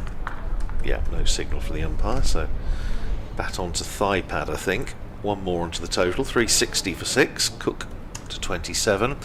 Northamptonshire's women also in a spot of bother, 51 for 5 now, chasing 117 to win. Just gone past the halfway mark. Beth Ascot is still there on 17, just been joined by Lenny Sims, but Mabel Reid, a repeat of her heroics in the previous round, she was out for naught. Sanderson in bowls, very full dugout by Cook up to Rob Keogh at mid-on, and there's no run in the other championship matches. Durham 204 for 2, going along nicely against Nottinghamshire, who made 407 all out yesterday. Alex Lees is 82 not out. Emilio Gay, formerly of Northamptonshire, is 26 not out. Somerset having a good day against Sussex down at Taunton. Here's Sanderson in bowls on leg stump, turned away by Chris Cook down to deep fine leg. Conway fields, 1 more to Cook. He goes to 28. And Glamorgan to 361 for 6. Somerset 338 all out. Sussex in reply, 151 for 8. And nobody really making much of an impact there. With Craig Overton picking up 3 wickets so far. Sanderson bowls to Van der Hoogten, who drives back to Sanderson on the half volley, well fielded off his own bowling. At the Oval, Yorkshire all out for 255 yesterday. The champion Surrey in reply 232 for 4, with their Australian Curtis Patterson. Didn't play in the previous game, did he? But he's made 85 today before his LBW to George Hill. Sanderson in again, bowls short, and Van der Hoogten has a flap at that rather than a full-blooded hook. It was a bit of a loopy bounce, it was very short, and there's not a great deal of pace in this pitch, and Van der Hoogten went to try and swat it away over mid-wicket, doesn't make contact, taken by McManus. Game's moving on at Edgbaston, where Warwickshire have been bowled out for 194 by Hampshire, so a lead of 106 on first innings. Hampshire then 25 for 1 in their second innings, so the overall lead is 131. Here's Sanderson in bowls And that again is just short of a length, not really a bouncer. It flies down the leg side where McManus takes. A reminder And that is the end of the over. 361 for 6, 39 to Van der Hoogst and 28 to Chris Cook. And as the golden tones of Andrew Hicknell remind us, there are 4 overs to go before tea. New Road, Worcestershire 358 for 7, and Essex in all sorts of trouble at 117 for 7 in reply. Tom Taylor, who's having a very good season, formerly Northamptonshire of course, now with Worcestershire, he's picked up 3 of those wickets. Yeah, so when you get your muffin, if you want to go and look at the pitch, Andrew, at the tea interval, don't take your muffin with you, all right? No food on the ground. Oh, right, okay. Fine. Conway in to bowl. And Cook on the defensive plays to cover. As several of the Glamorgan players go for a little taking of the air, since the sun, as we mentioned, moves off the players' balcony. I hope they haven't got any muffins. No muffins are visible. 2 of them are actually in bare feet. Good heavens. In May, whatever next. Conway into bowl to Cook, who defends one that might have just spat at him a little.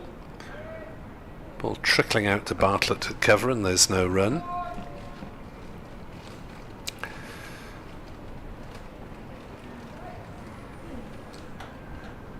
So the lead is 176.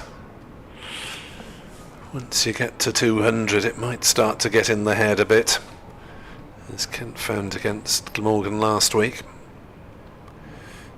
Conway bowls. Cook forces that one through the offside. There's a chase for Sanderson. He slides and picks up superbly in front of the grandstand and saves a couple of runs. Cook to 30. 363 for 6. Hasn't been Harry Conway's day, has it really? He's after bowling so well last night, just nothing much has happened for him today, has it? And he comes trying to make things happen, and Cook just allows that one to go through outside off stump, and there's no run. Northamptonshire's women 55 for 6 against the Foxes. 12 overs gone, so you would sense that Glamorgan and Northamptonshire might both be bowing out of the women's T20 County Cup today, but still afloat just about. That's outside off stump and allowed to go through by Cook. Reminder that Glamorgan women play double headers, T20 Blast away to Middlesex and Sussex on the first 2 Sundays of the comp in June, and then 2 home dates at Sophia Gardens in mid-July, if you fancy a full day's cricket. And a chance to see Glamorgan women in their formative season, as they will turn fully pro in 2 years' time. As that's through outside off stump. Cook plays no shot. 363 for 6. 2 off the over. 3 overs to go till tea. Leicestershire's Holly Whitfield has some outstanding figures so far. 3 overs and 2 balls. 1 maiden. 4 for 8.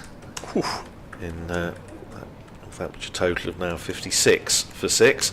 Lewis McManus gesturing to the dressing room that he wants the helmet, so he's going to be standing up presumably to Ben Sanderson, which we saw him do earlier, and Ben Sanderson didn't do him too many favours by firing a couple down the leg side that ran away for byes. I saw Northamptonshire being bowled out by Whitfield. I just kept thinking of June, but it's it's not, it's Holly. June. 363 for 6. The lead is 178. There are 2 slips in place as Sanderson comes in and bowls to Van der Hoogten, who's opening the face and running that down to Sales at backward point. There's no run. We almost lost the sun for a little while a couple of overs ago when a bit of high cloud came across, which has been something of an outlier over this couple of days, where it has been absolutely glorious, and it still is. Just a little bit of high fair weather cloud over us, but very, very pleasant afternoon. Sanderson in bowls, and Van der Hoogten coming right across his stumps, pushes it up to Safe Zabe, who comes across from mid-wicket in front of Rob Keogh at mid-on to field. Northamptonshire having picked up just 3 wickets today. Kieran Carlson for 54, Sam Northeast for 67, Ben Kellaway for 95. Wicket apiece today for Ben Sanderson, Justin Broad and Calvin Harrison. Sanderson in again, bowled short and swatted away by Van der Hoogten for 4. That just sat up nicely, and Van der Hoogten, strong man, did well to control it, because it was above his head, I think, when he actually made contact and hit it down behind square. There were 2 fielders out there. George Bartlett couldn't get round to cut it off. 367 for 6, and the lead, as Nick was saying, closing in on that psychologically significant 200 mark. Sanderson just has a word with Rob Keogh at mid-on and runs in again to bowl to Van der Hoogten. That's outside the off stump. He's padded up. It's flicked the pad on the way through and just slightly died on Lewis McManus. And Sanderson just having a word with umpire Hassan Adnan, presumably asking for a recount or something. Please, go on. Come on, we need a wicket. But Hassan Adnan not to be moved. Calvin Harrison at second slip starting to warm up again, so maybe we'll see a little bit more of his leg spin. Sanderson in again, bowls, and forward comes Van der Hoogten, pushes it up to extra cover. Interestingly, Safe Zabe also starting to limber up. Not a token over before tea. Come off it. I was just thinking, there's 2 overs to go. Harrison's in full-blown warming up mode. Zaid maybe just swinging his arms for something to do, but 2 overs to go before tea after this one. Here is Sanderson in and bowls outside the off stump, left alone. That is over. So 367 for 6, 182 runs is the lead. Tim van der Hoogten's made 43. Chris Cook has made 30. The 2 have put on 71 for the 7th wicket, and it is going to be Safe Zabe. Returning to bowl at the river end, Safe You're not impressed with that, Nick? Well, I've never bowled spin in my life, but it doesn't strike one as the kindest of treatments. He got 1 over before lunch for 8 runs, and now he's getting 1 over before tea, the poor son. So, I mean, isn't he going to get any chance to get warmed up or to have a spell? Or it is the token, very token over. It really is, isn't it? For the left armour. We've had plenty of spin from Calvin Harrison, I suppose. Anyway, here comes Zabe from the River Taff end, and Cook drives the first ball gently back to him, and there's no run. Zabe quickly back at his mark and fires that in, and Cook slaps it through the offside, but we'll just get a single as the sweeper runs round the cover boundary to do the fielding. My thanks to Drew, who informs us that the sun is out in Northamptonshire, so that's good news. At Findon, where I think he's watching, and also at Wantage Road. Zaib just moving someone. I'm not quite sure who, because no one apparently moved. Ah, yes. Rob Keogh is moving up from fine leg to backward square. As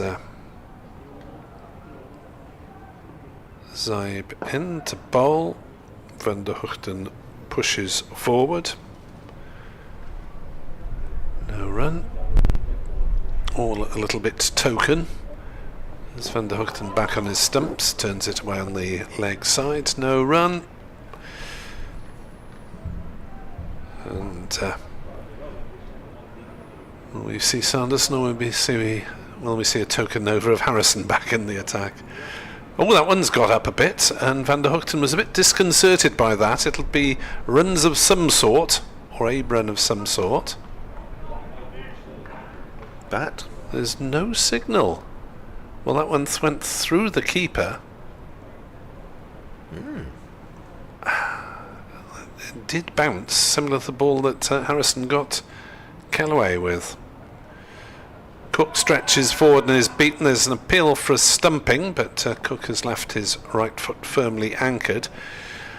So an interesting over from Saif Zaib, but we wait to see whether he'll be allowed a second over after tea. I can only think they were looking at Buddy Harrison, so I can only think they might be just, I don't know, looking at the over rate. It says level at the moment, but I think that's just been unchanged since lunch, so I think they'll presumably do an update at tea time. But it is going to be Harrison to bowl the final over of the afternoon session in which Glamorgan have piled on even more runs than they did in the first session. Before lunch they scored 134 in the session. They've already scored 153 in this session in 33 overs, so very nearly 5 and over. Here's Harrison bowling. Oh, that was a Larry Loosener. That was wide outside the off stump. And Van der Hoogten declines to have anything to do with it. Harrison trots in again, bowls. That's a much better delivery. On the line of middle and off, just turning a little bit towards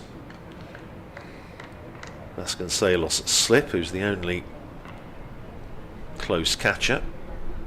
Driven by Van der Hoogten, well fielded off his own bowling by Harrison, tumbling away to his left. 3 balls to go before the muffins are dished out. Here's Harrison. Bowls and forward goes Van der Hoogten, plays it up the onside of the pitch this time for Harrison to go across and field. Just polishes the ball on his Northamptonshire sweater. He's in again, flights that one up. That again just turns a little, just enough. But it's played very solidly by Van der Hoogten out into the offside. Last ball before tea. It's going to be bowled by Calvin Harrison. He's in, bowls to Van der Hoogten, who drives up to Keogh at mid-off. No run. Tosses the ball back to the bowler, who hands it over to the umpire, and that is tea. On the second day here at Sapphire Gardens, and at tea, Glamorgan in a very, very strong position. 369 for 6. So in that session they've added 153 runs in 34 overs. Chris Cook is 31 not out, Tim van der Hoogten is 44, and these two have already put on 73 for the 7th wicket, and Glamorgan lead by 184. There we are. Thank you, Andrew, for that summary, to which nothing needs to be added. And we will be back around about 10 past 4, give or take. See you then.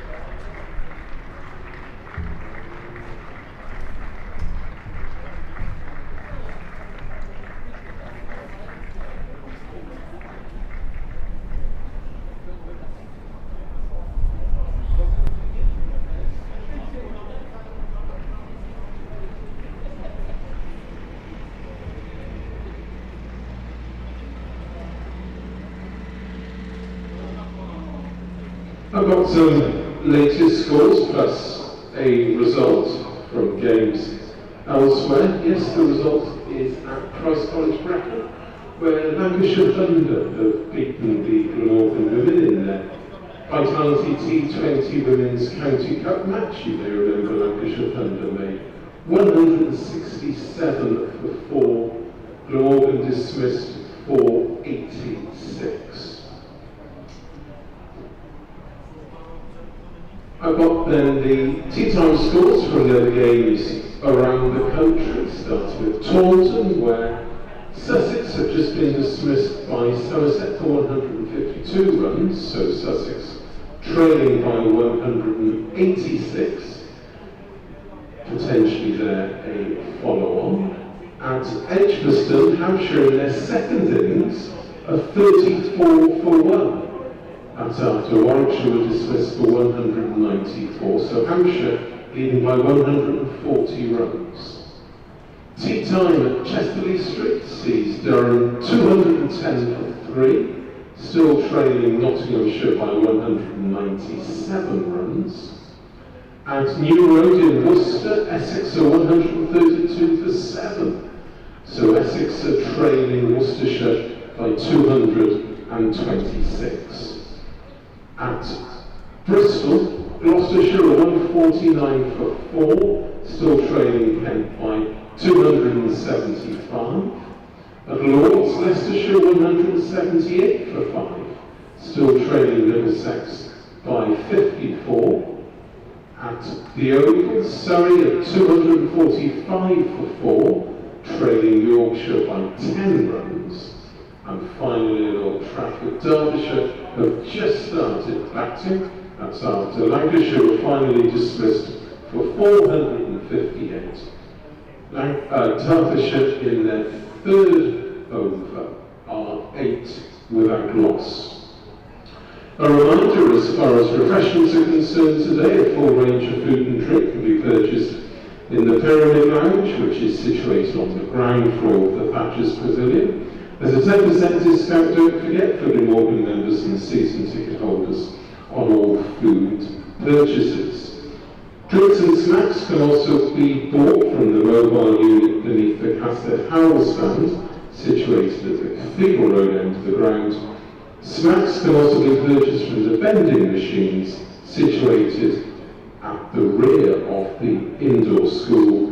And with the sun still shining in, don't forget to hydrate using the various refill points around the stadium, which are there free of charge for you to refill your water bottles. If you're seeking a scorecard for this game, they're available free of charge from reception, situated on the ground floor of the Thatcher's Pavilion. That's where you can also purchase a copy of the 2025 Glamorgan Yearbook. The Glamorgan Hub shop will be open until 5 o'clock this afternoon. It's situated opposite Gate 2, and it's selling, as always, a wide range of cricket equipment and other items, including replica Glamorgan kits, as well as a range of recently published cricket books.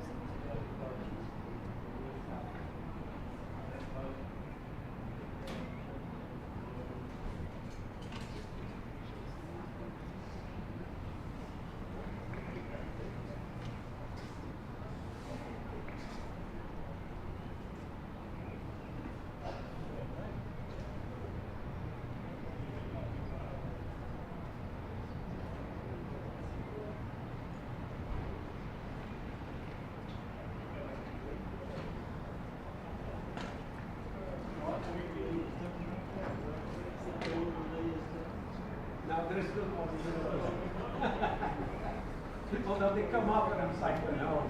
But I do have another one to put on.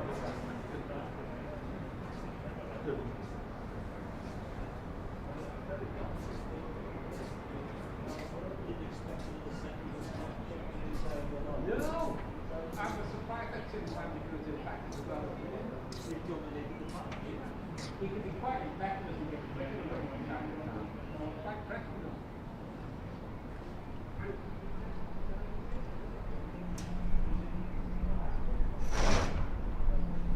I can't remember last time he got 5 back. He still might get there.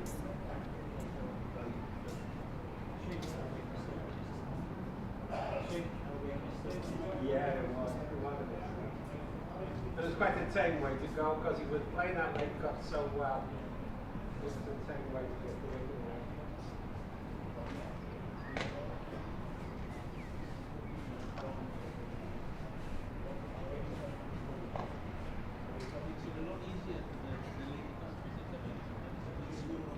Oh, definitely, yeah.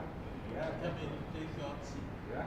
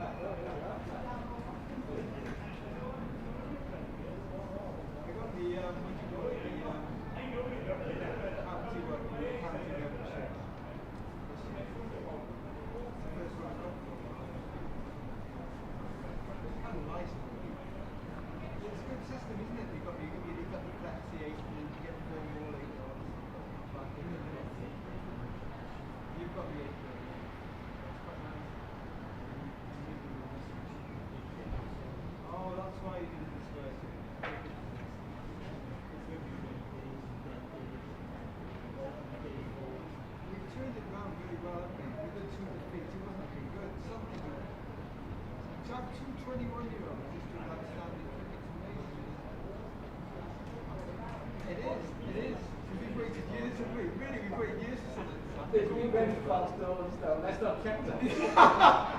I always count my chicken. That's been my problem for years.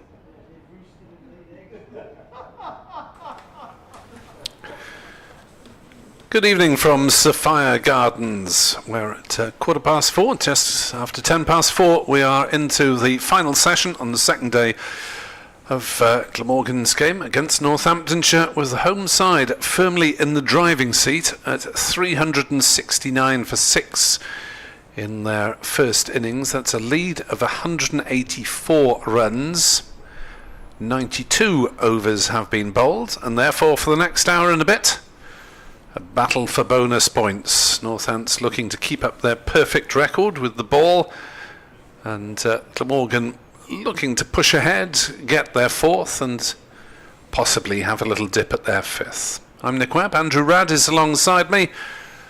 The sky is blue, hardly a cloud visible, and Northants fielders taking to the middle with, I'm sorry to say, a distinct lack of bounce and joie de vivre.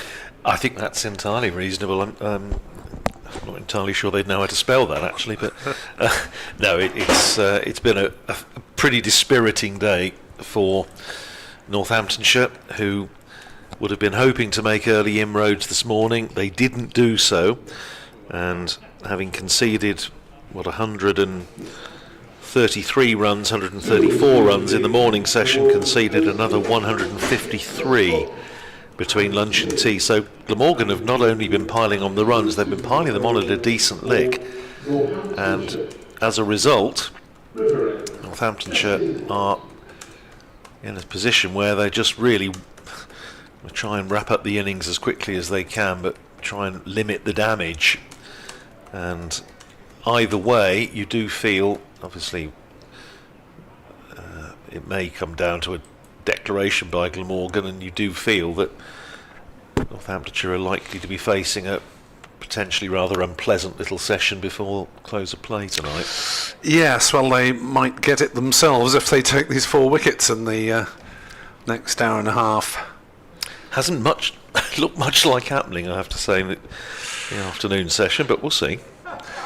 Here is Justin Broad then to begin the visitors' efforts, bowling to Chris Cook, who is underway for the session with a 4. Just squeezed away backward of point, beating Sanderson's dash around the ropes in front of the grandstand, and it's 373 for 6. Over to the pavilion, over to our left, and we were saying there's a bit more breeze around this afternoon, and the Welsh flag on the pavilion is fluttering very proudly there at the moment. Northamptonshire's bedspread somewhat limp by comparison. As that's beaten Cook, and no edge on the way through, as McManus grabbed at it at the second attempt, took it cleanly, but no appeal. Oh, the bedspread's got a bit of life back in it. Ah, yes. Meanwhile, it looks as though the Glamorgan flag's got itself wrapped round the flagpole, I think. It's very painful. Barely visible.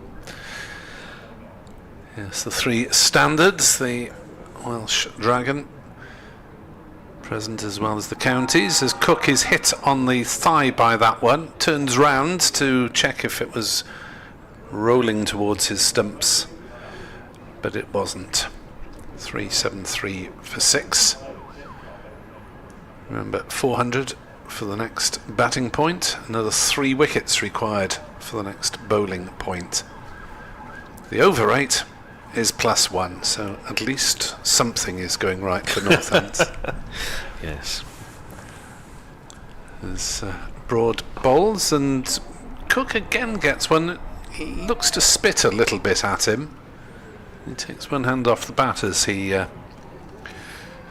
defends it back down the wicket. Just to confirm that Northamptonshire's women have indeed followed Glamorgan's women out of the T20 County Cup. They lost to Leicestershire by 41 runs at Wantage Road, all out for 75. As Cook almost plays on there, he's chopped that onto his pad off the inside edge. It's trickled down to Harrison in the gully, and Broad has got some signs of hope in his favour in this over. Good job I'm not playing for Macken's second 11 today. They're chasing 358 in 40 overs. Merry Christmas. Yeah, I thought we had a strong side out as well. As Cook pushes that one away on the leg side, so after conceding a boundary off the first ball, Justin Broad has caused Chris Cook a bit of discomfort in that over. 5 dot balls, 373 for 6. Well, I would have first team have declared, because at this stage of the season they play win, lose, draw, so you can declare and give yourself extra overs, and that's what they've done this afternoon against Desborough. So they've pulled out a couple of overs early, making 260, and see what happens. Here, Luke Proctor, we haven't seen a great deal of this afternoon, bowled very well this morning. He's going to come back into the attack. Comfortably the tidiest of Northamptonshire's bowlers, 15 overs, 4 maidens, 1 for 40, and as he has done all season, has just shown the way and bowled a good tight line and length. But again, it is really, you feel, now a question of damage limitation. Here is Proctor in, bowls first rather stiff looking delivery, it must be said, and turned away down to long leg by Tim van der Hoogten. In fact, he didn't get any bat on it at all. I thought it was bat onto thigh pad, but it was just thigh pad. So a leg by onto the total, 374 for 6. The lead is 189. Yeah, Proctor, top scorer in the wars yesterday, hit a couple of painful blows. Has led by example in the field, really. He's bowled the most tidily. He's saved a couple of boundaries with enthusiastic dives. He set the example, hasn't he? There's a couple of chariots going down the Taft trail. That next ball finds Cook covering up, pushing it out into the offside, and Keogh marches in from extra cover to field. Yeah, couple of horse-drawn little, well, they look like chariots to me, of a sort of Queen Boudica, but I dare say it was not quite as warlike as that, but very nice way to spend a Saturday afternoon. Clip clop. Absolutely. Here's Proctor in again and bowls and punched off the back foot by Chris Cook, but straight to Harry Conway at mid-off, and there's no run. We're just starting to see, as we do at this time of the afternoon, the shadow of one of the floodlight pylons just starting to stretch across the ground here at Sophia Gardens. Just the different shades of green at the far end, the trees now in leaf, the sunshine on them. It is a very, very attractive scene. Here's Proctor in again, bowls very full, and Cook pushing out into the covers where James Sales fields.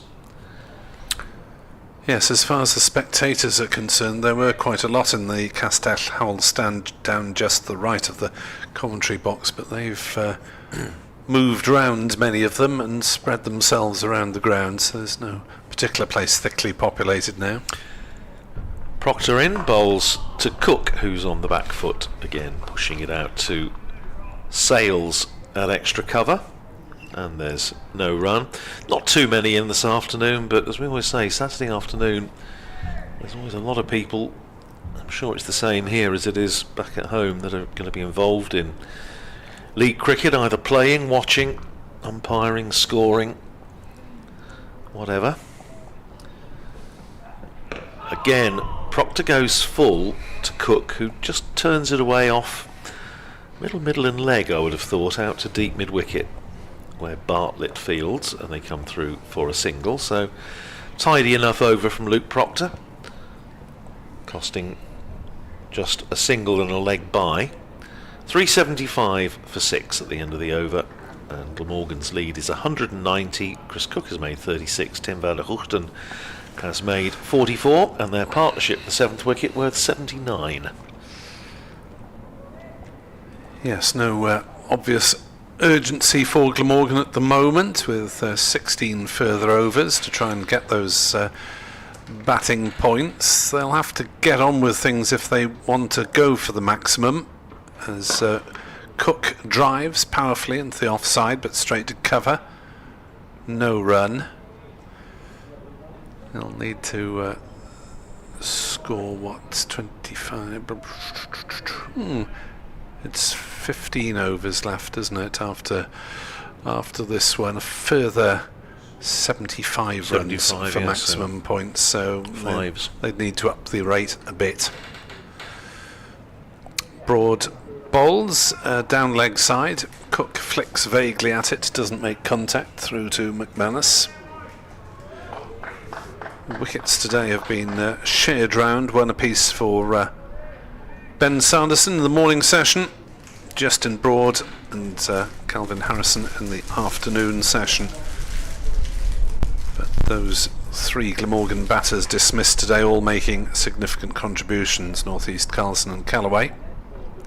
Oh, that one's shot through, and how it has missed the timbers, who knows, as Chris Cook tried to chop down on it, and Justin Broad really getting one to shoot there, and Tim van der Hoogten goes down to do a very suspicious bit of gardening. That won't have done a great deal for the well-being of the Northamptonshire openers, who are thinking about having to bat on this. As Cook is forward, driving back to the bowler, who half fields in his follow-through, and there's no run. I was just thinking, Nick, it's interesting when you and I were having a chat with Luke Proctor last night, and we were saying about having to bat last on this pitch and how it might not be all that easy. But again, I think we were sort of not quite envisaging how this has panned out today. No. It may well be that it's Northamptonshire having to bat last on it, in effect. As Cook defends on the leg side, no run. I mean, it may be with so much time left in the game. We sort of keep saying that it may be that Northamptonshire will find themselves having to bat this evening.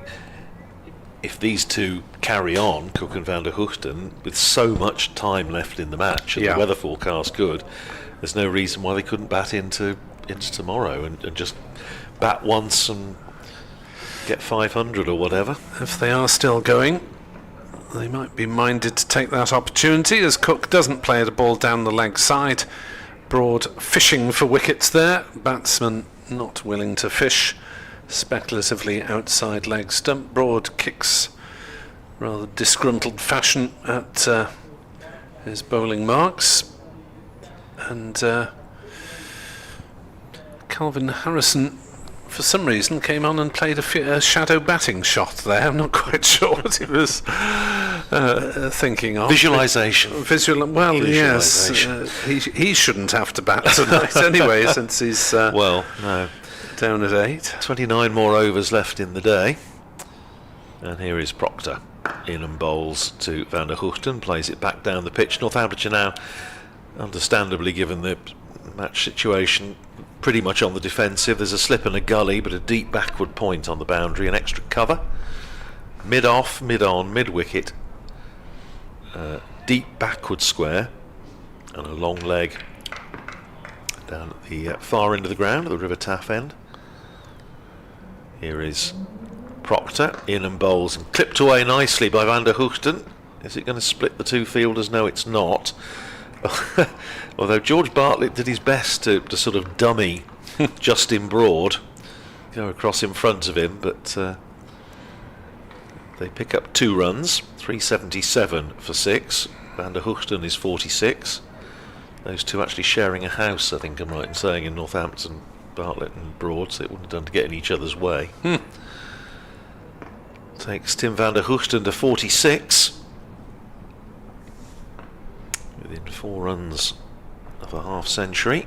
And that has gone off an inside edge. It's going to run away. Is it going to go for 4? Big dive. Terrific commitment there from Justin Broad.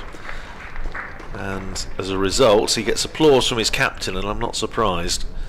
They come through for 2. I mean, that could have gone anywhere. It was a thick inside edge. Past leg stump. Come in a bit, hasn't it? it? It's a fast off break that from Luke Proctor, effectively. But a really good bit of fielding by Broad down on the boundary. Van der Hoogten, though, 48, 379 for 6. Proctor in again, bowls to him, pulled away. And that is 4 runs, and it's a half century for Tim van der Hoogten off 66 balls. And including 7 fours. 7 fours, and he becomes the 4th half centurion of the innings so far. And this has been a really, really good performance by, we talk about the batting unit, but they've built partnerships from 48 for 3 now to 383 for 6. Here is Proctor in again, bowls down the leg side, good take by Lewis McManus, and Ricardo Vasconcelos, I suppose again for something to do, asks the umpire whether he might have got a touch on that, and the answer quite clearly was no. Yeah, I think Ben Sanderson in the supreme visual position of mid-on also inquired.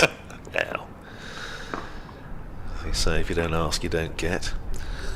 Here's Proctor in. Bowles nips that one back again to Van der Hoogten. Hits him painfully. I think it's on the inside of the thigh, or maybe a little above. Ending over, 383 for 6. Van der Hoogten's 52. Cook is 36 not out, and well, Andrew Hignall's giving it large, as they say. I think he enjoyed that one. I was looking at the comparative 50s, and Van der Hoogten almost as quick as Ben Kellaway. Ben Kellaway was 50 off 62. Van der Hoogten 50 off 66. Carlson 50 off 67. And North East, a different sort of innings altogether, 50 off 120. Here's Broad plugging it away, and Cook is edging and caught at slip. With little drama, Cook's gone for 36, and Broad has his second wicket. Yes, just found the outside edge, smartly caught by Ricardo Vasconcelos there at first slip. Yet another slip catch in this match. There have been an awful lot of them. 383 for 7, so the partnership worth 87. It means that the last few partnerships, 96 for the 4th wicket, 141 for the 5th, just 11 for the 6th, but then 87 for the 7th wicket, and the lead, well, just too shy of 200. Yeah, Cook just dabbling at that one, in two minds really. Didn't really need to play it. Played a defensive push that he didn't have to, and it caught the edge. Simple chance of Vasconcelos. And considering how long Northants have been labouring today, I might have expected a little bit more joy, but they've obviously run out of energy to celebrate even. It is, we said earlier, didn't we, it does seem a bit flat out there at the moment. And here is Andy Galvin, yet another half-centurion already this season. Van der Hoogten's got one, hasn't he? Got a 60, yes. 60 against 62, wasn't it, against yes, somebody or other? He's got an innings somewhere, as the computer will tell us. Sound effects of computer, the home game here against Derbyshire. That's what I like, proper. It's like the turquoise file of doom.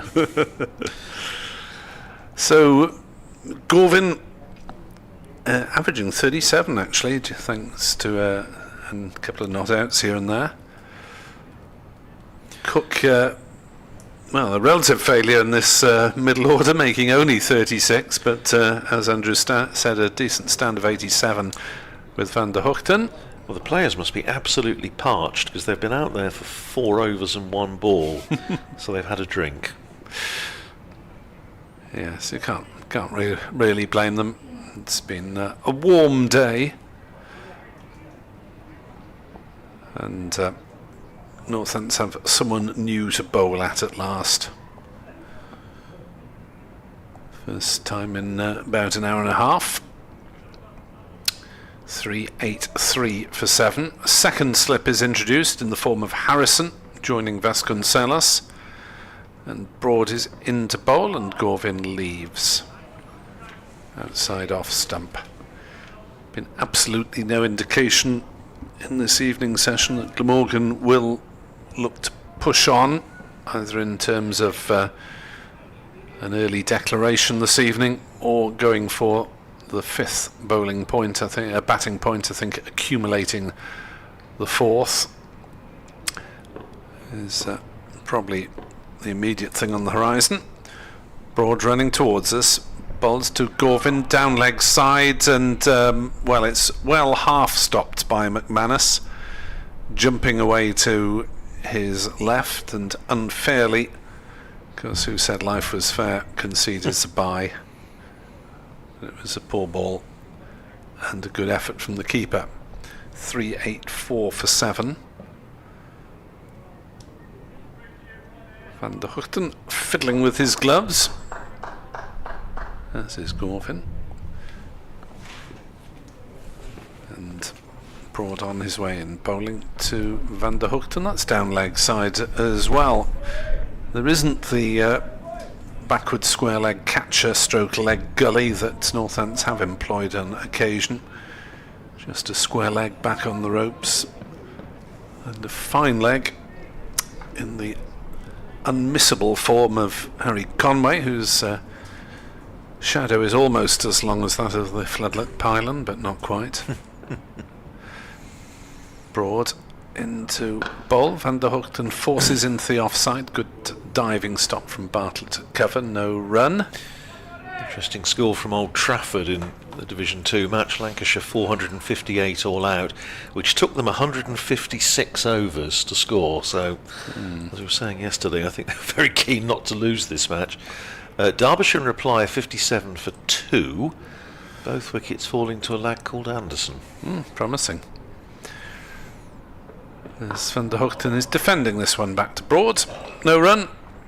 End of a wicket maiden. There's one bye off it. Wicket off the first ball. Chris Cook back in the hutch for 36. Glamorgan 384 for 7. David Lloyd, one of the victims, for 27. Caleb Jewell, the Aussie, for 16 for Sir James. I wonder if they've renamed the end the Sir James Anderson. We were end. having this discussion during the previous match against Lancashire, and our friend and colleague Scott Reed was saying that apparently they were mindful of the fact that they would need to change the sign to make it the Sir James Anderson end. I also noticed in the hotel there's a couple of references to him and various things that he's opened, or so the sign writer's going to be in business. Here's Proctor starting a fresh over. It's a short ball. It's pulled around the corner by Andy Gorvin, and he is off the mark with a signal as well from Hassan Adnan. That is one short ball for the over.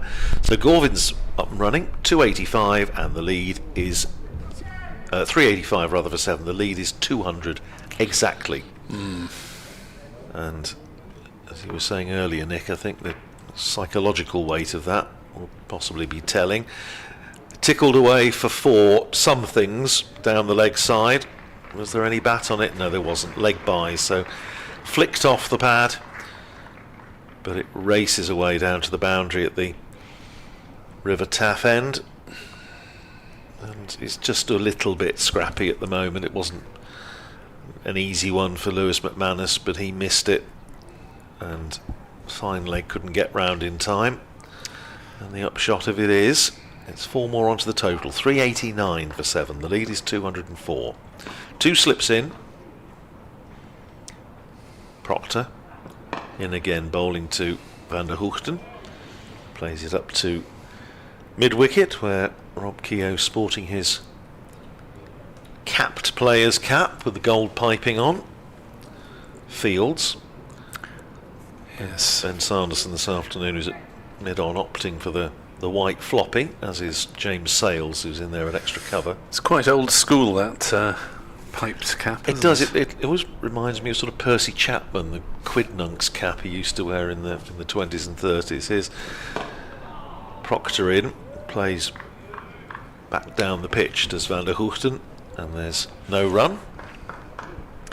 Yeah, well, Northamptonshire listeners, I'm sure will have heard us discussing this before, but for the benefit of Glamorgan supporters, the piped cap came in about 15 years ago, something like that, perhaps a bit more, for capped players. Here's Proctor in, and clipped away by Van der Hoogten down towards deep backward square, fielded out there by George Bartlett in front of one of the main scoreboards here, and Van der Hoogten picks up another run, 53 to him, 390 for 7. The lead is 205.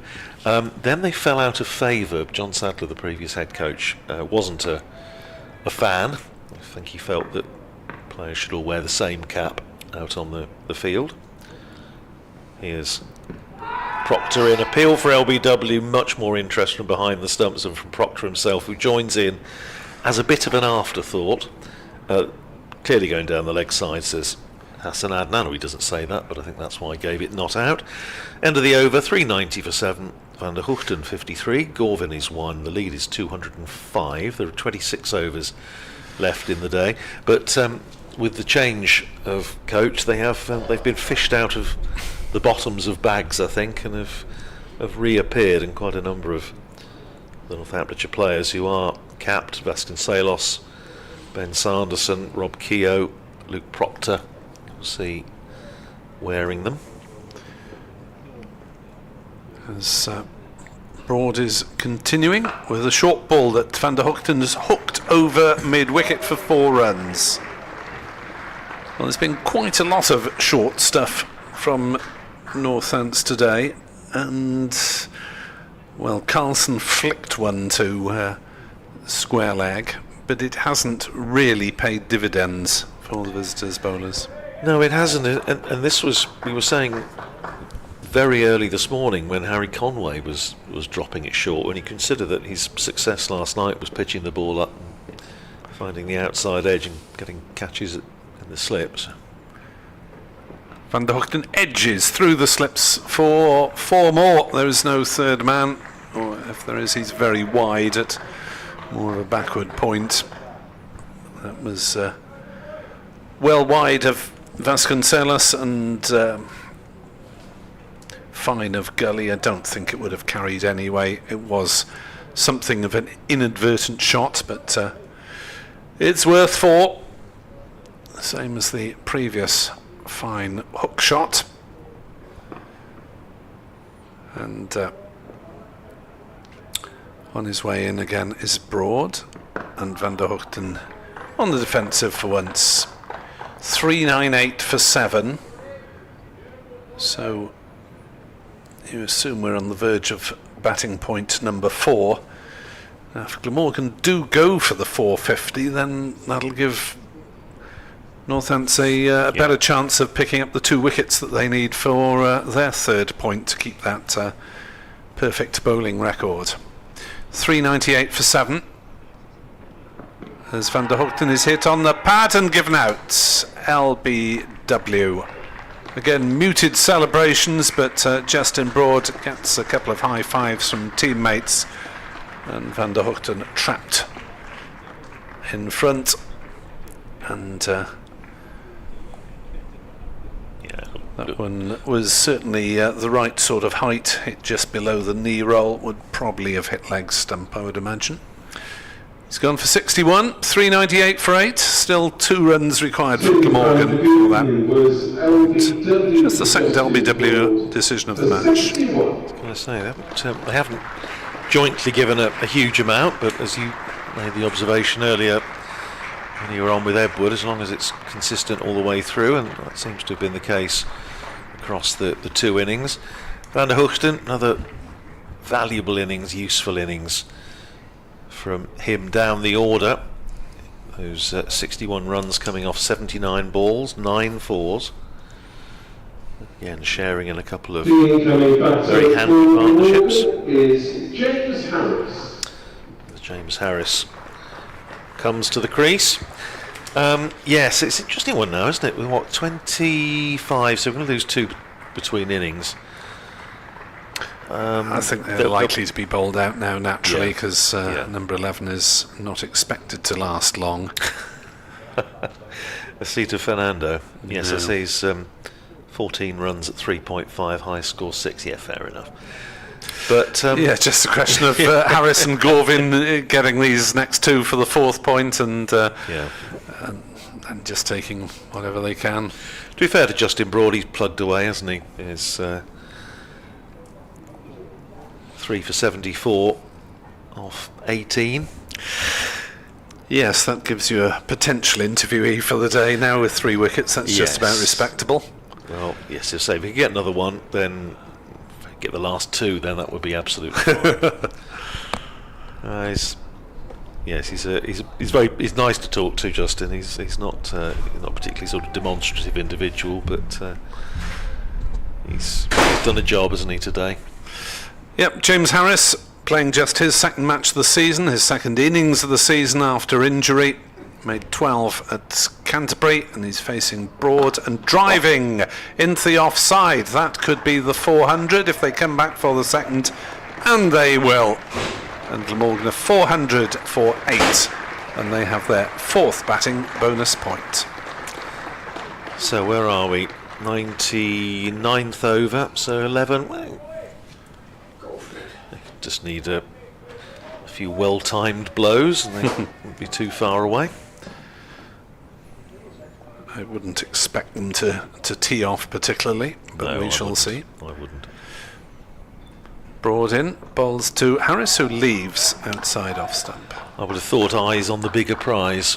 Just try and do it, as we always say, what the opposition would least like, and what Northamptonshire would least like, I suspect, would be to have to go out for 5 overs tonight or something, and with facing a deficit of 250. It could well be more than that, though. They'll have to bat, though. Yeah, it could be. But if they get through this partnership, then they should get the 10th wicket reasonably quickly thereafter. We might see a bit of fun and games as whoever's left from Gorvin and Harris tries to protect Fernando, which is sometimes amusing anyway, when the fielding side have 9 on the boundary and the batters are turning down singles. One more over, and I think Edward will come in for me. Here is Proctor running in to bowl to Andy Gorvin. Plays it back down the pitch and there's no run, and then I'll come in at writing up time for you, Nick. Thank you. It all runs like clockwork, doesn't it? Sometimes. Something like that, yeah. Sometimes, if I can remember what I meant to be doing here. Juggling a number of media balls. 400 for 8. Proctor in outside the off stump, left alone by Andy Gorvin, who, as you were saying, has also got a championship half century this year. Plenty of batting all the way down this Glamorgan order, apart from, it would seem, Fernando rather, but we'll see. Maybe his day. Edward's not convinced. Here's Proctor outside the off stump to Gorvin, who leaves that alone. Elsewhere, Durham 231 for 3 against Nottinghamshire now up at Chesterley Street. Emilio Gay is still there, 40 not out, but Alex Lees has gone for 82 to the man who's probably keeping Calvin Harrison out of the Nottinghamshire side. That's Liam Patterson-White, slow left armour. Proctor in, bowls, and that again keeps low. It was very full outside off stump. The odd one we've just seen just squatting a little bit, and that won't be wonderful news as far as the Northamptonshire batters are concerned, who are going to have to bat, as we say, facing a big deficit. Sussex are following on against Somerset at Taunton, all out for 152. Appeal for LBW as he looks to whip that away, Andy Gorvin, through the leg side, but umpire Hassan Adnan makes a little gesture indicating that was going down the leg side, which I think is probably fair enough. 51 for no wicket, Sussex in their second innings following on, so they're still 135 behind.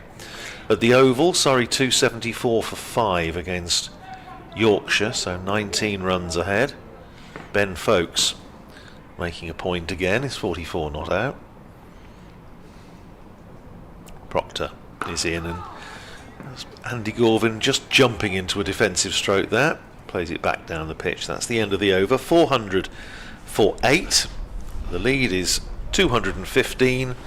We have 24 overs left in the day, and I shall make way for Edward Bevan. Thank you very much, Andrew. BBC Sport Online, 400 for 8, 215 ahead. And, well, there has been some success for Northants in this evening session. They've claimed a couple of wickets at the cost of just 31 runs so far. And this partnership between Gorvin and Harris yet to take off, but there have been a lot of partnerships down the order for Glamorgan, as Broad will continue to try to add to his 3 for 76. Comes in, bowls to Harris, who drives nicely into the offside, but there's a good scrambling half stop. They're able to come back for a second run. As presume it's Bartlett. He's been flinging himself around there enthusiastically all day. I think it's a case of if it's there, okay, hit it, don't go mad, and just try and get as many as you can. If the bonus point comes, so be it. Do you agree? Yes. Because they'd rather think of the 20 odd points they get for a win rather than 1 point in a bonus. Here's Broad. Ball's to Harrison. Defends out into the offside. Ball trickles gently towards cover and comes to a stop before Sanderson bends to pick it up. The sun-hatted Sanderson on one side, the sun-hatted Sales at mid-wicket opposite him. 2 slips. Sales more or less on the drive in a crouching position,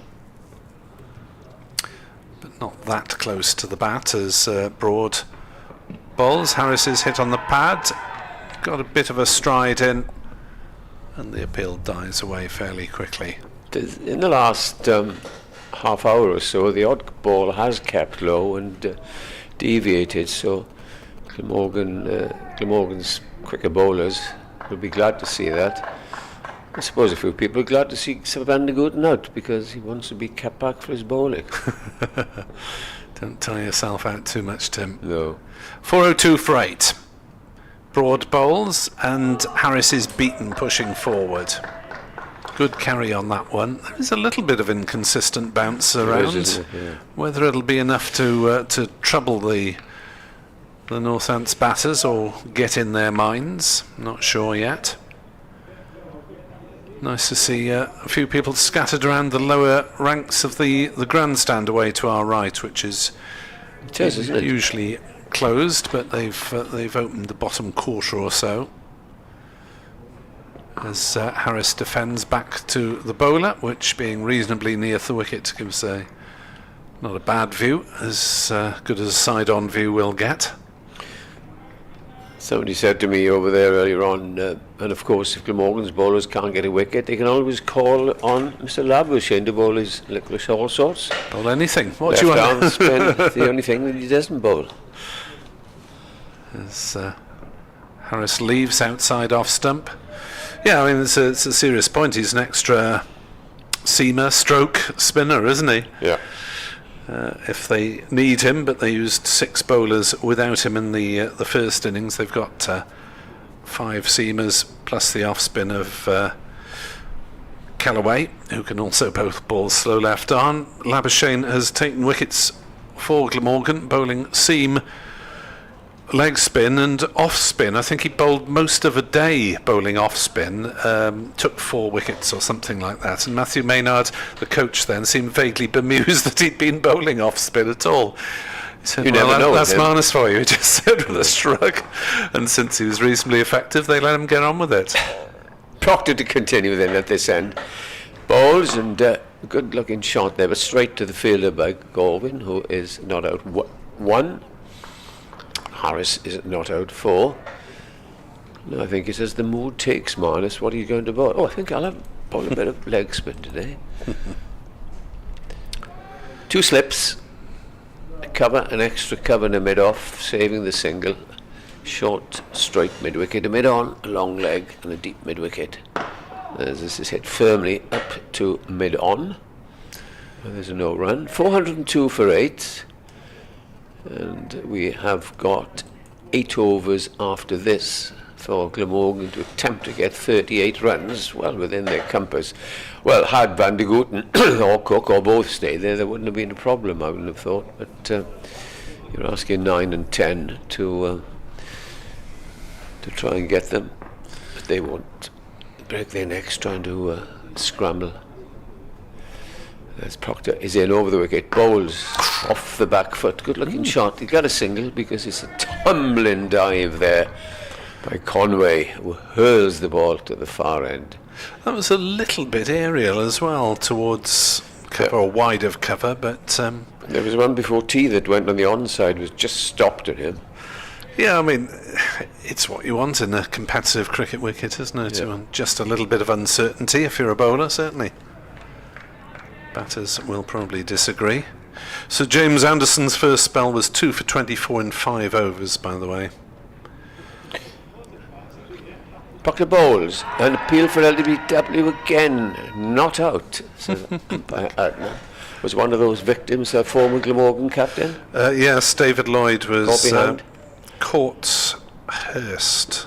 Yeah, caught behind for 27 after Caleb Jewell had been bowled for 16. The Makes a difference, prolific Jimmy. Australian. Yes, I wonder if Glamorgan will face him this year. In comes Proctor over the wicket, straight delivery, which is played back down to the pitch. Derbyshire 74 for 2 in reply to Lanky's 458 all out. Close game at Lords, Leicestershire 209 for 7, 23 runs behind Middlesex still. Peter Hanscom, the Aussies 77 not out, 3 wickets for Zafar Gohar for Middlesex, former Gloucester. Spinner. Proctor Bowles, good looking shot, and it's well fielded at backward point. It was short, Harris went for it, but hit it firmly.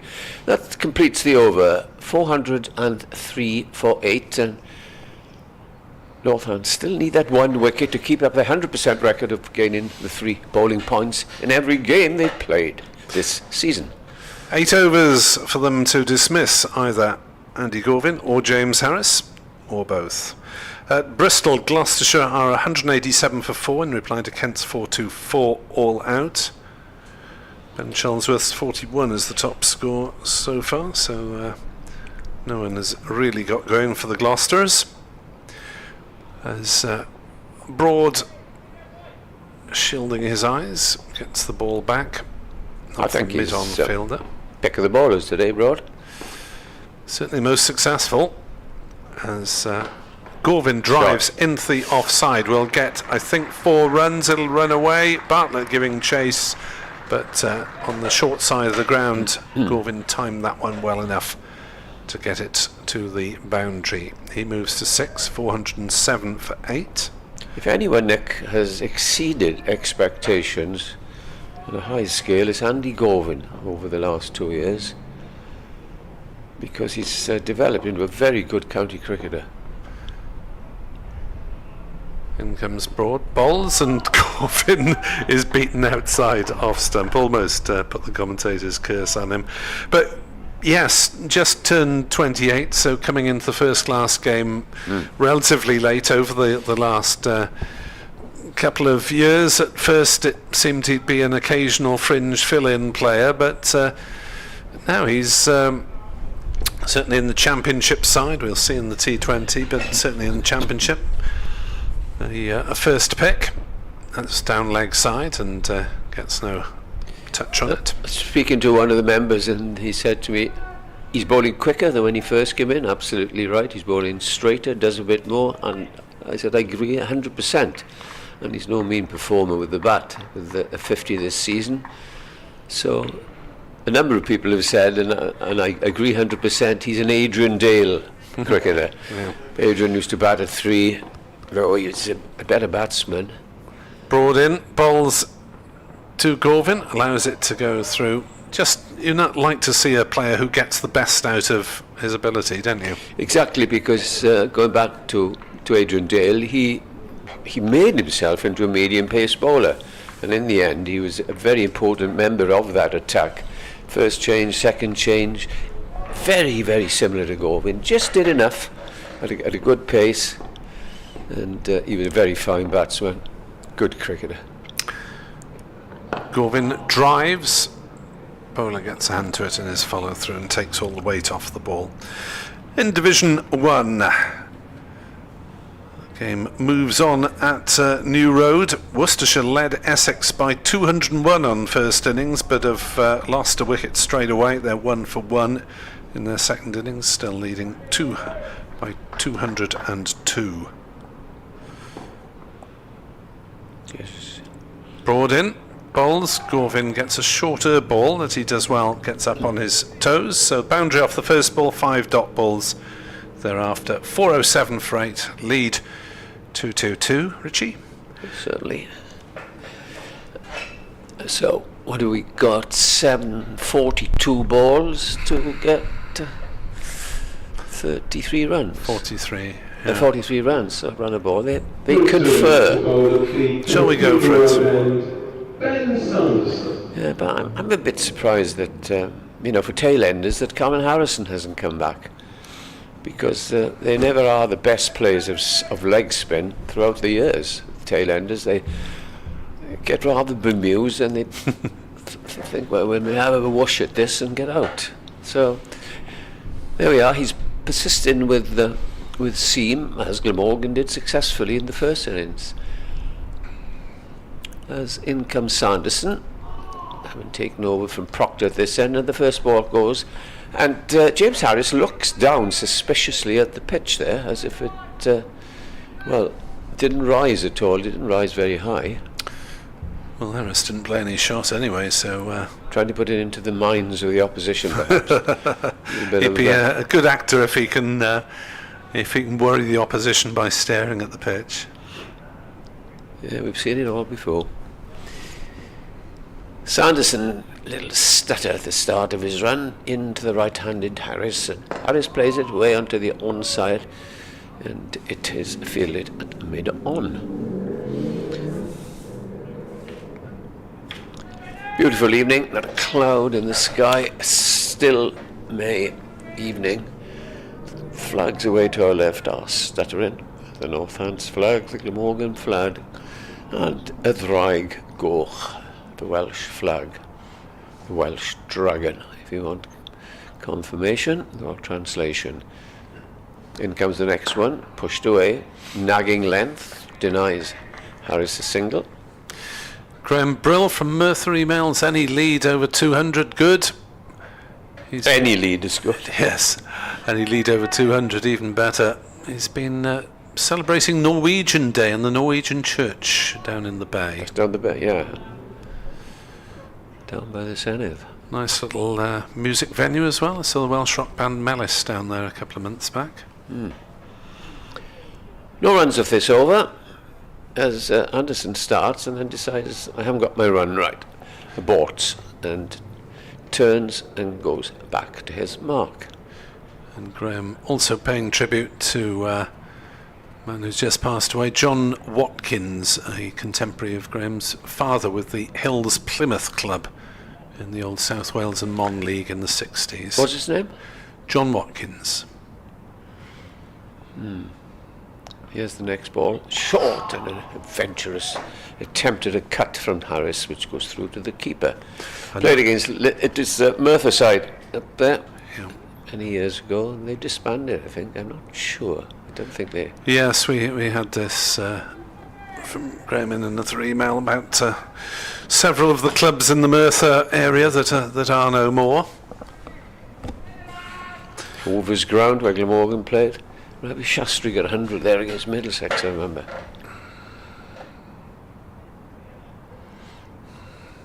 In comes Sanderson, forces Harris on the back foot. Obviously there's no thoughts of rushing towards this possible. Was it just a one-day league match they played at Merthyr in that season where Glamorgan Sunday played? league match. Yeah, virtually everywhere in South Wales, didn't they? Played at Took the show on the road. Yeah, Llanelli. Neath, the great St Helens, of course. I remember they played one county game against Leicestershire, the Steel Company of Wales, as it was called. In comes the next ball, and that's cut away. That will be forward, getting it there in the end. Harris, it was short outside the off stump, the only blemish in that over. And Harris gets a boundary, moves on to 8,411 for 8. And you'll be interested to know, Nick, that in that game, I think it was the only game ever played there, the smoke, and you remember the smoke when you go down the M4 that used to be, billowing, smoke stopped play. And there were red marks everywhere. The river end. Harry Conn.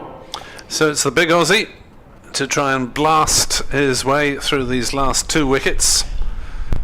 I still thought, a boundary in the last 2 overs just keeps them in thinking of a bonus, but if it comes, it comes. That's the way I look at it. 6 overs, 36 balls, and 39 runs. 39 is just, and I think the wicket for Northants is probably more likely than 39 runs for Glamorgan. Yes, with all due respect to these two. 7-2 on the board at the moment in terms of bonus points, so Northants badly needing to claw one back at least. 2 slips behind Andy Gorvin, and now the backward square leg is dispatched to how far back? Safe Zaib, where do you want me, Skip? About 3/4 of the way back, somewhere back there. Well, Conway trying to bounce him, towering over Gorvin if they stood next to each other. Gorvin gets an inside edge, had no idea where that was going. The answer is down to Sanderson in front of us at fine leg. Single. Talking about James Harris's batting prowess, remember, as a very young player, he could only be about 17 or probably made 18. He was robbed of 100 at Swansea. He ended up 90-something not out. And he and Robert Croft had put on well over 100. And somebody in the following day put in the newspaper. As Conway is into bowl to to Harris, who is taking his bat away from that at the very last moment. It was just like a rugby win, because you had the outside half, Croft, who always wore a 10 shirt, as you may remember, Yep. and you had Harris, number 9, the West Wales halfbacks, which I thought was very clever. Didn't Crofty choose 10 because of rugby? And Yeah, he played outside half. Yeah. Not very well. You didn't say that, you know it better than I do. Yeah. Conway bowls, Harris leaves through to McManus. Kieran Carlson played fly half at school apparently for Whitchurch. Yeah. Glamorgan batter, but maybe not too much rugby expertise elsewhere in the ranks these days. A few Glamorgan players, of course, played for Wales International Rugby in Glamorgan. Alan Rees, formerly of Aberavon. Will Fuller, of course. Conway in, bowls to Harris, pushes into the offside, no run. This is a bit of a phony war at the moment, isn't it? And while they're still battling for runs and wickets, you feel the important business maybe of this last session will be when Northants get back in for their second innings and look to survive maybe the best part of an hour or so. 19 overs remaining. We could easily see Northants batting second innings tonight. We expect so, as Harris cuts, Missed but out there. has hit it straight to backward point, no run. 4-12 for 8. Well, at least they're assured, Glamorgan, of 14 bonus points in 2 games, which is no mean achievement, is it, really? That's good going. Dominating affairs at Canterbury, where they picked up the 7, 1 short of the max. Conway to try and earn Northants their maximum bowling points, and hits Harris on the thigh as he pushes half forward. Ball trickles out towards Bartlett once more. 412 for 8. The game in a relatively sedate phase at the moment after Glamorgan pushed on, led by Ben Calloway, 95, taking over from Kieran Carlson, 54. Sam Northeast with the support role, 67. Cook 36, Van der Hoogten 61. Runs all down the middle order, really, the top and middle order, after they had been 48 for 3 at one stage. Partnership of 96 for the 4th wicket, 141 for the 5th. Then for the 7th it was 87, so really has been consistent. Here's Sanderson, starts a new over, comes in, bowls, and Gorvin gets up tall. Well, he's not very tall. There's a chance of a run out here if he hits. Had he, I suspect he might have been run out, but they had to hurry there. Not all the hands went up, as if to say if he'd hit he'd have been out. No doubt we will have a look at it again. It was rather... Thought Harris was probably all right there. Yeah. Risky sort of run. Anyway, they get a single. Both batsmen on 8. 4-1-3 for 8. Sanderson again comes in and bowls, this time to Harris, who plays it round the corner down to deep square, and that is a comfortable walking single. You do wonder about Luke Proctor's concentration. He's been on the field quite a lot with the top score that he got for Northants, obviously playing a leading bowling role. He's sent down 20 overs, and at some point fairly soon he's likely to have to go out and open the innings after a hard day in the dirt. Quite. Yeah, Sanderson, good delivery, came back after it passed the wickets. I'm just looking, Glamorgan in the last few years haven't been scoring enough first innings runs. Well, they're going to get 400 plus in this game against Northants. Against Kent they got 549, and against Derbyshire they got 431, and that is not a bad effort. Yeah, it was something that Gloucestershire they also got Richard runs. Dawson was bemoaning really in the first few games, Yeah. that Glamorgan were saving their best efforts for later in the game. Sanderson, row, bowls. Gorwin takes his hand off the bat as he plays that back to the mid-on. Which is easier identified than remedied, really, because they were very much under the cosh, losing 2 out the first 3 and having to follow on and bat out time at Bristol. Lead, incidentally, is 2-9. As long as it's a 18 nice round number. 250 we'd settle for. Sanderson keeping going, coming in, bowls again. Oh, and that edge down to third man. There is no third man until runs away for 4. Edgy 4, probably controlled because there were no hands jumping up. Here's the replay. I think it was all along the ground. Fairly Angle there, controlled. yeah. Still a bit of a double teapot, a brief double teapot from Ben Sanderson, as if to ponder the unfairness of life, the universe and everything. Well, the unfairness of life is fine, but if you'd had a third man, you would have won a single. Don't quite know why he's got an extra cover and a cover there. Sanderson in and bowls again. That's a better delivery. Nudge round the corner for a single by Andy Gorvin, who again is making a little contribution here. That completes the 106th over. So we have 24 balls, and they've got to get 21 runs. Go for it, lads. 31. 31. Go for it. Slog him over the top. Harris and Gorvin meeting in mid-wicket that is probably top of the agenda. How far shall we try and expand our game?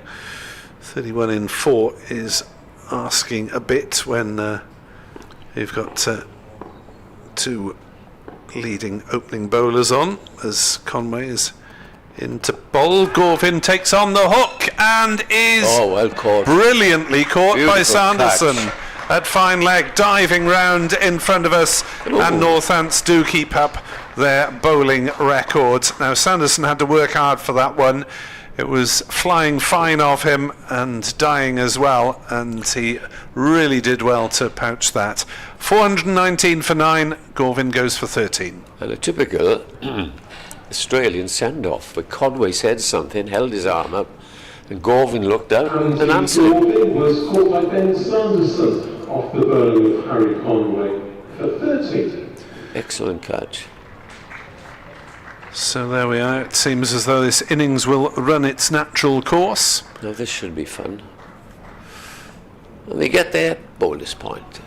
In the 107th over, first ball thereof. Big grins from Harry Conway. And Good catch, wasn't it? It was. I didn't think he was going to get to it, but Sanderson clung on well, diving to his right as Asitha Fernando comes in at number 11. Well, he's done better with the ball in the last couple of matches after Moving to first change as we see a replay of the Sanderson's catch. Well judged camera person as well Yes, judged indeed. Sanderson. Now, what do you think James Harris is going up to talk to Fernando about? Because he runs away a little bit from fast bowling, but he won't have strike, of course, because they crossed. No. Oh no, of course that. Let's see. That happens in one day cricket. Oh, he's got this. No, it's Fernando on strike. Come and watch, Sandra Rad. You haven't seen this, have you? Yeah, 5 balls is asking quite a lot for Asitha Fernando to He generally survive. He did at Bristol anyhow. He runs away to the onside and then tries to flap it through extra cover. He did come once, but then at his off stump cartwheel. He has got a defensive shot of sorts, I believe. 5 balls to go. Occasionally. Where's your money, everybody? He was not out naught at Canterbury when they declared. They got naught though. Yes. Anyway, the lead is 2-3-4, which he's looking round the field. This could be very interesting. Conway in to bowl to Fernando from the River Tap end. Steams in and Fernando defends. He wants to get away. Sets off for a single leaf. No, he's played it straight to point. And there is no run. Umpire Glamorgan is waving vaguely at someone. Probably instructions as to the roller, I guess. I think he was waving to the ground staff. Get the heavy one. Heaviest you've got. Conway to Fernando. What's he got for us? my word. That's approximately a cover drive, and he's off the mark with a single. Yeah. 420 for 9. Now will Harris go for the swing, knowing that he hasn't got much support at the other end? I mean, what Proctor should really do is to bring Harrison on this end, because he will not surely think of doing anything else but just trying to slog him into the next park. Conway to Harris, and Harrison cuts at that one, misses. Harris. Conway to Harris, and he missed.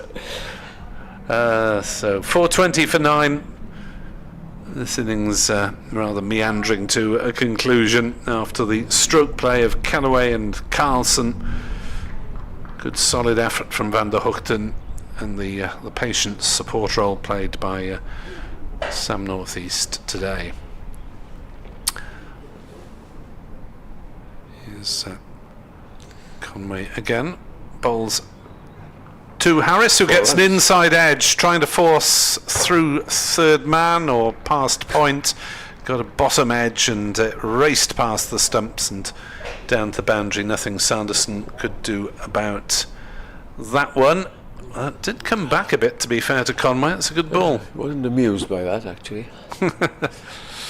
No, he's maybe conceding a century. He's 3 for 99 at the moment. Might just not get one in his own half here, James Harris. 13 wickets in the 2 matches before that. He's added 3 so far in this one. Fernando, the other side, is playing some handsome shots with no ball. As Conway's in to bowl to Harris, who lobs it to slip but is off the thigh pad. Conway inquiring, hopefully, just in case there was bat there. And now Fernando is on strike at the start of the over, and that one is jagged back from Conway as well, and he's getting a bit of movement off the there's still a pitch little at bit the in moment. there.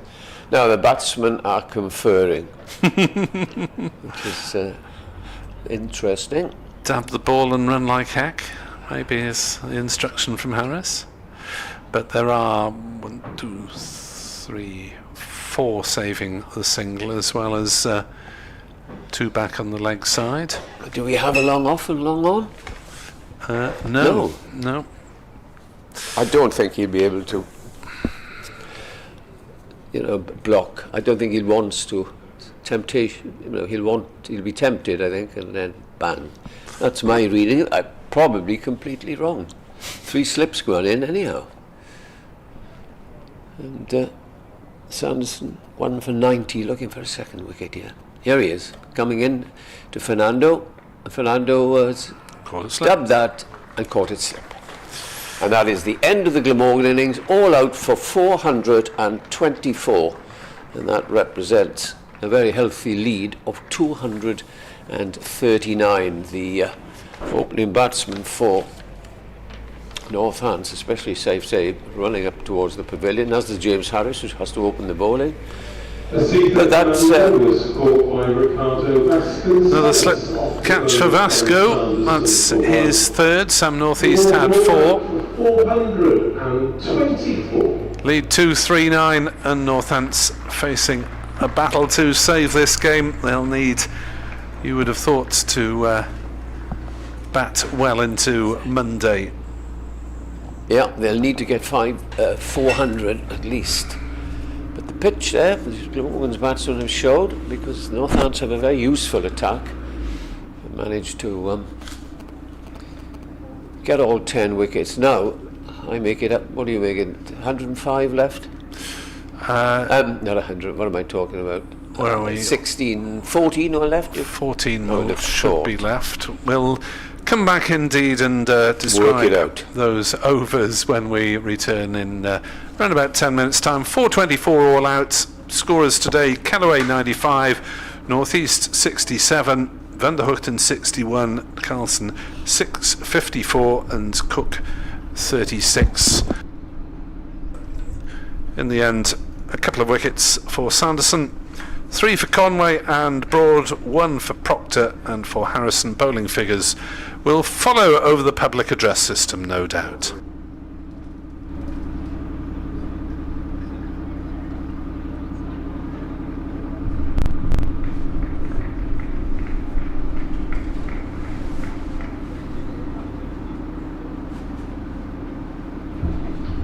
For those of you who would like to keep your score sheets up to date, I'll give you the rest of the details of Glamorgan's first innings and the bowling figures in just a moment.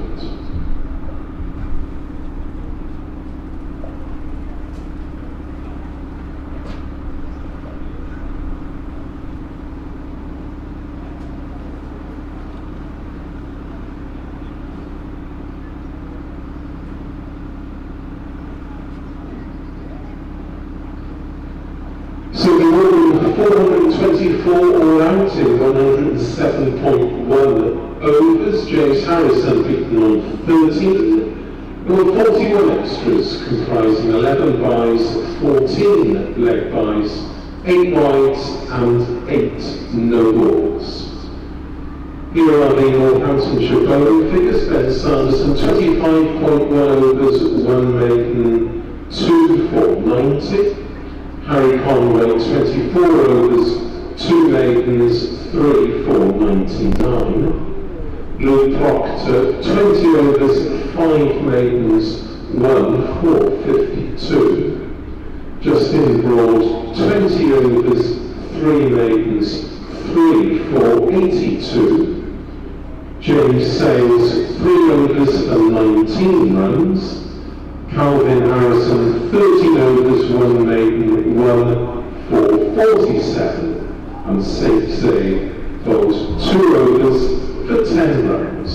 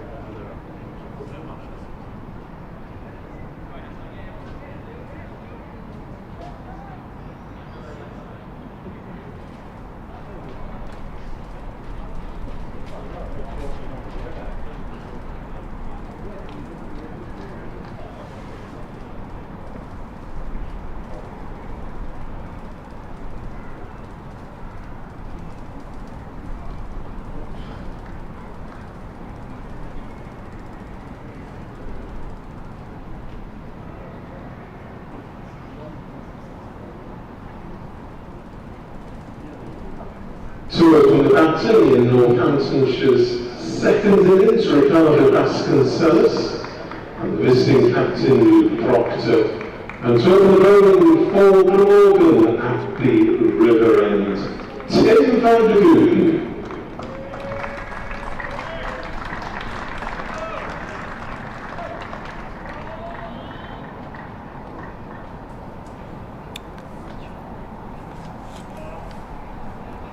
So here we go again for the final 14 overs of the day's play here on BBC Sport Online, and Northants starting a formidable 239 runs in arrears as Vasconcelos and Proctor look to firstly survive the next 50 minutes or so, hopefully to knock a few off the deficit. Glamorgan probing for a wicket or two this evening. Van der Hoogten is in bowls and Vasconcelos defends. And you'll be able to hear in the background the difference in the verbals between the two sides. Northants were, to be honest, hanging on for most of the day, trying to stay in the contest. They fielded enthusiastically. The bowling wasn't quite as consistent as it needed to be, and Glamorgan able to pile up a big lead. Van der Hoogten into Vasconcelos, and he edges on the bounce to third slip where Kieran Carlson makes the stop. Marnus Labuschagne's tones heard in that chorus. The Aussie must be desperately frustrated to try and get into this match, having failed to score, wasn't required to bowl, and hardly touched the ball in the field. So he can do his best in vocal encouragement of his compadres. Van der Hoogten round the wicket to the squat left-hander Vasconcelos, threw outside off stump, a ball that really didn't deserve that level of applause, but got it nonetheless. 14 overs for Northants to bow out tonight. I thought they'd surrendered at one point there. It was, took the opening batter so long to get out. The Glamorgan fielders and bowler were all ready to go, and there was no sign of the openers as they made their way the half a mile from the pavilion to the middle. It's a long, long way. Van der Hoogten into Vasconcelos, beats the outside edge through to Cook. Prodding forward was Vasconcelos, who's had plenty of runs off Glamorgan in his time, that's for sure. And Northants certainly could do with a few more this evening and tomorrow morning. And tomorrow afternoon, and tomorrow evening, and Monday. Yes. It's Van der Hoogten into bowl, and Vasconcelos plays defensively out on the leg side. There is no run. With a deficit of 239, you would have thought that Northants would look to bat, well, as long as possible, obviously, but they'll need to bat well into Monday to give themselves a chance of surviving in the match, or maybe if they do manage to get 400 here, a chance of snatching an unlikely win. Van der Hoogten in, bowls, Vasconcelos defends. We did see that in the Derbyshire match, that although Glamorgan did dominate the first 2 days there, Derbyshire fought back really hard and put themselves in with a chance of winning it on the final day. Northants will be hoping for something similar. They will. Just been updating listeners to BBC Radio Northampton, who are, I'm sure most of them, very pleased that Northampton Saints have beaten Saracens this afternoon in the rugby. Came from behind to do so. Marvellous. Similar sort of resilient performance is required from the cricketers here. You have a supporter, by the way, Nick. I thought you'd be pleased to know. David Crook's been on to me as a Northamptonshire supporter and one of our regular listeners. He's saying, talking about the Sanderson catch in the deep off Andy Gorvin, which was an absolute corker. Saying about Sando leaping like a salmon, but he says Nick is right. Good heavens, I'll occasionally. I know, I'll tell you what you're right about in a moment.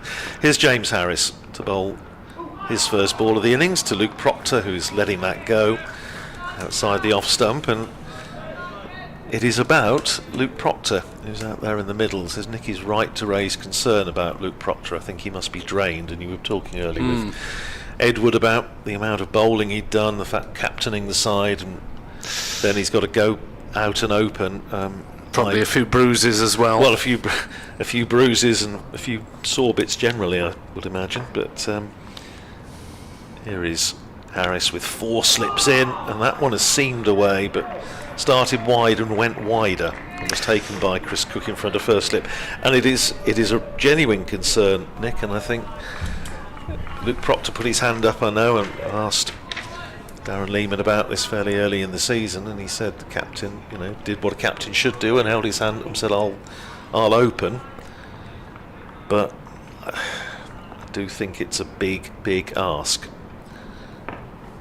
Here is Harris in and bowls to Proctor, who clips that away and is off the mark, and Northamptonshire are off the mark, and it's going to run away for 4 runs away through mid-wicket.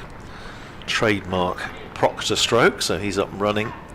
4 to him, Northamptonshire 4 for no wicket, a mere 235 runs behind. But the situation is that Northamptonshire obviously lost an opener last year with Emilio Gay relocating to Durham. They signed Matthew Britsky, who then got an IPL deal, so didn't come. So they are basically an opener light. Here's Harris in, bowls very full and clipped away by Proctor. More runs for him here. I think there'd be a couple, as it's chased by Sita Fernando down towards the boundary, deep backward square, and they come back for another couple. 6 for no wicket, Northamptonshire. All of those runs to Luke Proctor. Well, it doesn't seem to me that being an opener in red ball cricket in the UK is a terribly fashionable pursuit. No, it's not. Well, it's not a barrel of laughs, is it? It's a tough job. Everyone wants to bat 4 or 5. No, absolutely, yeah. Well, no, quite right. Here's Harrison again, bowling to Proctor, who steers that with soft hands wide of 4th slip. I just wonder if 4th slip might just have got a fingertip on that and taken a little of the way. We'll have a look at the replay. Those of you watching on the Glamorgan stream, not sure he did actually, but it's run away for 4. It was perfectly safe. Steered down to 3rd man, and there was no 3rd man. And Eddie's not in the box at the moment, but 10 for no wicket. All of those runs to Luke Proctor. But I do feel, Vasconcelos is an opener. Yeah. But I do feel, and I've said this a number of times this year, that I think everyone else is possibly batting one place too high. But here's Harris, bowls to Proctor, who pushes it up to mid-on, and there's no run, fielded there by Tim van der Hoogten, who I imagine will keep hold of the ball. How often has Vasconcelos opened and kept wicket for Northants? He did have the gloves. He did have the gloves at one point. Yeah, obviously not recently really, because Lewis McManus has apart from when McManus broke his thumb a couple of years ago, and then Vasconcelos did it, but he did drop down the order. Yeah. Well, similarly, Proctor's was one of the main seamers. Yeah. It is a heavy workload. Well, he has been opening the batting and opening the bowling in a number of games this year before Conway came. Van der Hoogten in, bowls. Vasconcelos is forward, defending. Back to the bowler. 10 without loss, 229 runs in arrears. As Glamorgan look to press home their advantage with a wicket or 2 this evening. You suspect they'd be quite happy if they could take 2, satisfied with 1. Van der Hoogten in to bowl. Vasconcelos has got his very best forward defensive shot out. Yes, I hope the photographer was. Hope they haven't gone home. That was lovely. Yeah, Vasconcelos just has threatened a time or 2 this season. Only made 1 innings of any real substance. That was 82 at Derby. Got a couple of starts in each of his last 2 games. Can he get a start here? Van der Hoogten bowls. Vasconcelos defends on the offside. Callaway at point does the fielding. Labuschagne going through a token bowling action at slip. Maybe he wants to be first change this time. Of course he does. To get into the game. Northeast is at second slip. Kieran Carlson at third. Both the captain and the vice-captain contributing well with the bat today. Tribe is at leg gully. Or maybe leg slip. Vasconcelos hit on the pad as he tries to play that one on the leg side. Zain ul Hassan dashes into field. Yeah, since that 82 against Derbyshire, Vasconcelos 33 in the first innings at Leicestershire before he was out trying to leave one alone, just caught behind, and then was bowled around his legs by Josh Hull for 11 in the second innings. Then 39 first innings against Lancashire at Northampton, naught in the second. Van der Hoogten bowls to Vasconcelos, who fends that one away to get off the mark.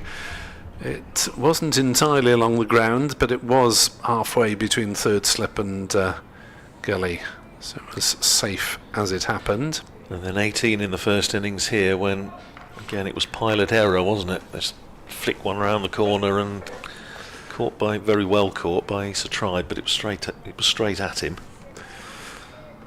Yes, Tribe has now moved from that leg gully position to a more conventional gully stroke fifth slip.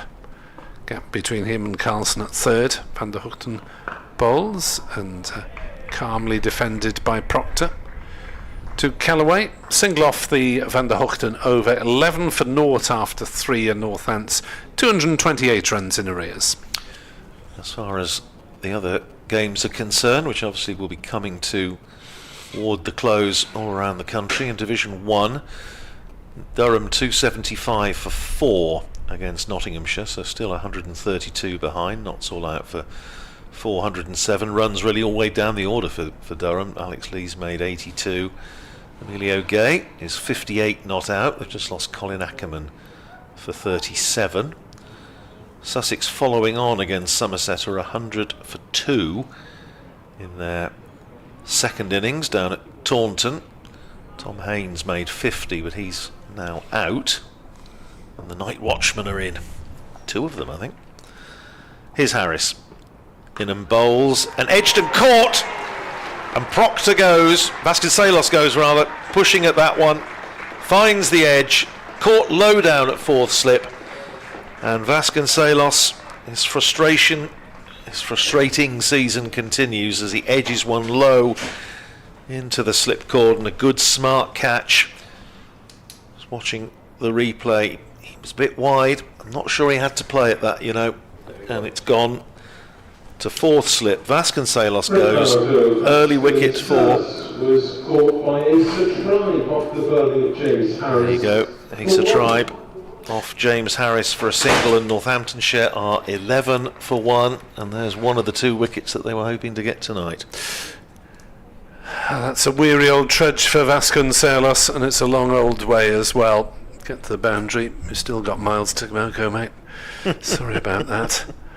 Asa Tribe alternating between leg gully and fourth slip stroke gully, and he was on the right side, of the correct side, to claim that catch, and that is one of the weariest trudges that I've seen in a long time from the South African opener. Well, I have to say, I mean, we talk almost every time he's out about the slowness of his walk-off. Indeed, he almost had to be prized away from the crease with a crowbar there, even though he just edged one to fourth slip, who took it knee-high, or shin-high. But is George Bartlett. I think that partly the problem with Ricardo is a fine player, and we know he's a fine player, and his record as having gone past 5,000 first-class runs proves it.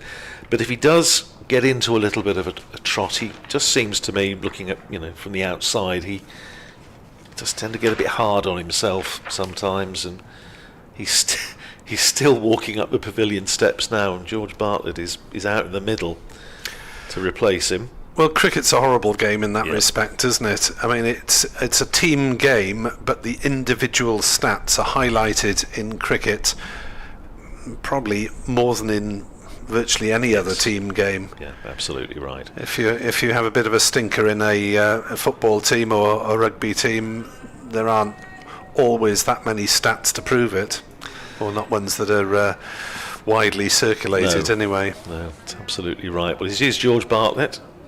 Made 20 in the first innings. Still 4 slips in, and Harris over the wicket to bowl to Bartlett. It's full. It's pushed out into the offside by George Bartlett, and there's no run. But Northamptonshire, as we said in the first innings, there's so many of these players who are short of runs, short of confidence. Bartlett has made 193 runs, averaging sort of low 20s this year. James Sales and Rob Keogh also short of runs. Harris in again, forced off the back foot up to mid-off by Bartlett. There's no run. Harris striking in his second over, just the start that Glamorgan would have been hoping for. There are still 10 overs to go after this one. Yes, maybe another 4 or so before we get into night watchman territory. Yes, I would think so. Not sure who would do it actually. Here's Harris in, bowls, driven crisply by Bartlett on the bounce, well fielded off his own bowling by James Harris. Just to go back to the scores in the other matches at the Oval, Surrey 323 for 6 against Yorkshire. Ben Folkes is 72 not out, so the champions building a handy lead there, already 70 ahead. At Edgbaston, Hampshire 113 for 5 in their second innings against Warwickshire, 219 ahead. Here's Harrison again, bowls to Bartlett, again full, played back down the pitch by Bartlett. Much excitement from behind the wicket, not a great deal from Harris, who's a seasoned campaigner who's seen it all before. At New Road, interesting, Essex were bowled out for 157, so 201 behind. Worcestershire opted not to enforce the follow-on, but they're now 26 for 3 in their second innings. Here's Harris, bowls to Bartlett on leg stump, takes Harris I think on the pad, not sure there was any bat involved. Ball's run down to fine leg, they come through for a single, and it is signalled as a leg bye. So one more onto the total, and applause from around the ground. Not too many spectators still in, but applause for James Harris, and rightly so. 2 overs, 1 for 10, and Northamptonshire are 12 for 1. Bartlett not yet off the mark. Proctor has made 10, and Vasconcelos caught tribe at 4th slip off Harris for 1. Northamptonshire still 227 behind. There's a helicopter takes off and flies over the ground. Not sure where that's come from. And the glad tidings that Macon First 11 have won for the first time this season. After a couple of home defeats, they've won in Bracken. As Van der Hoogten sees that one played gently through backward point by Bartlett, and they'll settle just for a single. Macon seconds not heading for victory.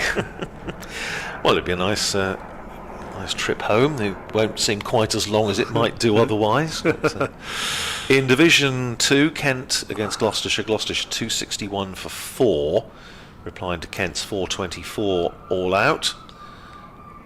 With for Gloucestershire, Cameron Green is 78 not out. Van der Hoogten bowls, turned on the leg side. That could be another boundary for Proctor. The chase is on. Ul Hassan slides and knocks it back just inside the ropes and saves a couple of runs. Proctor's 12-15 for 1. Derbyshire 106 for 4, replying to that Lancashire total of 458 all out, made in 156 overs.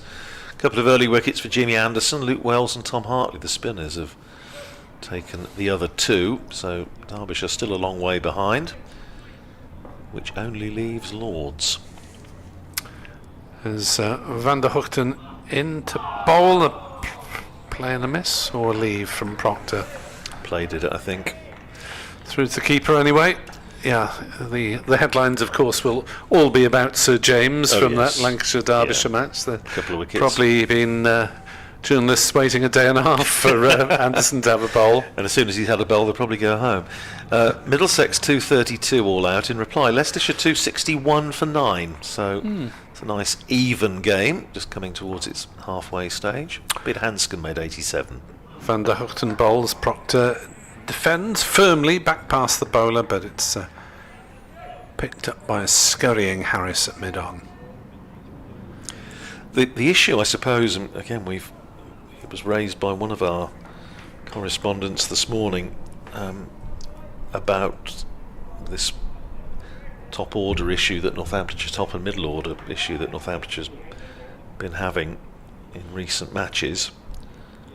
Comes down, I suppose, to who there is waiting in the wings. Van der Hoogten bowls. Oh, I thought for a moment Proctor had got a feather on that one through Cook, and Proctor's having a few unhappy moments at the moment after a scoring burst off Harris at the other end. He is, and he knows how important it is that he's still there to come back tomorrow morning. Gus Miller, who is an all-rounder, I think a batting all-rounder, I would say. He's back fit again, which is very good news. He's been scoring a few runs for the seconds. As that's defended by Proctor, out on the offside and the over. Proctor 12, Bartlett 1, 15 for 1. 9 overs remain of the day's play. Steve West, Glamorgan supporter in Cardiff, is a greedy chap saying, can we take 3 wickets as Northants did last night? Well, still 9 overs in which to do so. So Gus Miller, I imagine, will come into contention sooner rather than later. Krish Patel played at the back end of last season, played just the one match up at Headingley and made a reasonable impression. He hasn't really scored big runs for the seconds this year, but I imagine he'll be in contention. Here's Harris in again, bowls to Bartlett, who clips that neatly out to mid-wicket, but straight to Sita Fernando, and there's no run. There's a lot of talk about Adi Sharma, young lad from Buckinghamshire, who famously captained the second 11 at 17. Is again might have been in contention right at the start of the season, then unfortunately picked up an injury. He's back playing again now. Just needs to get back into the swing of things. Here's Harris in, worked into the onside, and this time Bartlett misses Sita Fernando at mid-wicket, and he's going to get a single as Fernando has to make ground to his right. 16 for 1. Bartlett goes to 2. Northamptonshire still 223 behind. There's a couple of lads in the academy that are obviously very promising, but there's nobody really sort of bashing the door down at the moment. It's fair to say. So Darren Lehman's options are limited when it comes to making changes if he deems it necessary to do so. Here's Harris, still 4 slips in, bowls to Proctor, who drives nicely, but straight to Zain Al Hassan at mid-off, who fields, and there's no run. So it's not an easy situation to resolve, unless obviously Northamptonshire look at loans or bringing in another overseas. Harrison, one imagines, will not be back after the next game against Gloucestershire. Here's Harris in, bowls on leg stump. Oh, that's lovely for Luke Proctor. That's just where he likes it, and he's worked it away through mid-wicket for 4. Takes Proctor to 16 and Northamptonshire to 20 for 1, on the basis that Yuzi Chahal, the Indian leg spinner, is going to be arriving for the game against Middlesex when we go back to Championship cricket 22nd of June, and he is scheduled at least to be here for the rest of the rest of the season. You never quite know, but that's plan A. So yeah, there's a few decisions to be made.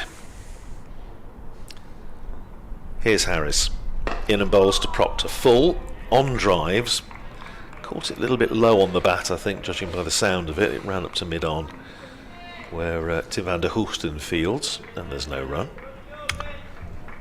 Chris Drew says just before he was out, Ben Callaway's first-class average went over 40, and is wondering about the last Welsh-born players to have a first-class average of 40 plus. I shall defer to a learned friend, Mr. Bevan, on that one. I think here's Harris in. Oh, and that's through him, and there's an appeal, and everybody's gone up. Proctor is going nowhere, and the umpire says you don't need to go anywhere because it's not out. But whether it just flicked the pad on the way through, I'll have a look at the replay. It's a beautiful ball. It's nipped back, hit something, I think, possibly the pad. Thigh pad, I think. Yeah, if it took anything. The rear view of that. That's it. The reverse angle is actually more useful. It's flicked the thigh pad. Flicked the thigh pad. It was an absolute jaffa, and it was a very good decision. And it was too high for an LBW. It was too high for LBW. Other than that, it was a perfectly innocuous delivery. Well done, Mr. Umpire. Yes, we Is it Mr. Shanmugam at this end now? We give them a dabble when they get it wrong, but that was a good decision. Harris gives way to Van der Hoogten in the attack, and Van der Hoogten sees the first ball played out by Bartlett, and there's no run. Van der Hoogten is into his 4th over, so he could bowl all the overs from one end tonight, or there might be the token over of spin before the close. Possibly a couple. I'd be tempted to give Callaway a couple, since he's on fire today. Van der Hoogten bowls, Bartlett on the defensive. In terms of Welsh-born players averaging over 40, a very quick check on the possibilities suggested by Chris Drew. Welsh-born players, which of course rules out the likes of Steve James and Matthew Maynard. Hugh Morris, former captain and chief executive here, did average over 40 in his first-class career. As Van der Hoogten sees Bartlett playing one inadvertently, rather, down to fine leg, going through for a single, 21 for 1. Phil Salt, who Chris suggests did not, but the other left field suggestion is correct. Chris, a Welsh-born player who is very recently retired, I think, who's averaged over 40 in first-class cricket, as Van der Hoogten bowls and Proctor turns it down to fine leg for a single, 22 for 1, and I would be a very surprised man, Andrew, if you got it. Recently retired, you Recently say? retired, yeah. Nobody instantly No, springs to mind. it is a bit of a googly of a question. Imad Wasim of Pakistan, who was right. born in Swansea but left at a very young age. Oh, love it, love it. That is edged, and Bartlett gets away with it. It's flown down to the third man ropes, past the slips, run away for 4, 26 for 1. Yes, I suppose it's often the case with averages that players that played their entire careers in very, very often on uncovered pitches, whilst they had the weight of runs because they would obviously have been playing a lot of first-class cricket and probably played for a long time, the average might not necessarily have been up over 40. Thinking about Alan Jones. And yes, probably first half of the 30s, I would guess. Bartlett cracks that one off the back foot, but it's fielded at point by Callaway, and there's no run. The sort of shot that leaves you feeling I deserved some runs for that.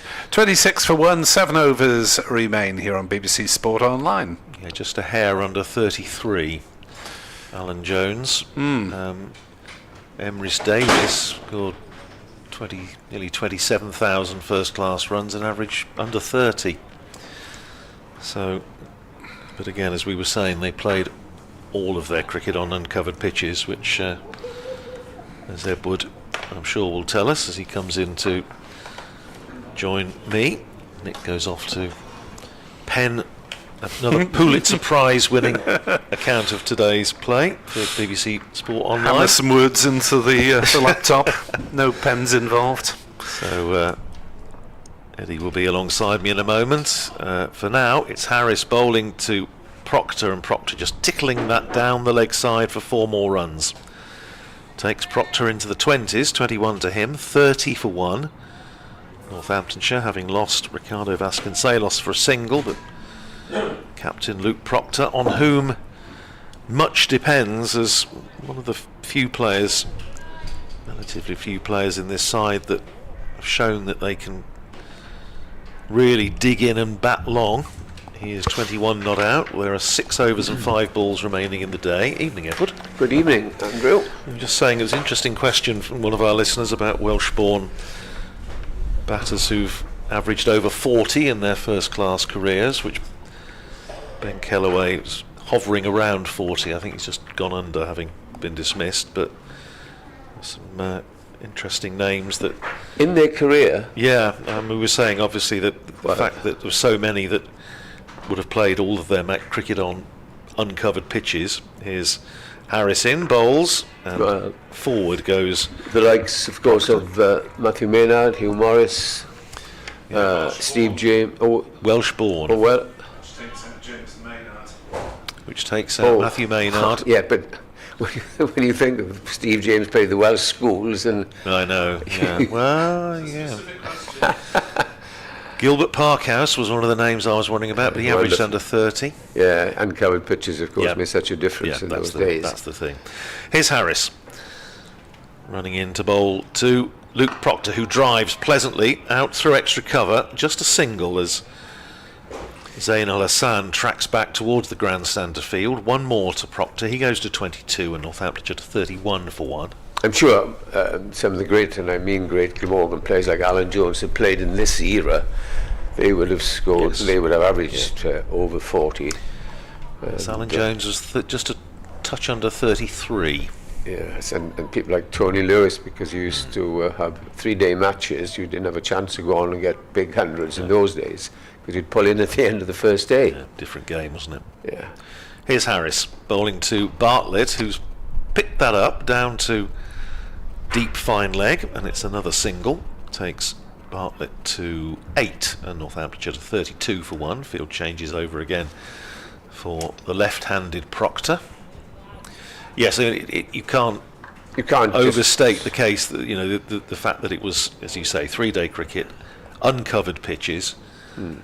You get caught on one of those, and you get top class spinners. Talking of which, I was most interested in sitting at the back of the box. Interesting listening to the conversation you had with Nick about Glamorgan grounds. Here's Harris in bowls to Proctor, lovely shot, straight drive back past the bowler for 4. Well, we were saying about Proctor being a bit fatigued and having a big workload as opening batter, frontline seamer and captain, but he's enjoying himself here. Well, he's enjoying himself against some poor bowling at the moment from Harris. He's taking the wicket, obviously, but what's he gone for? 25 in his 4th over, but he tends to be expensive, and then all of a sudden he produces a juffer. Well, don't think he warrants 4 slips the way that Proctor's playing. Well, Proctor was obviously quite happy to have the attacking field in the sense that opens up the gaps. Here's Harris in again, bowling to Proctor, who leaves that alone. Goes through to Chris Cook, and the end of the over, which cost 11 runs, 36 for 1 at the end of the over. Proctor is 26, Bartlett is 8. And the ground I was thinking about, which Northamptonshire played at only once, I think I'm right in saying, was Cowbridge. Well, that would have been back in the 1800s or the 1900s. 1931. Yeah. And you're talking about top class spinners. It was a game that Johnny Clay. Yeah, well, it's a match that acquired a certain amount of notoriety in that the captains, who were Valence Jupp and Maurice Turnbull The great Maurice Turnbull. Yeah. concocted a Oh. game after rain. Here's Van de Gooten starts near over, and this is played back down the pitch. Exemplary accuracy from Van de Gooten, 4 overs for 10 runs. Well, a lot of games were concocted in our era. Well, yes. I made them great games, you know. I did. So. Well, there was no play on the first day. Northamptonshire declared at 51 for 1. Glamorgan declared at 51 for 2. And then they played a game of cricket. Here's the next ball, and it wraps him top of the bat there, and he takes his bottom hand away very quickly, does George Bartlett. Northamptonshire were bowled out for 59. Johnny Clay 5 for 22. Frank Ryan 4 for 12. Jack Mercer opened the bowling. We were talking about him earlier. Frank Ryan, there is a story I can tell you off the air about Frank Ryan. And Glamorgan won by 5 wickets at 60 for 5. But the interesting thing about that game, or another interesting thing about it, I'll tell you after this ball. And here's Van de Gooten. Oof, not a great shot there. Waft outside the off stump from Bartlett, goes through to Cook. Is that, and as our listener was talking about Welsh-born players, all 7 wickets that Northamptonshire took in that match were taken by Welsh-born bowlers. Austin Matthews, who we were talking about earlier, and Albert Thomas, Taffy Thomas from Ruthin, North Wales, yeah. who bowled more balls for Northamptonshire in first-class cricket than anyone else. Good Lord. Oh, that's... never heard of him. Van de Gooten in, bowls the right-handed Bartlett, who defends on the line of off-stump, plays it out into the gully. He was serving, I think, in one of the Welsh regiments in the First World War, and was stationed in Northampton. Had a trial. And Northamptonshire clearly liked the look of him and signed him up. Because Glamorgan were not then a first-class county. I'll tell you a story about that as well. In comes the next ball, and that's well pitched up and driven back. There's no run. Our great friend Don Shepherd, you see, was in the National Service just outside Worcester. And Worcester saw him bowl in the nets, were about to offer him a contract. Wilf Wuller was not in a particularly good humour. You're not having him. He'd come down here, Shepherd, immediately. That was the start of that. Or he would have taken 2,219 wickets at about 20s for Worcester. Typical Wilf Wuller. Here's the next ball, well pitched up. Carlson, for some reason, is appealing and it hit the bat. That's the end of another accurate over.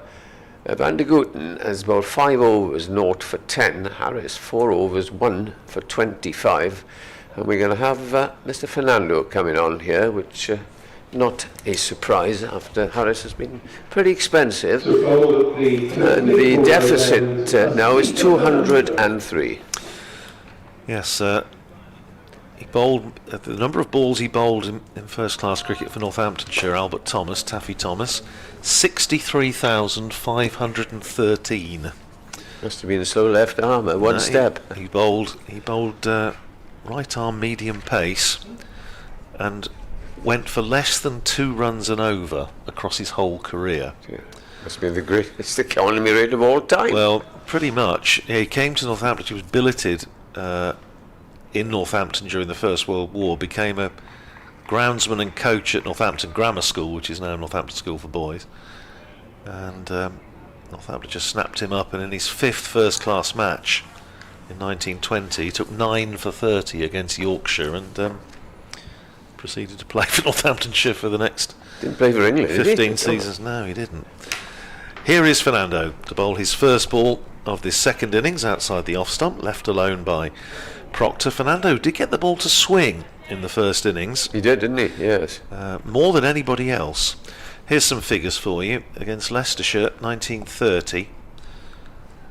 Thomas, 34 overs, 23 maidens, 3 for 17. And he and Valence Jupp bowled out the Australians, including Bradman, for 93 at Northampton in 1930, and he got £2 from the mayor for his trouble. Well, that's £100 now, I suppose. Fernando in bowls outside the off stump, left alone again by Proctor. And even after he finished with Northamptonshire in 1933, starting to get injuries, not surprising bowling that number of overs. But he was still playing in the Birmingham League, Aston Unity, Kidderminster, Old Hill, those sort of clubs. Probably picked up a few bob there as well. Well, I'm sure he did. He was still playing after the war. He was still playing into the late 40s. But, yeah, remarkable cricketer most people have never heard of is I haven't heard of him. Fernando in, bowls and driven stylishly by Proctor, but can't get it past Zain Al Hassan at mid-off, and there's no run. Yes, he had it's a sort of rather sad indication of how professional cricket was in those days. He got a testimonial in the year he was released when he was struggling for fitness. It raised £276, which wasn't a bad sum in 1933. What it is. But by the following January, he'd virtually drawn all of it out of the bank. There wasn't a lot left. Here's Fernando round the wicket to Proctor. And Proctor is in behind it, pushing it out into the offside. See, in the old days, Andrew, it was difficult for the professional cricketers because many of them were played by the game. There was the famous, I can't remember his name now, wicketkeeper from Yorkshire, and they were in the pub one night, all the team having a beer, and he was sitting down here, the wicketkeeper, and the chap next to him, what do you put in your hand behind your back all the time? Well, I've broken a finger or two. He said, if Skipper sees me, he won't play me in the next game, and I can't afford not to play. Bravely, he went on and played. Fernando in, bowls outside the off stump to Proctor, who leaves well alone. Yes, I mean, and this was obviously what caused a lot of resentment when the amateurs came in during school holidays, and they would take the place of pros who would miss out on match money as a result. You know, and there was a lot of resentment because some of them would come out in their cravats and their posh hats and go, and the poor pros would be sitting there playing with the second team or doing 12th man duties. Fernando. 4 slips in place, beg your pardon. No, it is 3 slips. Bowls to Proctor, who it's a rather jerky defensive stroke of his, but gets everything behind it, pushes it out into the offside down to point, and that's the end of another over. 36 for 1. 26 to Proctor, 8 to Bartlett. We have 4 overs remaining. I remember talking to Tony Allen, who was at Eton with Brian Johnston, great friend of Brian Johnston. There's a change of bowling as well at the river end because it's Andy Gorvin. It's Andy Gorvin coming on. So Could you just say Gorvin to bowl? and Tony Allen only played a handful of games for Northamptonshire, but Leo Bullimer, who was scorer for 50 years, picked him in his best ever Northamptonshire 11 because he said he was such a great player. And I mean, his record when he did play was very impressive. But I remember talking to him not long before he died, and he was into his 90s, and he said, I felt guilty playing because I knew that I was doing somebody out of a job in effect. I'm sure I'm sure he wasn't the only amateur that felt like that, but yes, you are. Somebody should have said that. that was the nature of the beast, even into and this was 1936 thereabouts. Tony Gorvin, talking about Tony Allen. Gorvin's first ball is clipped away down to fine leg, well, a little square of them fine leg, and it's 2 runs for Bartlett. The ball, Gorvin's first ball, just drifting down there and clipped away. And the score moves on to 38 for 1. I suppose, had you said to Proctor before the start of the innings, look, you're happy if you lose 1 tonight? I think he might have said yes. Yes. I think he'd have bought that. 2 or 3, then we're in the mire. But still 3 overs and 5 balls left as Gorvin, brisk run-up, comes in, bows to Bartlett. Bartlett back on his stumps and plays it defensively.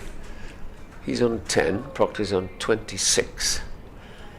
And the scoring rate, 3.68. So there've been a lot of loose deliveries after that wicket of Vasconcelos, who didn't really have to play at that. A wide ball. He didn't, did he? But that's what you do when you're out of nick, I suppose. You're tempted. Glamorgan from the river end to the right-handed Bartlett, bowls to him, and then he takes his top hand away rather quickly, as if he expected that to jump. Yeah, he bowls, we said it many times, Nick and I, wicket to wicket. Normally keeper stands up, but he has gathered some pace in the last season or so the keeper is back now. And if you bowl a good line at a good length, it's difficult to score, especially if you bowl straight, because if you miss one, you know your curtains. Here he is again, bowls to Bartlett. Bartlett that nipped back at him, and suspect that if he had missed it and hit the leggings, he might have been in trouble. Just the 2 runs off the first ball, 2 balls to go, and after this we'll just have 3 overs, and it's only, I say only, 6:15. You were here at nearly 7 last night. We were, yes. It was a late finish, and I've had a couple of sort of 7:20s this year, but that's usually when we're playing extra overs after rain. Glamorgan in bowls. It's definitely, this pitch is playing far easier than it did in the first innings. You could see that in Glamorgan's innings, because Proctor, poor chap, was hit in the vulnerable area twice, and he carried on. And there were others that leapt off length. Just 1 ball remaining on this over. Glamorgan comes charging in, and bowls to Bartlett down the leg side, and is clipped there down to the man James Harris at fine leg. They cross for a single, and the right-handed Bartlett will be on strike. Wasn't he ex-Southern County? Somerset, that's right. Yeah, Millfield boy.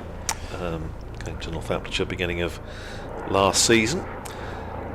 Yes, we did jokingly ask Luke last night if he was singing soprano these days after his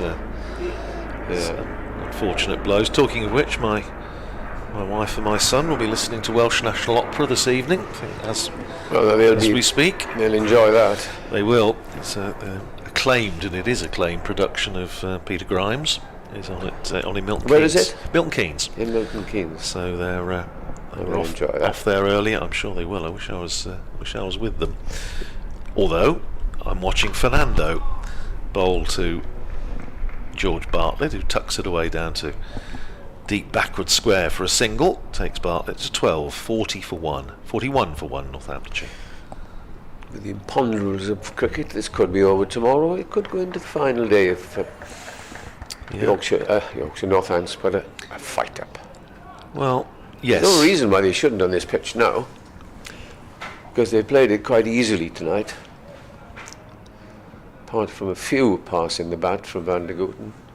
And that wicket, which was not a good shot by Vasconcelos. No, he didn't have to play, did he? I watched it a couple of times. Well, field changing over for Proctor. 3 slips in. And he's coming round. And he's coming round the wicket. Fernando bowls to Proctor, who cuts it away. A shot that brought him plenty of runs in the first innings, just leans back and steers it rather than cuts it down through the backward point area. 1 more to Proctor. The board has gone slightly haywire in that it's got the wrong batters on strike. That was a single to Proctor. They're not difficult to tell apart because one's left-handed, one's right-handed, but one's taller than the other by a considerable amount. But anyway, 42 for 1. Bartlett facing the Sri Lankan paceman, and forward goes Bartlett, very solid in defence, pushes it up to Al Hassan at mid-off. This cloud, such as there was earlier in the day, and we did see a little bit of high, fair weather, fluffy cloud, but it's completely dissipated now. It is a gorgeous evening.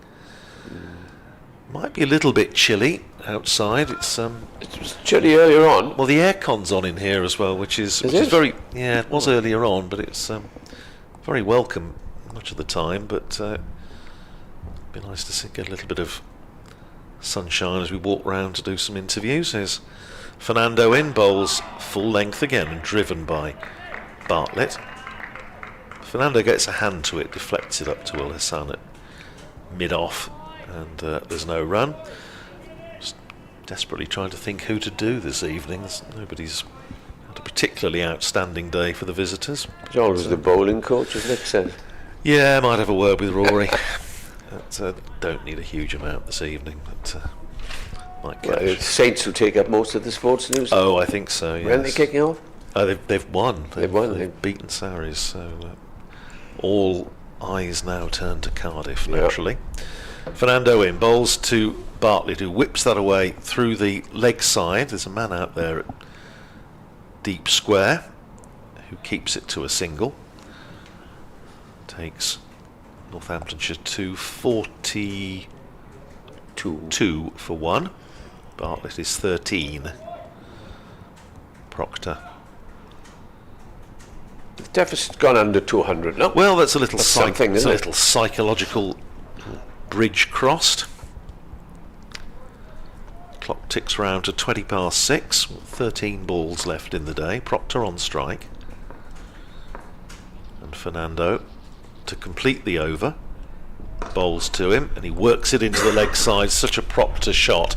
It's running out towards the boundary at mid-wicket. It's not going to go all the way, but they will come back for a couple of runs, fielded there by Issa Tribe, running out towards the pavilion. 2 more to Proctor. He goes to 29, and that is the end of the over. 44 for 1. So Northamptonshire 195 behind, and there are 2 overs left in the day's play. Who was your night watchman, should it be? Well, I was trying to quiet? think about that. I suspect, looking down that list, it might be Harrison. I don't think Sando would fancy it. I think he might pull, after, especially after the head coach, after his 65 off 28 balls against Lancashire, said he has to play like that because if he tries to defend, he's useless. As we saw in the first inning. Quote. Andy Govin for his second over, bowls to Bartlett and leaves outside the off stump. And for once, a little fumble by wicketkeeper Cook. And I'm not entirely sure. I think Harry Conway was the ideal man to do it. So you're sort of slightly casting around. I don't think Justin Broad. I mean, he's opened the batting in Championship cricket. Maybe, I suppose that might, possibly him, possibly Harrison. Yes. Possibly they won't bother. It's got a little bit of a weight here because Cook is going to stand up to the medium pace of Andy Govin, brave man. He's called for helmet. Helmet arrives. Just trying to see if there's anybody visible on the balcony with pads on. There isn't. So bowling coach is out there. Cook has probably noticed that Bartlett's batting outside his crease and shuffling about, so he's gone up and put pressure on him. Still the 3 slips remain in their place. Govin comes in, bowls. That's defended too. Here's a Tribe fielding a straightish mid-on. 10 balls left, barring any no balls, wides, etc., etc. So the Glamorgan still very much in control. A couple of wickets before lunch tomorrow, they'll be quite happy. Well, Northants will try and stabilise and get a biggish score. Here's Govin, bowls. Good take by Cook outside the off stump. I say there are so many similarities between this game and the game here 4 years ago. The only thing that's missing, and I think it is going to be missing, is the weather interference, which did make the task for Northamptonshire that much easier in that they didn't have to bat. They didn't have as long available to bat as they do here. But of course, equally, as Nick was saying, if they could get north of 400, you never know. This time, I suppose. Yeah. Govin bowls. Oh, an appeal for LBW, and he's given it. Bartlett goes, he waited the umpire, and eventually he raised the dreaded finger, and the straight bowling of Govin has paid off, and that is a blow with 9 balls remaining. I wonder if Cook coming up put pressure on him. He had to adjust his stance. We haven't seen the replay yet. And, we have the advantage of seeing it from face on. George Bartlett was LBW to Andy Corbin for 30. Yeah, you may be right about just a little bit of pressure. It's Coming just, up, standing up, and just something else to think about, there we isn't go. it? Yeah. We'll have a little look and Our friend next door is doing his very best, but we haven't got it up. Bowler as looked yet. very, very Here we go. He's trying to certain. get it. No, It was full, I think. he was in front. So But he was in, and the trouble is with the way Bartlett plays, and we commented on this yesterday. Here we go. Yeah. He does come so far across. Well, It's hard to see from was that he angle, outside? Was he outside the line? but I don't. Well, let's see if they can get. No, no. Here we go. This is the angle. No, well. Yeah, Yes, maybe it may have been a little bit tight in terms of whether it hit him outside the line. But anyway, he's out. That's all that matters. And The incoming batter for Northamptonshire is Calvin Harrison. so you were right. yeah, well, I was. It was purely by a process of elimination, Edward. I was trying to think of who wouldn't do it and for what reason, and so it does leave Harrison probably as the. Although he's a decent player on debut for Northamptonshire. His first game on loan up at Old Trafford, he made 56, which was his career best. But So we were saying they'd be happy with one down. Glamorgan, if you say, look, you'll take 2 wickets tonight, they'd have said, thank you very much. Oh yes. So they'll be happy with what they've done, and we will look to tomorrow. so I imagine they'll be might be having another little look at that Bartlett one. But anyway, as I say, it's immaterial because he's. It's a case of the old cliche. We've seen those given, we've seen them not given. And yes. there we are. Let's carry on. 2 balls to face here as Goving comes in. 2 Harrison bowls to him, and he's right forward. He's a big man. He gets right forward and pushes it out to cover. It's a good bowling change by Sam North East, and Morgan will have had a very good day. Ben Kellaway swinging his arms at I backward don't think point. there's much point in that. Might as well give it all in that last over. You never know. Perhaps he just thinks he's had a good day. Might be. I think Nick mentioned earlier. If he's on fire, then give him a go. Here comes Goving for the last ball of the over, and bowls an appeal for LBW. That's out again. Well, that looked out. He was half forward, and well, it's all changed here in the twinkle of an eye. That to me, here we go.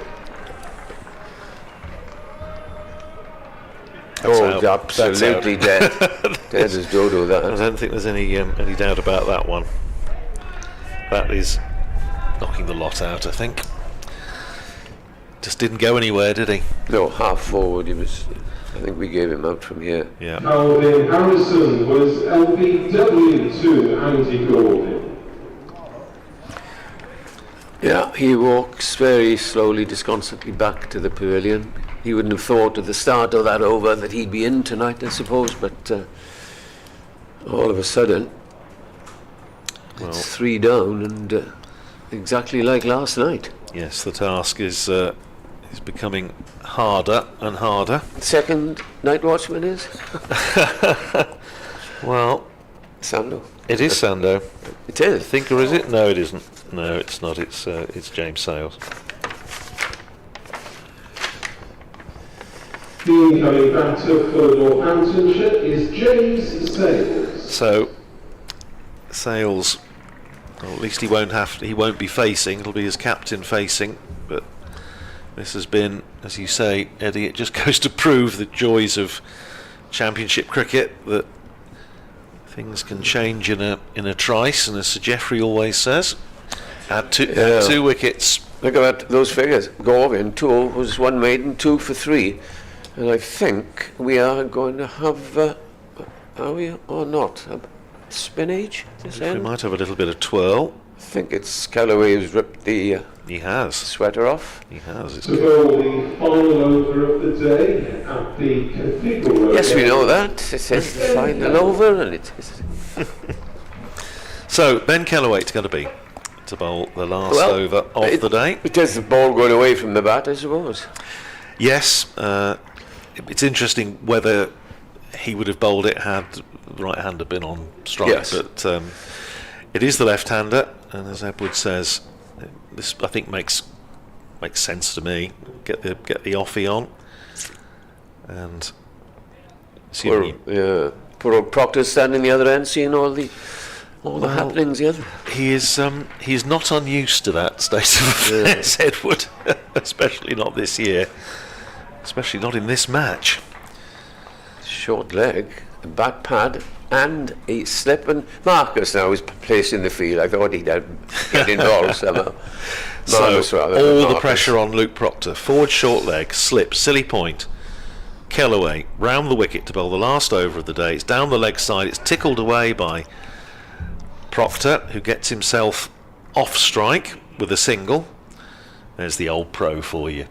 30 to Proctor, 45 for 3. Northamptonshire brings James Sales on to strike. Made 9 in the first innings, but as we've saying, has been short of runs this year. He's made 152, averaging about 15. That includes an innings of 92 at Old Trafford. Here's Kellaway in, but that's Don't go back in, man. solidly in defence. But yeah, playing back to the spinners always, especially on. We've seen the odd one Jump. the odd one keep a bit low in the course of the day's play. Here's Kellaway. Bowls to Sales, who's nicely onto the front foot this time, pushes it out into the covers. Why do people every side of the country yell when it's the middle of the bat? Who knows? There we are. Who knows? 3 balls to go in the day, and the field is changing. Marcus is in charge. Yeah, Marnus is, they've now got silly point, slip, leg slip, forward short leg. Oh, the bat pad. Come on. 5, including the keeper, round the bat, putting all the pressure on James Sales. 3 balls to go in the day. Kellaway in bowls, and Sales goes back and plays solidly enough when he gets there. Nervously enough, I think. Here's Kellaway. And again, bowls to Sales. He's on the back foot, turns it just past the leg slip. It's going to run away for 4. That was not too far away Why is he going back all the time? from the man in at leg slip. It goes down for 4 and opens Sales' account. 49 for 3. But oh my goodness, that was close. And an LBW. Yeah, it's nervous times, but Sales Bring another man in now. That's what he should do. Sales with 1 ball to survive. Still got the 4 close catches plus the keeper. Last ball of the day. Kellaway bowls to Sales, and he's on the front foot, pushes it up to mid-off. Van der Hoogten fields, and that is close of play on this, the second day of this county championship match between Northamptonshire and Glamorgan, and it ends with Glamorgan in a very, very strong position indeed. They batted well today, right from the start, showed good intent, eventually bowled out for 424. Runs all down the order. Kellaway 95, North East 67, Carlson 54, Van der Hoogten 61, Chris Cook 36, with 3 wickets for Justin Broad, 3 for Harry Conway, and then having secured a first innings lead of 239, Glamorgan striking with the ball, with Vasconcelos Vasconcelos out, removed by James Harris, caught at 4th slip by Asa Tribe for 1. That was 11 for 1, and then Andy Gorvin striking twice in and over, trapping George Bartlett LBW for 13, and then Calvin Harrison, the night watchman, also LBW for 0. Luke Proctor, Northamptonshire's captain, standing firm, and 30 not out. James Sales, having survived a more than slightly anxious last over, is not out on 4. So Northamptonshire still 190 runs behind, 7 wickets standing, 2 days to go. And Eddie, you have to say, Glamorgan very strong favourites to wrap up this game tomorrow. Yes, it'll need 1 or 2 Northants batsmen to get 100, because you've got to get somewhere north of 400 on this pitch, which is a pretty good pitch now. But had it been 44 for 1, you'd have said, yeah, keep on fighting. But when those 2 wickets went down in the penultimate over, then you thought to yourself, yeah, this could be the end. And if somebody said to me, what do you think tomorrow? I would say, I think Glamorgan will win. Somewhere in the afternoon, possibly in the evening, but they've got another day to spare. So I agree with you, excuse me, Andrew, that it's been unquestionably Glamorgan's day, and they should wrap it up tomorrow. I hope you've enjoyed our transmission again. Thanks to Nick Webb, my good friend Andrew Rudd from Northamptonshire, and from me, Edward Bevan. It's good night from us all. No star.